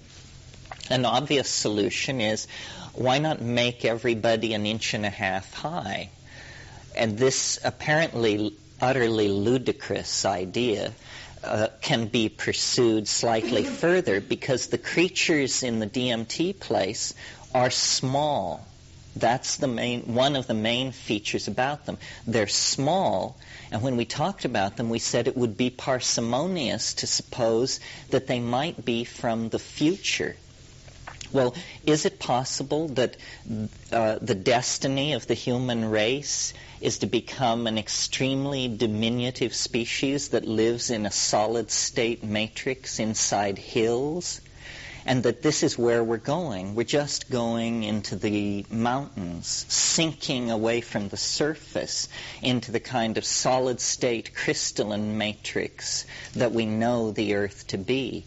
I mean, I don't have a lot attached to this. It's sort of charming, sort of bananas.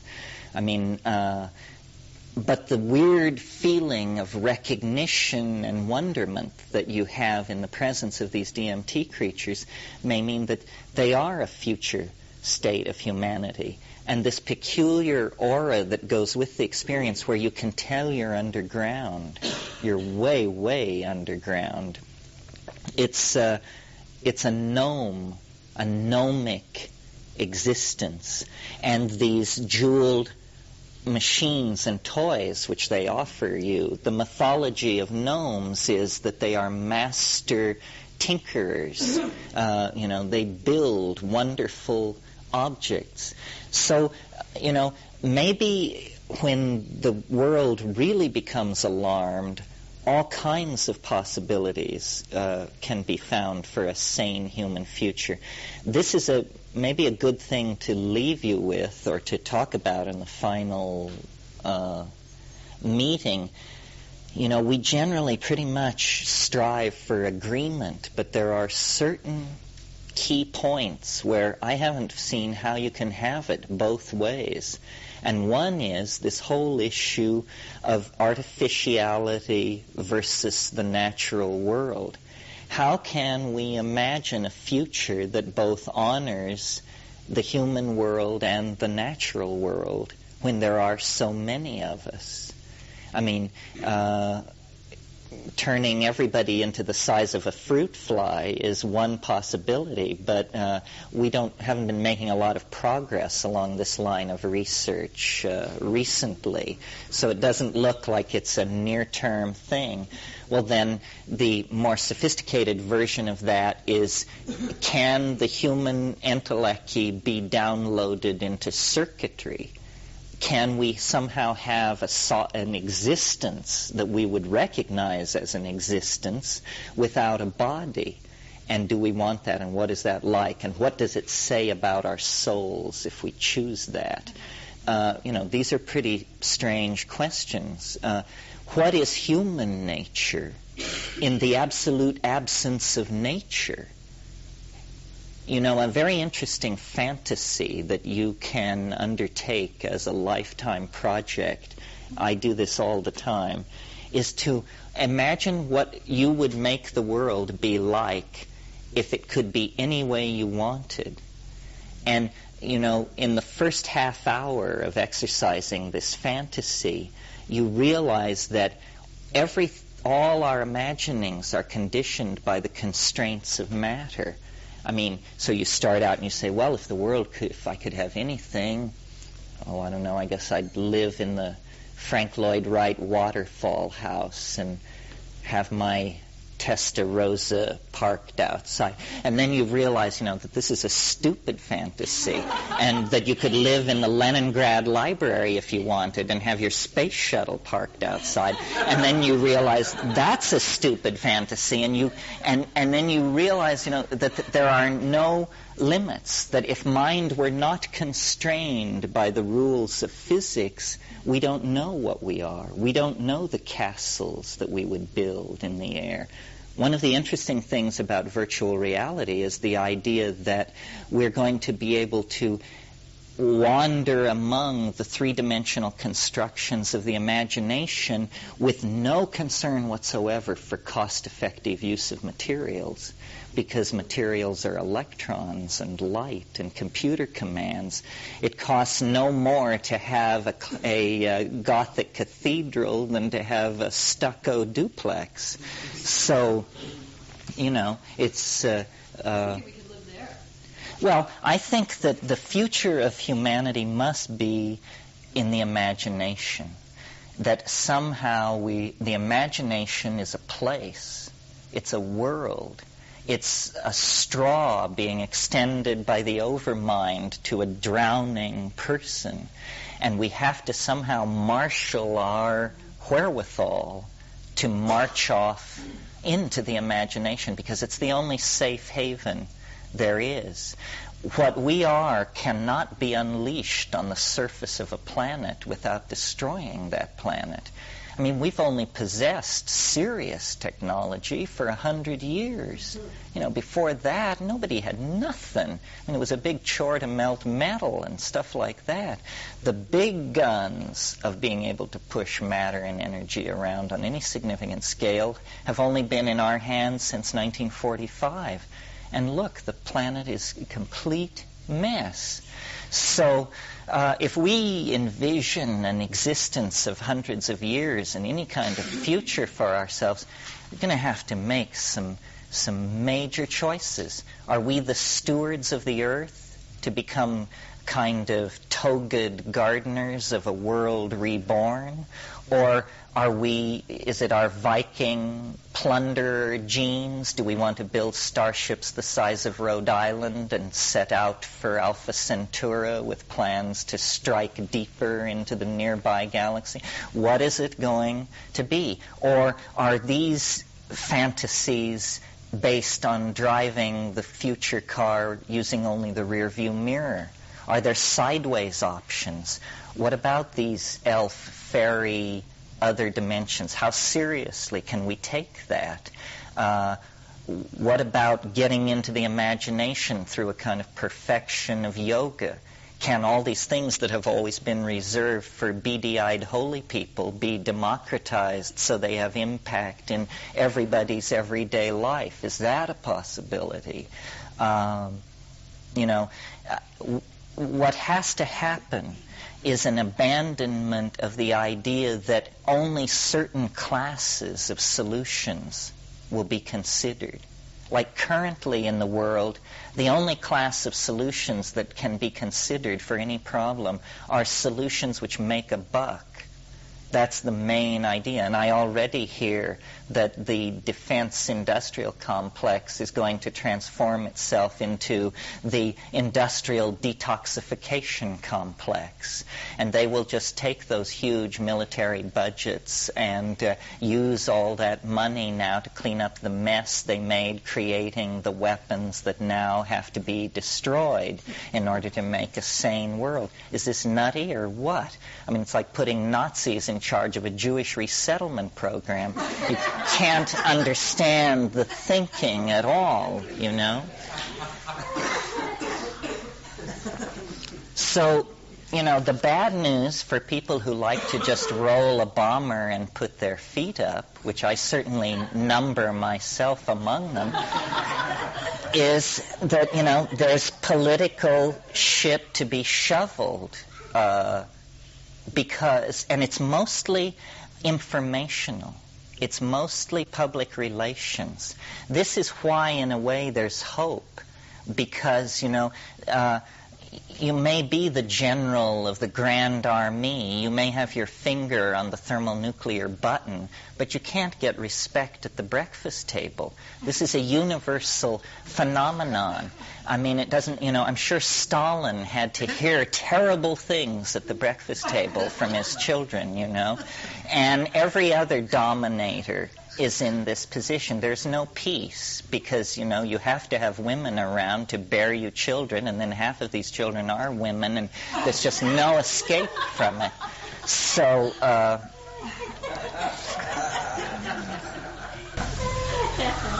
you just lost a groupie. Well, I think this is the great principle which makes change possible, that information travels everywhere. And the best ideas will win. If we can level the ideological playing field, as the stakes are raised higher and higher, more and more desperate options will be considered. And eventually they will even come to such mad fringes as ourselves and say, well, everything else has failed. What do you people have in mind? Yeah. It seems to me that one of the things that's happening or happening more frequently is that when the masses of people change their mind, is what's happening in Europe right now. The major changes just happen, like overnight. And that's one of the things that can be happening, is that the mind itself changes sufficiently so that it's a quantum. A switch over. Yes, well, one of the most interesting things that I think is going on in the world with all this stuff in Eastern Europe and China and so forth and so on, that's not been commented upon very much, and you can see why when I comment on it.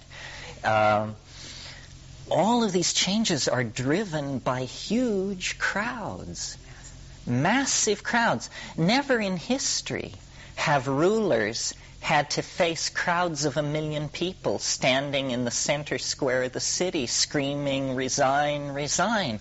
Erich Honecker, when the notes came out of the East German Politburo meeting, he was all for turning the army loose on these people. And the Krenz and the people around him said, "Erich, you can't beat up 400,000 people. There's no way to do it." And somebody said you need 100,000 people to wag the tail of the Bolshevik dog. You need 500,000 people to kick the Bolshevik dog out of the house. And there are more than Bolshevik dogs needing to be moved around. I think that this perestroika thing is totally unwelcome in the Western democracies because we're running a skin game. I mean, we could use free elections. Free elections are when you don't have federal subsidies for parties which have to have millions of members to qualify. We could use a renunciation of the leading role of the Republico Democratisti party, which has ruled this country for 200 years with an iron hand. I mean, all of this openness needs to come here. Our premises, we just live in an illusion. I mean, my hope for the Soviet Union is that it will become so free because, there's nothing like a convert to really get obsessive about the pure stuff. That they will get so free that they will shame this country. I mean, this country, when you think about what's happening with reproductive freedom and the notion that we're considering turning half the population into second-class citizens who could be forced by law to face a life-threatening experience that they're not interested in. I mean, this kind of thinking is very bizarre. Thinking about the future and what the challenges will be and where people like ourselves are going to have to stand in all this, I think, based on the time wave and based on reading the newspaper, that the great stumbling block now in the formation of a sane global agenda is religious fundamentalism. And all three of the monotheistic religions are just guilty of this malarkey. I mean, Islamic fundamentalism is going to make enormous gains in the next little while. I see the resonance to the gains of Islam that we looked at last night coming in the fact that if you combine Kazakhstan, Uzbekistan, and Azerbaijan into one country, it will be the world's largest Muslim country. It's almost twice the size of Iran. This is coming. As the Soviet Union twists apart, the Islam is going to be the major real estate windfall, is going to go in their direction. Zionist fundamentalism in the Middle East is making it impossible to get a solution there in a situation where 4 million people are arrayed against 500 million people. From a historical perspective, this is not, it's a potential earthquake in the historical continuum. And Christian fundamentalism has completely distorted the social agenda in this country, not only on the issue of women's rights and that sort of thing, but I believe this whole drug thing is a reworking of the themes of the Garden of Eden story, and that they are, just so appalled at the notion, because somewhere in that movement there must be thinkers, and they see this for exactly what it is. It's paganism. It's secular humanism. It's reconnecting to the earth by driving around, the entire dominator metaphor. I mean, the peculiar thing about the God of the Old Testament is that of all religious ontologies on earth, this is the most male-dominated. No mother, no sister, no lover, no female offspring. I mean, yes, minor traditions if you happen to be a scholar, but the basic thing is so male. And I think the attraction of monotheism is its philosophical parsimony. One God makes sense, has appeal, especially if you're into closure. But the problem is that we image in our personalities the kind of religion that we practice. And imaging ourselves as this omnipotent, omniscient, omnipresent, all-knowing, centrally controlled entity has given a stamp of cultural approval to the ego that has left us in a very difficult position vis-a-vis the feminine, intuition, the earth, and any kind of ability to feel our situation. I mean, this kind of cultural collapse, if allowed to run to true Armageddon, is death by anesthesia. We cannot feel what is going on. I mean, the tube brings these horrendous images of, pogrom and oppression and lies and toxification and wheedling and weaselness, and we can't grip the emotional levers to become alarmed. And I don't know, maybe this is good. Maybe alarm and panic have no place, that we now have to get very steely-eyed and cold as we move into the real clinches of this thing. But it's in our lifetime. And there's very little talk about this. In capitalism, no planning extends beyond 4 or 5 years. In American democracy, no planning extends beyond 4 years. Everybody has their nose right up against it, and yet they're sailing along at 1,000 miles an hour toward a brick wall that's just ahead.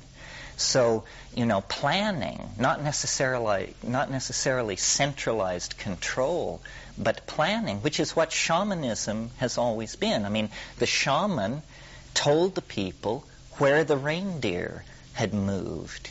He told the people where the game was going to be. He told the people how they should move. He was a futurist, a forecaster, a planner.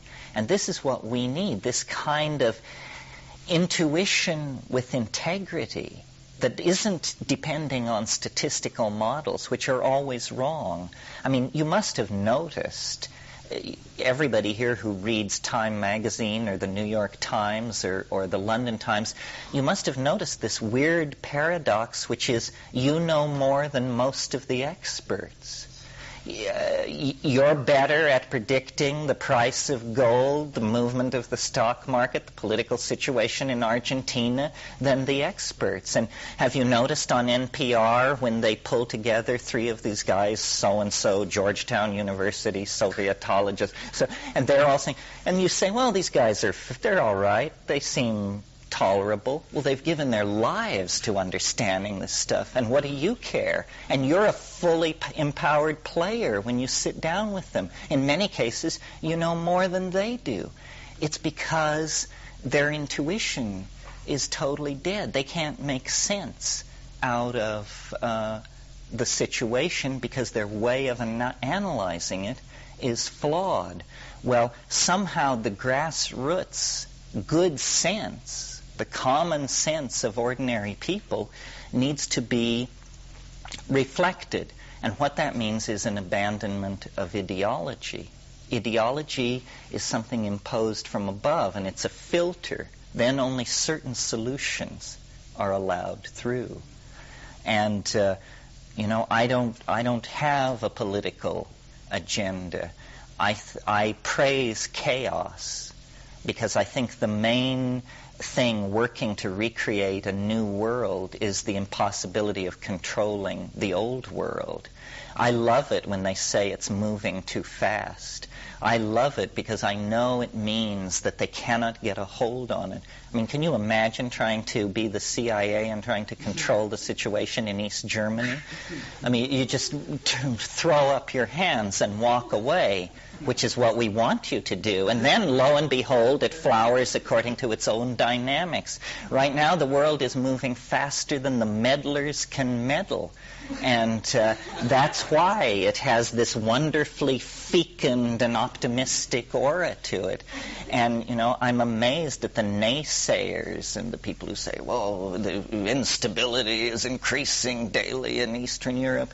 Nonsense. It's not increasing daily. I mean, there have been some tight necks, but I think fundamental decisions have been made to let it unravel. Yeah. Seems to happen when political structures dissolve.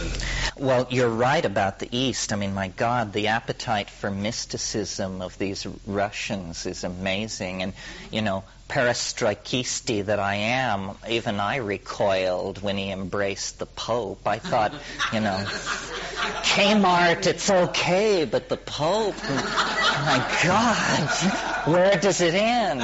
Which I suppose shows that I'm politically constipated, I mean,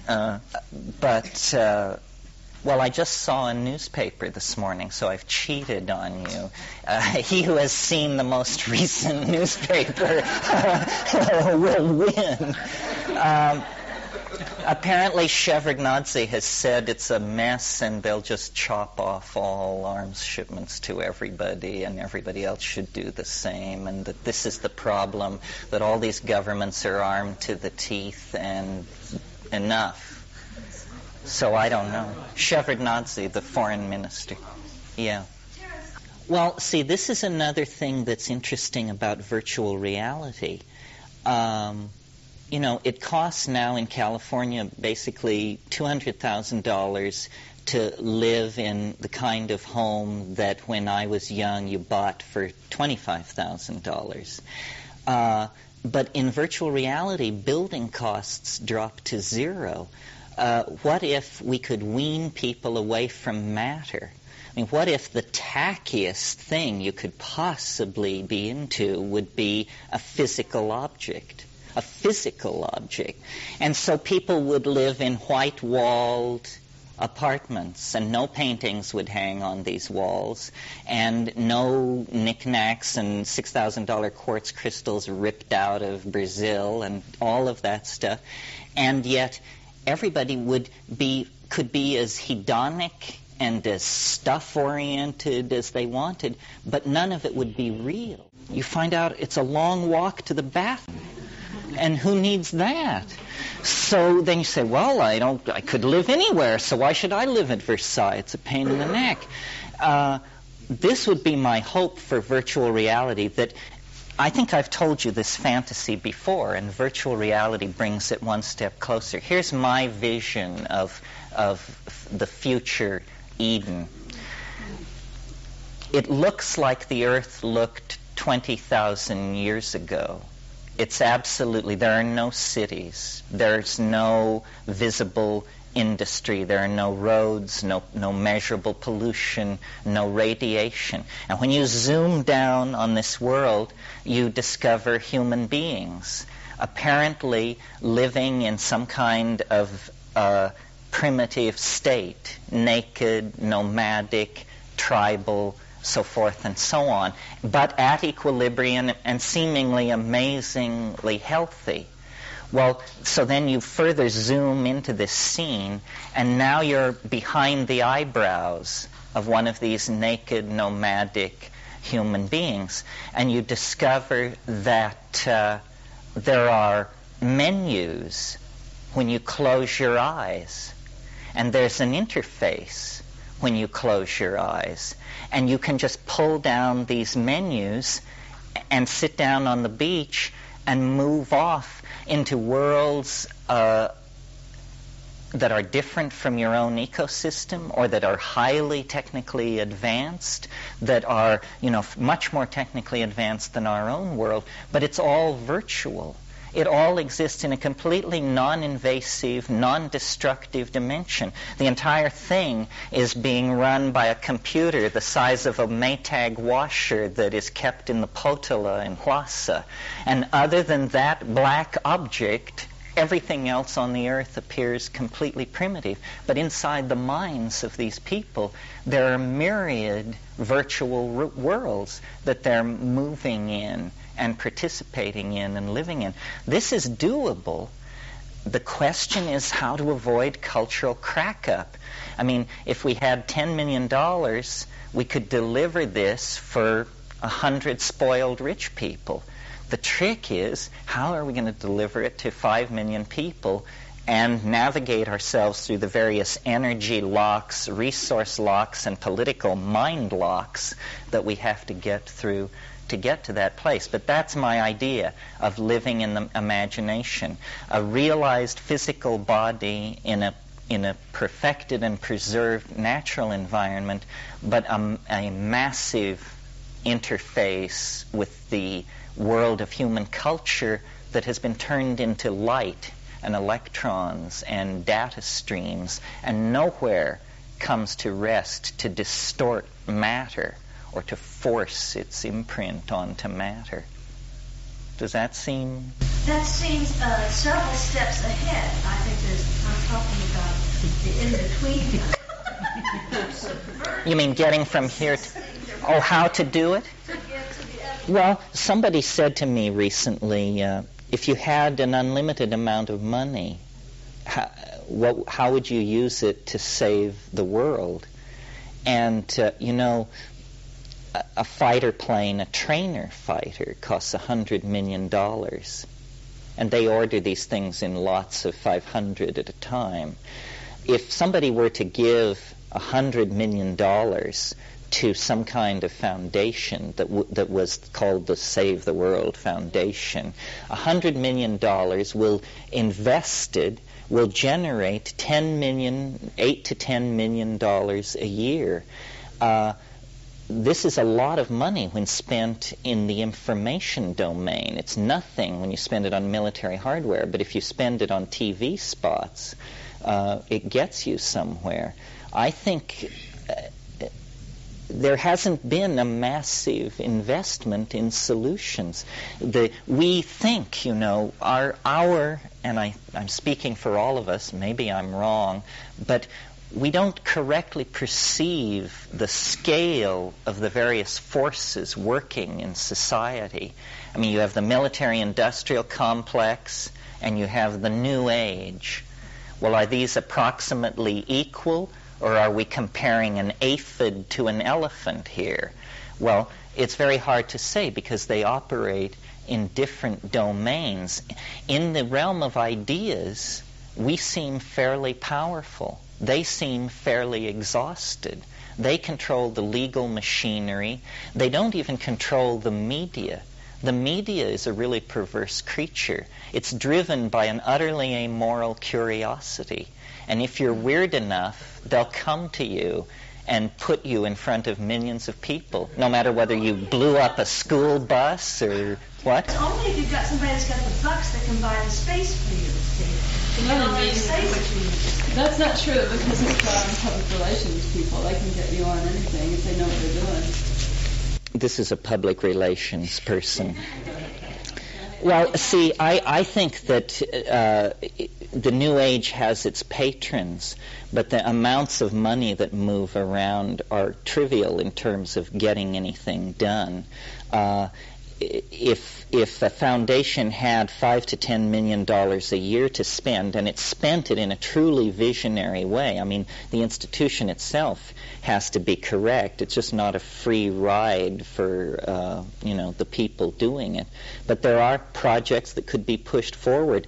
This virtual reality thing, when I went down to see those guys, I assumed that it would be a shiny glass box and hurrying executives and this and that. I mean, it is, after all, a major software company.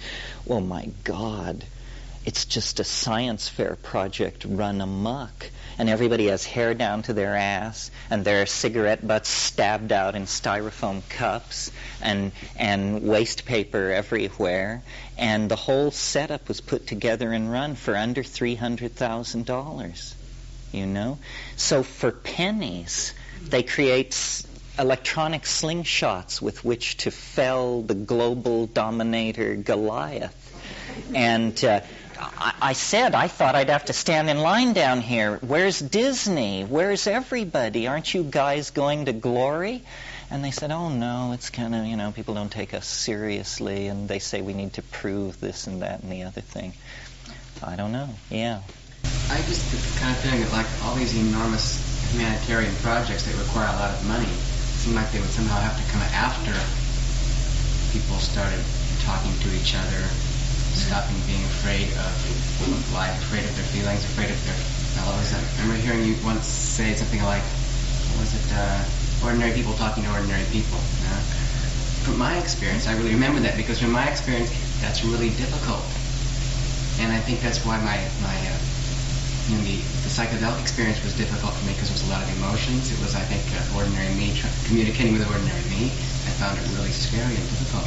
I wonder why we're so afraid of each other, at least speaking for myself, why that's so scary, and afraid of the feelings, and how that could be changed. Because it seems that's where the tension is between the individual and the group.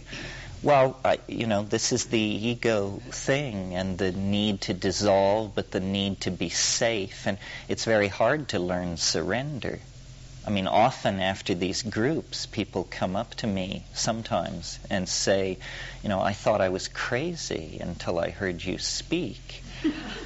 And, that means that the meme, the bridge is the strength, because this is an entirely legitimate idea. I don't care how peculiar it is. I know where I'm coming from, and I'm not easily led down the primrose path. I'm puzzled that I have such a weird life, I thought I would end up teaching French poetry in a decent girls' school somewhere. That was at one point my goal. But it's what happened to me is what makes me say what I have to say. I have no proclivity for this stuff at all. I'm a tougher nut to crack than most people. If it works for me, it will work for anybody, it's a very generalized kind of thing. There's all these moving fronts of change have to move simultaneously. I mean, there's work on our relations to other people. There's work on our relation to the psychedelic experience. Then there's our acting as a meme transmitter and political force to the larger world outside.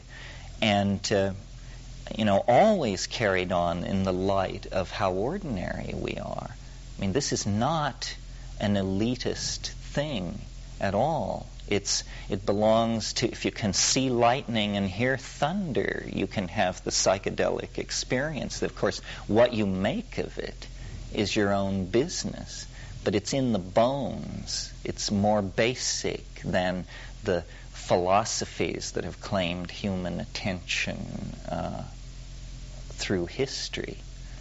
And I'm hopeful. In fact, in a way, there is a level in me where this is all a charade, because I figure it's settled. It's settled. And I don't know why we have to go through this period where we worry about it and struggle and tear our hair, because I really, at a very profound level, think we are now so close to this huge attractor into novelty. There's no way out of here. I mean, it's coming. We dropped in the 16th century. Now it's beginning to come on, and there's no getting away from it. You can rave and rant all you want, but, So we just then, have to sort of reassure each other and hang together. This boat will make it. And my God, what's coming is as to nothing what has been. I mean, what's coming is turmoil and turbulence that will tax the faith of a saint in reasonable conclusions, because the whole world is going to undergo deconstruction. I mean, Gorbachev has it right, but he's so far the only guy saying, we did it wrong. 100% wrong. I mean, I apologize, but having said that, what do you want me to do? We did it wrong, and now we're going to pull it apart. And it's the task of someone playing pickup sticks. You know that game where the idea is to take the pile of sticks apart without this pile of sticks cascading and shifting? This is what has to be done. I mean, we've got nuclear arsenals, we've got bacteriological warfare, you've got racism, sexism, moneyism, all this stuff stacked up to the ceiling. And we just have to take hold. I think it's happening. I think that this democracy stuff is not the conversion of Marxism to another 18th century political system, but that democracy is the biological way to organize society, that people power is not a political appeal, it's a biological appeal. I mean, of course, it's what ants have. They do it the way the genes want it done. They don't have an intellectual construct which then either a leading party or a military clique or a royal family or a bunch of gangsters get together and tell everybody how it's going to be. I think democracy is really the name for pragmatism, for do what works, free the people, channel the creativity of every individual into the social life of society, not leaders and followers, not elites and masses, but a channeling of creativity into the places where it needs to go. And I think that this is now unstoppable. The glitch is China, but I'm very optimistic there. I think, watch the anniversary. Watch May and June. I don't think they can go through the anniversary. I mean, the Chinese have learned from what's happened in Western Europe, And in fact, really what happened in Tiananmen Square freed Eastern Europe, because had they not had that horrendous example to guide them, you can bet they would have stumbled into some kind of effort to suppress it. So, democracy is this innate belief in people. It's a psychedelic way of doing it. It's the closest we can get to anarchy. Anarchy, to my mind, is, of course, the ideal, but anarchy has to be mediated with polity, and the way you do that is through democracy. What about, can you imagine a symposium of some kind, possibly even around Esalen, with some thinkers, like your Save the World? I've been thinking about a foundation and actually thinking about trying to pursue getting a grant or getting with people for a Save the Human Foundation, which is, of course, similar to the Save the World. I mean, so much energy and money is put into saving various things around us. And that would at least start a dialogue about these solutions. I mean, I don't see that it would be very difficult to get the money from foundations. No, this kind of thing is worth doing. I mean, when we founded our Botanical Dimensions, our little plant survival thing, we assumed, because you hear so much about it, that the rainforest conservation field would be crowded with mega-buck institutions. And even though it is so hot, and even though it's in all the newspapers, you'd be amazed what a small party it is. It's about 50 people worldwide who really care, who run these organizations, and they know how to get good PR. But 50 people out of 5 billion are giving full time their effort to try and save the rainforest. There's tremendous disparity between where resources are put and where they need to be put. Hopefully, awareness spread by whatever means would be followed on by a redesigning of the flow charts of where energy and attention goes. Opening up the Soviet Union and Eastern Europe is going to reveal unbelievable toxic wastelands created by their military-industrial complex. And, the Earth is in far worse shape than we think. That's why there has this forward escape notion, this notion of intensifying change by changing behavior through psychedelics is, as far as I can see, the only way out. See, I really think that if you're trying to change someone's psychology, you have to change their behavior. It's more important than any other thing about them. I mean, I'm sure maybe some of you are analysts and this is known to be just malarkey.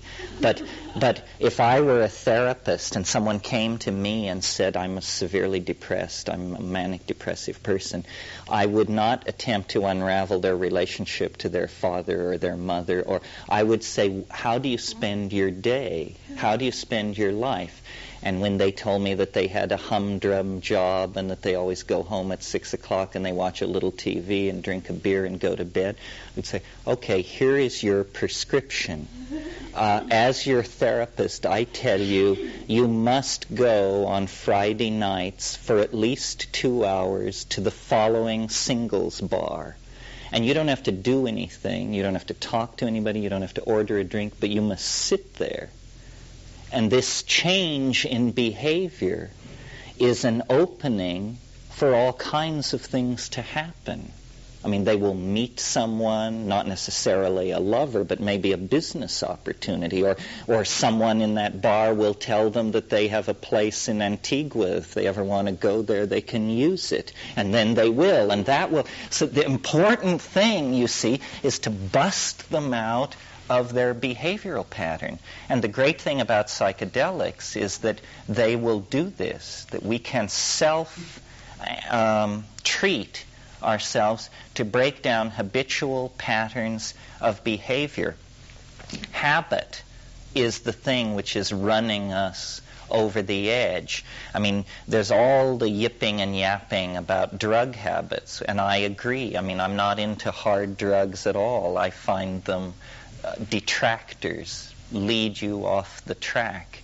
But habituation to substances is only one part of the picture. I mean, we habituate to furniture styles, to colors, to people, to flavors, to television shows, to automobile brands. We are like the addictive creature.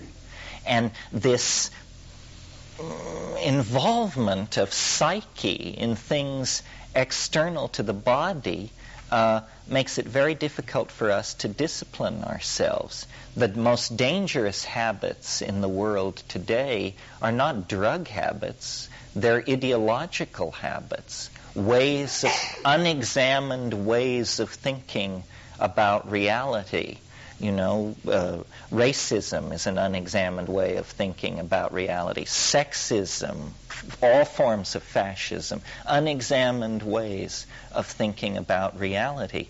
Busting up habitual behavior patterns is what will do it. That's why these historical changes, the most constipated person in East Germany has had their patterns busted up in the last 6 months, whether they wanted it or not. Everybody is more flexible. I found this in Europe, that everybody is more flexible and more tolerant than people in America. And the reason is, twice in this century, Europe has been leveled by World War. If you don't think that gives you a kind of cool and an openness and a little more tolerance that we don't have. We're rigid. We're bomb 'em into the Stone Age people. That's how we deal with our problems. So I think, in ourselves, in society, this habit thing has to be very much in our awareness. The guy who founded general systems theory, Ludwig von Bertalanffy, had a wonderful statement. He said, people are not machines, but in every circumstance where they are given the opportunity to behave like machines, they will do it. They will do it. It's something about how the engine of life seeks to economize energy by using familiar patterns. And if you don't keep turning this and perturbing it and putting new factors into the mix, well, then you run down, and consciousness contracts, and you become, much more a statistic than a living, breathing human being. Well, that's the continuing carrot of my career. People always ask me, what will you do if nothing happens? And the answer is, my 65th birthday will have occurred a month in front of this. I'll simply retire. Shuffle off the stage and turn it over to young blood. Well, it's very hard to imagine what will happen. Perhaps the name of this religion is, let's try to imagine what will happen. And then there are many scenarios. A kind of nice scenario that I like is that everyone will behave appropriately. That there will just be this moment, it will sweep around the world, where people staring at themselves in the mirror, shaving in the morning, and so forth and so on, will just say, all resistance has fallen from the circuits. I now am able to behave appropriately. Well, we don't know what that means. The vision I have is of people leaving their factories and homes with tears of joy streaming down their faces and staring into the sky as a great radiance settles over them, and they are lost to the view of those of us who are not privy to the transformation. It's very much, just to show you how weird life is, it's very much like the Christian notion of the glory. It's just this, and it sweeps over the world. And it takes everybody. I was very much affected as a child by a terrible B movie, which I've not seen or heard of in 25 years. It was called The 27th Day, and there was this wonderful scene in this movie where it showed people wearing those flat-pointed hats and planting rice somewhere in Asia. And then it showed them stopping and looking at the sky with tears streaming down their faces. And then you saw a bunch of black Africans herding cattle, and then this guy putting a spear in the ground and looking up, and his eyes filling with tears. And then about 6 of these shots around the world. And this probably is what launched me on my career, actually, is the wish to see this happen. How many people ever saw that movie? Amazing. Yeah, well. Actually, this last year was redone again. Oh, really? Well, if you ever tape it, send it to me. It's a crazy movie. I won't tell the plot. The plot is not at all like that moment. That moment is the high point. But just this idea that there is resistance, and if this resistance would fall away, there is an inner nature in us that is seeking to unfold itself. And I don't know whether it's done through technology or drugs or God's love or what it is, but it's a coaxing into being of a higher state of understanding.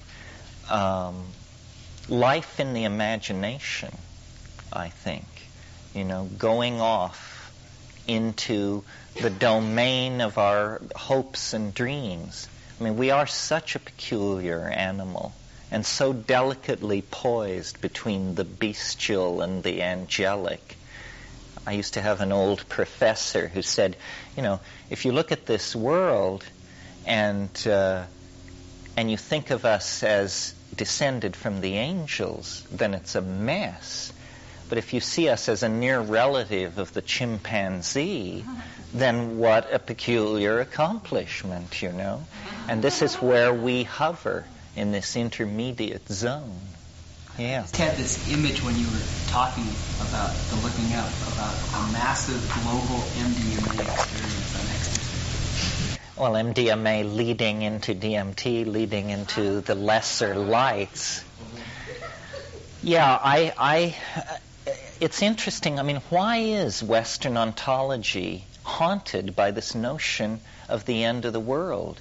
The Muslims are into it, the Christians are into it, everybody's into this, to appointing a moment when God comes tangential to history. This is really the thing that is unique. Besides the monotheistic thing, the really odd thing about Western religion is the persistent idea that God will come tangential to history. That there will come a moment where the two things cross paths. And, for Christianity, Christ is that moment. And theologians like Karl Barth have described Christ as the axis time.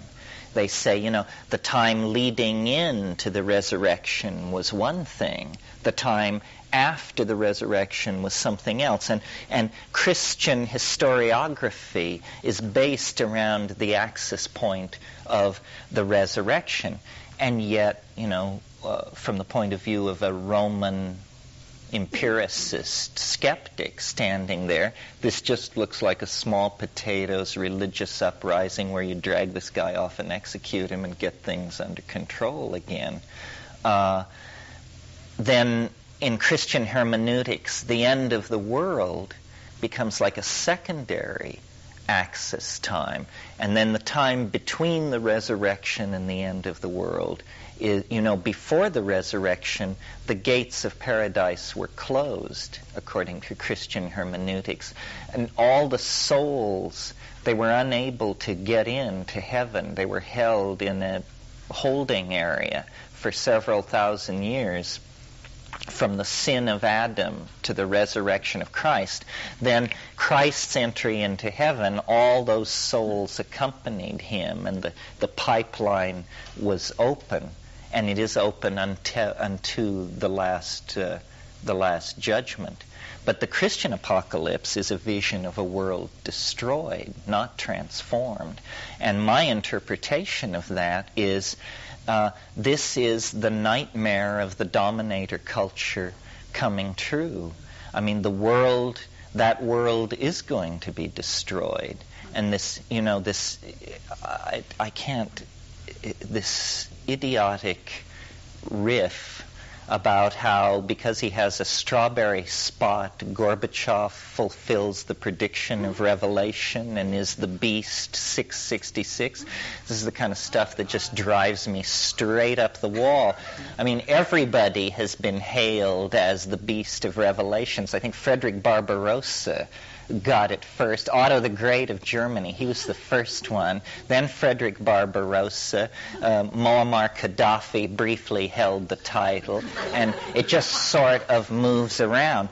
I have put, this is all malarkey as far as I'm concerned. I think that Christianity's myth is of its own overwhelmment, And even in Revelation, the Mater Magister comes and destroys the serpent at the end of the world. Definitely, ideological struggles, choices are going to have to be made. It's not going to be possible to be a mugwump through the next 40 years.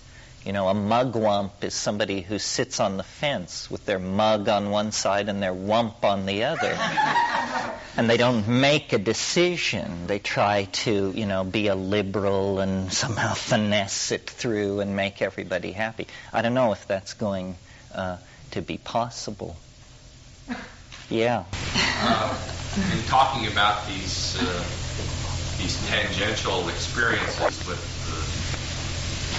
God as signifying this acceleration or ending event, it seems like that the UFO experience would be like that. Since we're polling, I want to see if there are a number of people. Most people here said they had seen or experienced the elves. Mm-hmm.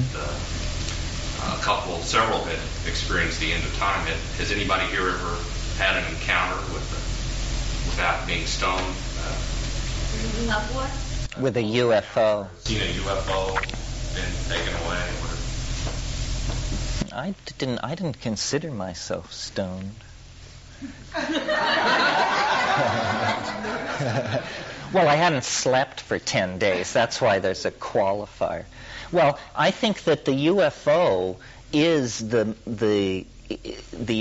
myth of the concrescence. That's what I call this thing that happens in 2012, the concrescence. It's the compression of all complexity into a single spinning object, that when you look into this spinning object, even though it's the size of a hard ball, there are stars inside of it, and you realize that it's a holographic matrix. It isn't the matter of this world. It's made out of holographic translinguistic matter. It's somehow a doorway into the imagination. We used to imagine this stuff which could do anything, which was the precursor to the flying saucer. And, you could eat this stuff, and it was food. You could stretch it out like silly putty and stand under it, and you could take a shower under it. Or you could stretch it out bigger and sit on it, and it would fly you around places. It also would become, a telephone, an automobile, whatever. It's just a localized part of space under the complete control of your own imagination. The flying I don't know what to think about whether there are friendly entities on the way. It sort of depends on how stoned I am. I mean, there's one way of looking at the local universe where you just can't believe that this stuff goes unmonitored. That probably as we unravel the early history of the Earth, it's beginning to look like the forces which created this situation are pretty statistically improbable. I mean, you not only have to have a planet around the right kind of star, but you need to have a moon around that planet of a mass, very, unusually large mass for the satellite, and so forth and so on. So it may be that life is pretty rare. Well, the rarer it is, you may bet the more intensely it will make the effort to monitor and locate other examples of itself. So, it may be that the great attractor that drew humanness out of animal organization is the product of some kind of interaction with an intelligence, but it may not deal on the level of individuals. I find it hard to believe that they will come down in little ships and tromp out and read us our Miranda rights. I doubt that it works like that, but there may be extraterrestrial tugs on the development. Seeing something totally unexplainable will provide a tug on a lot. Well, one of the interesting things about UFOs from the new way of analyzing them, the old style was to say, what are they and where do they come from? Since that got us nowhere for 30 years, the new style of UFO analysis is to say, what are they doing to human populations? Suddenly then, you can use polling and statistics and interview techniques and all kinds of stuff to, if they have a purpose, then we should be able to figure out the purpose, not by asking them the purpose, but by analyzing the implementation of the changes they've set in motion. Well, the only thing everybody can agree about what the flying saucers have accomplished is they've shaken people's faith in science. Isn't that interesting? They're like a compensatory image from the unconscious that's saying to the dominator ego, your model doesn't work. There are parts of reality that are completely outside the domain of your description. And I think flying saucers are pretty upsetting to scientists. That seems to be where their major impact is on very straight people, and then, of course, in the trailer courts. But I don't know if there is an extraterrestrial influence. I don't know if it will ever tip its hat or not. To me, the strangest thing about all this, and that I can't generate enough excitement about, are the beings. The beings are confounding. I mean, you can imagine a psychedelic experience entirely without beings.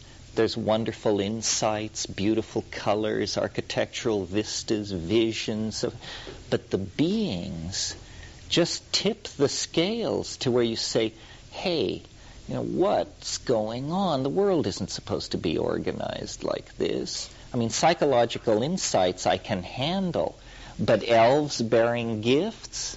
What's that about? And I suppose this position of straight people is that it doesn't happen. And why do so many people experience that same phenomenon? Well, they're insane.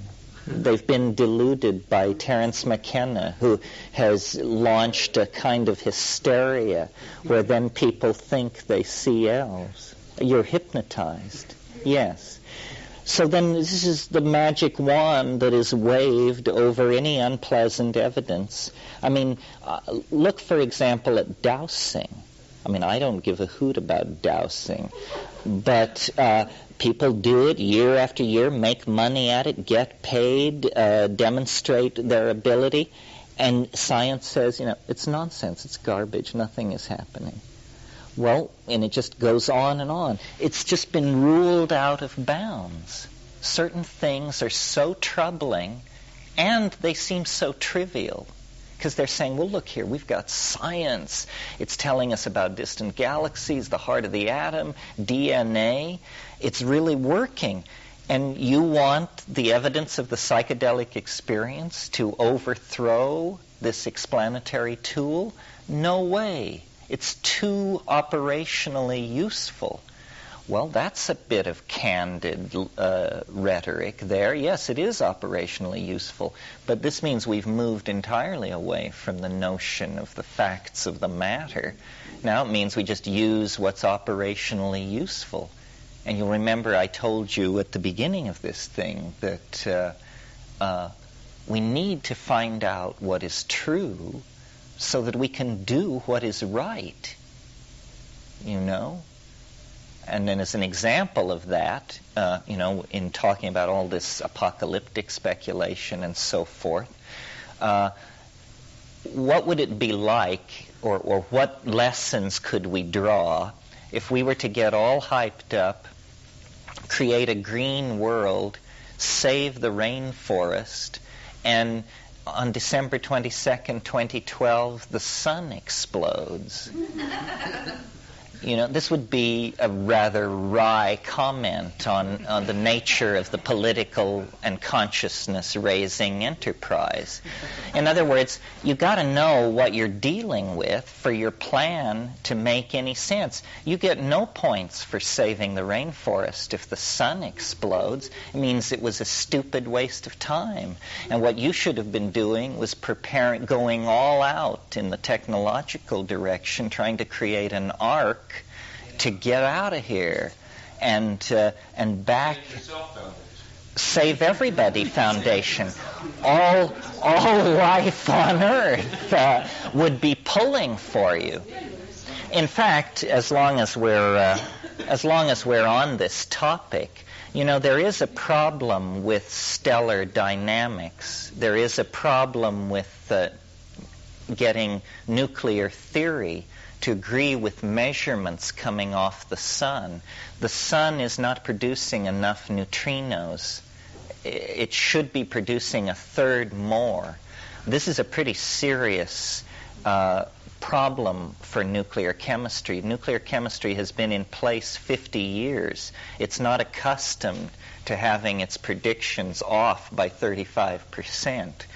And yet, then they're building these huge things in North Dakota, miles under the ground, that they fill with cleaning fluid and observe for release of Cherenkov radiation, and they're not seeing enough. Well, the only explanation for this is that the nuclear furnace of the sun has gone off the boil, that something has happened in the core of the sun, and it will take, they estimate, about 35,000 years from this event's beginning for physical processes to reflect it on the surface of the sun. In other words, it takes 35,000 years for it to percolate to the surface of the sun. But if it went off the nuclear boil, the neutrino output would have dropped instantly, and that doesn't take 35,000 years to reach the surface. It happens instantly because neutrinos move at the speed of light. So it may be that these glaciations and this cooling and all this stuff that's been going on over the past million years, that the sun is in a kind of sputtering phase where it's losing and regaining the ability to carry out fusion in its core. Well, if this is true, then it all makes sense. Horribly enough, it means that biology senses the impending total eco-crisis and is frantically attempting to accelerate evolution to produce a way out, a technological species that could create the kind of machinery that could lift a significant portion of the biota out of the path of disaster. We need to understand if this is what we're supposed to be doing.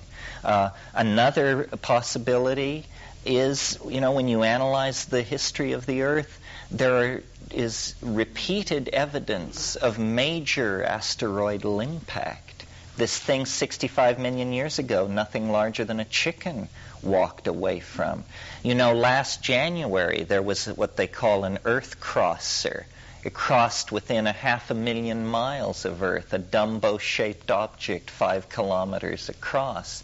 The recalculation for the return of this object, it's imprecise because they didn't get a perfect fix on it, but the return Earth cross is predicted for late in 2012. What? It's an asteroid. It's an Earth-crossing asteroid. There are a number of these Earth-crossing asteroids, and there are a number of punctuations in the fossil record that seem to indicate that these things come down with reasonable regularity. So I think, we need to open ourselves to the record of nature, the silent witness of nature, the stratigraphy and the levels of radiation in the Earth. And we also need to think in global and planetary terms. I mean, let's be frank about what this is about. We are a species. We are knitted to other species. We want to live. The previous style of social dynamics has been no organizational plan at all, no global sense of anything. The social program of the last 500 years has been plunder. Let's plunder. And then that's what we've been doing. But now, we've plundered enough, and you raise yourself out of the gutter of plunder and say, we've got to pull back. Go somewhere else and plunder. Or go somewhere else and plunder. But the problem is we've gotten so into the plunder style that we've lost the fine touch. It's not clear that we can get it together enough to get off of here. It's going to be a major test of human cooperation to survive the meltdown of global civilization. One of the things that completely freaks me out about, the only thing really that completely freaks me out about what's going on in the Soviet Union is, I applaud perestroika. I want to get rid of the Communist Party. I think the military needs to be kicked around and so forth and so on. But don't fumble away your ability to deliver large payloads into near-Earth orbit. If they blow it and fumble away that ability, then there ain't no way off this rock, because the American space program is smoke and mirrors. You can forget it. Only the Russians have boosters large enough. And if you let one of these design team, engineering, assembly line configurations fall to pieces, it would take 15 to 20 years. They can't even find the blueprints for the Saturn V rocket. Somebody misplaced them. They don't know. They found part of it. They're looking. So, people think psychedelic consciousness is a permission to escapism. I don't think so. I think it's an invitation to a high degree of awareness, the real options, the real nature of the predicament, not as it's culturally defined, but as it is defined by reality. You become aware of all this. You feel into the facts. You are connected to the rhythm of flux, and this leaves no room for unconsciousness. Unconsciousness is what is destroying us as a species. It's a luxury of hunter-gatherers.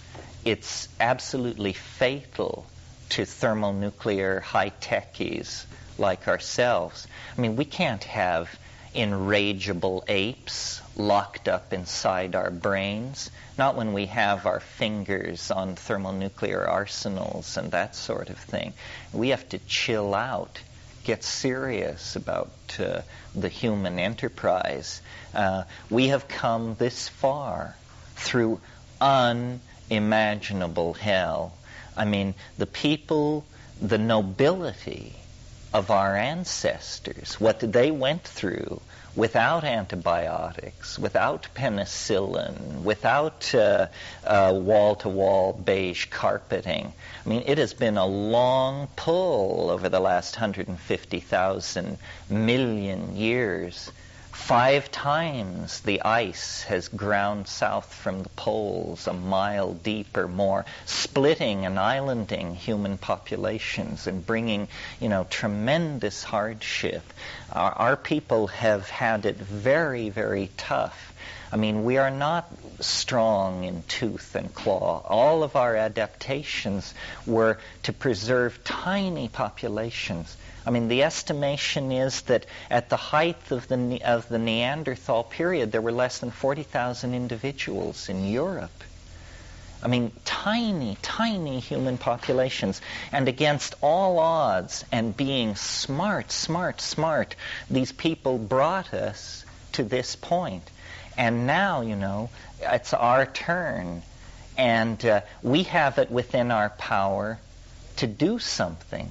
They had it within their power only to hand on the flame of hope, of aspiration, of shamanic imaginings. But it's given to us, if we play it right, to actually take those hopes and turn it into a conflagration of transformation that will burn away the dross of history and recover and reunite the various parts of the human legacy in a way that will give permission for a sane and caring world. The prodigal journey into history was for a purpose. The purpose was technological prowess, the perfection of the tool-creating impulse. And at the end of history comes the ultimate tool, the flying saucer, the omniprogrammable Macintosh, the machine which does anything. And that perfected tool is lethal then in the theater of its creation. It has to be carried back into archaic nature. And we have to begin to deconstruct, dematerialize, retreat, begin a feminizing of our attitude toward ourselves and nature. Care, encouragement, reflection, rather than dominance, utilization, destruction. If we don't do this, I think that our situation is fairly precarious. And the whole point of talking about psychedelics in this context is they make this something other than an inspiring after-dinner speech. Because you've heard this speech before. This is what all good guys say, but there's no hope for it without psychedelics, because they impel you to change behavior, to think new thoughts, to see deeper into reality, to aspire higher, and to feel more. And if we can't awaken ourselves to those things, then it's simply not going to happen. And all the means, the tools, the gnosis, the shamans, they still exist at the periphery of this doomed civilization. They still exist to help us toward a new understanding. But we have to clarify this for ourselves in our own minds. We need to try these ideas out on other people, even the most skeptical of people. This idea can stand on its own 2 feet. It can compete in the marathon of ideas. It's as respectable as any of these other answers. It cannot be sneered into non-existence, which is currently the establishment approach to it, is just, we're deluded, our brains are damaged, we've taken so many drugs, we don't understand the real nature of power and politics and society. Well, this is all coming from people who claim they do, and look at the mess they've made of it. So I don't think there's any reason to hang our heads. This is religion as it was practiced the first 1,000,000 years. This is social responsibility as it was practiced the first 1,000,000 years. And for us to take it up is nothing more than for us to return to the last moment in our own story when everything made sense, And I maintain that last moment was in that partnership paradise in Saharan Africa. Now we have to go forward into the past. This is the way to create a unified meaning to what has happened to us. Because if this just ends in a toxified and ruined planet, then, what a comment on the values that we hold most dear. Our belief that life is for something. Our belief that integrity matters. Our belief that our transmission from generation to generation was something that was important. The meaning of it all is in the hands of the living. Those people 100,000 years in the grave, their meaning is in our hands. Because the question is, what shall we do with what they have given us? Well, that's it. That's the question that I want to leave you with. This was an extraordinary group, and thank you very much. It was good for me.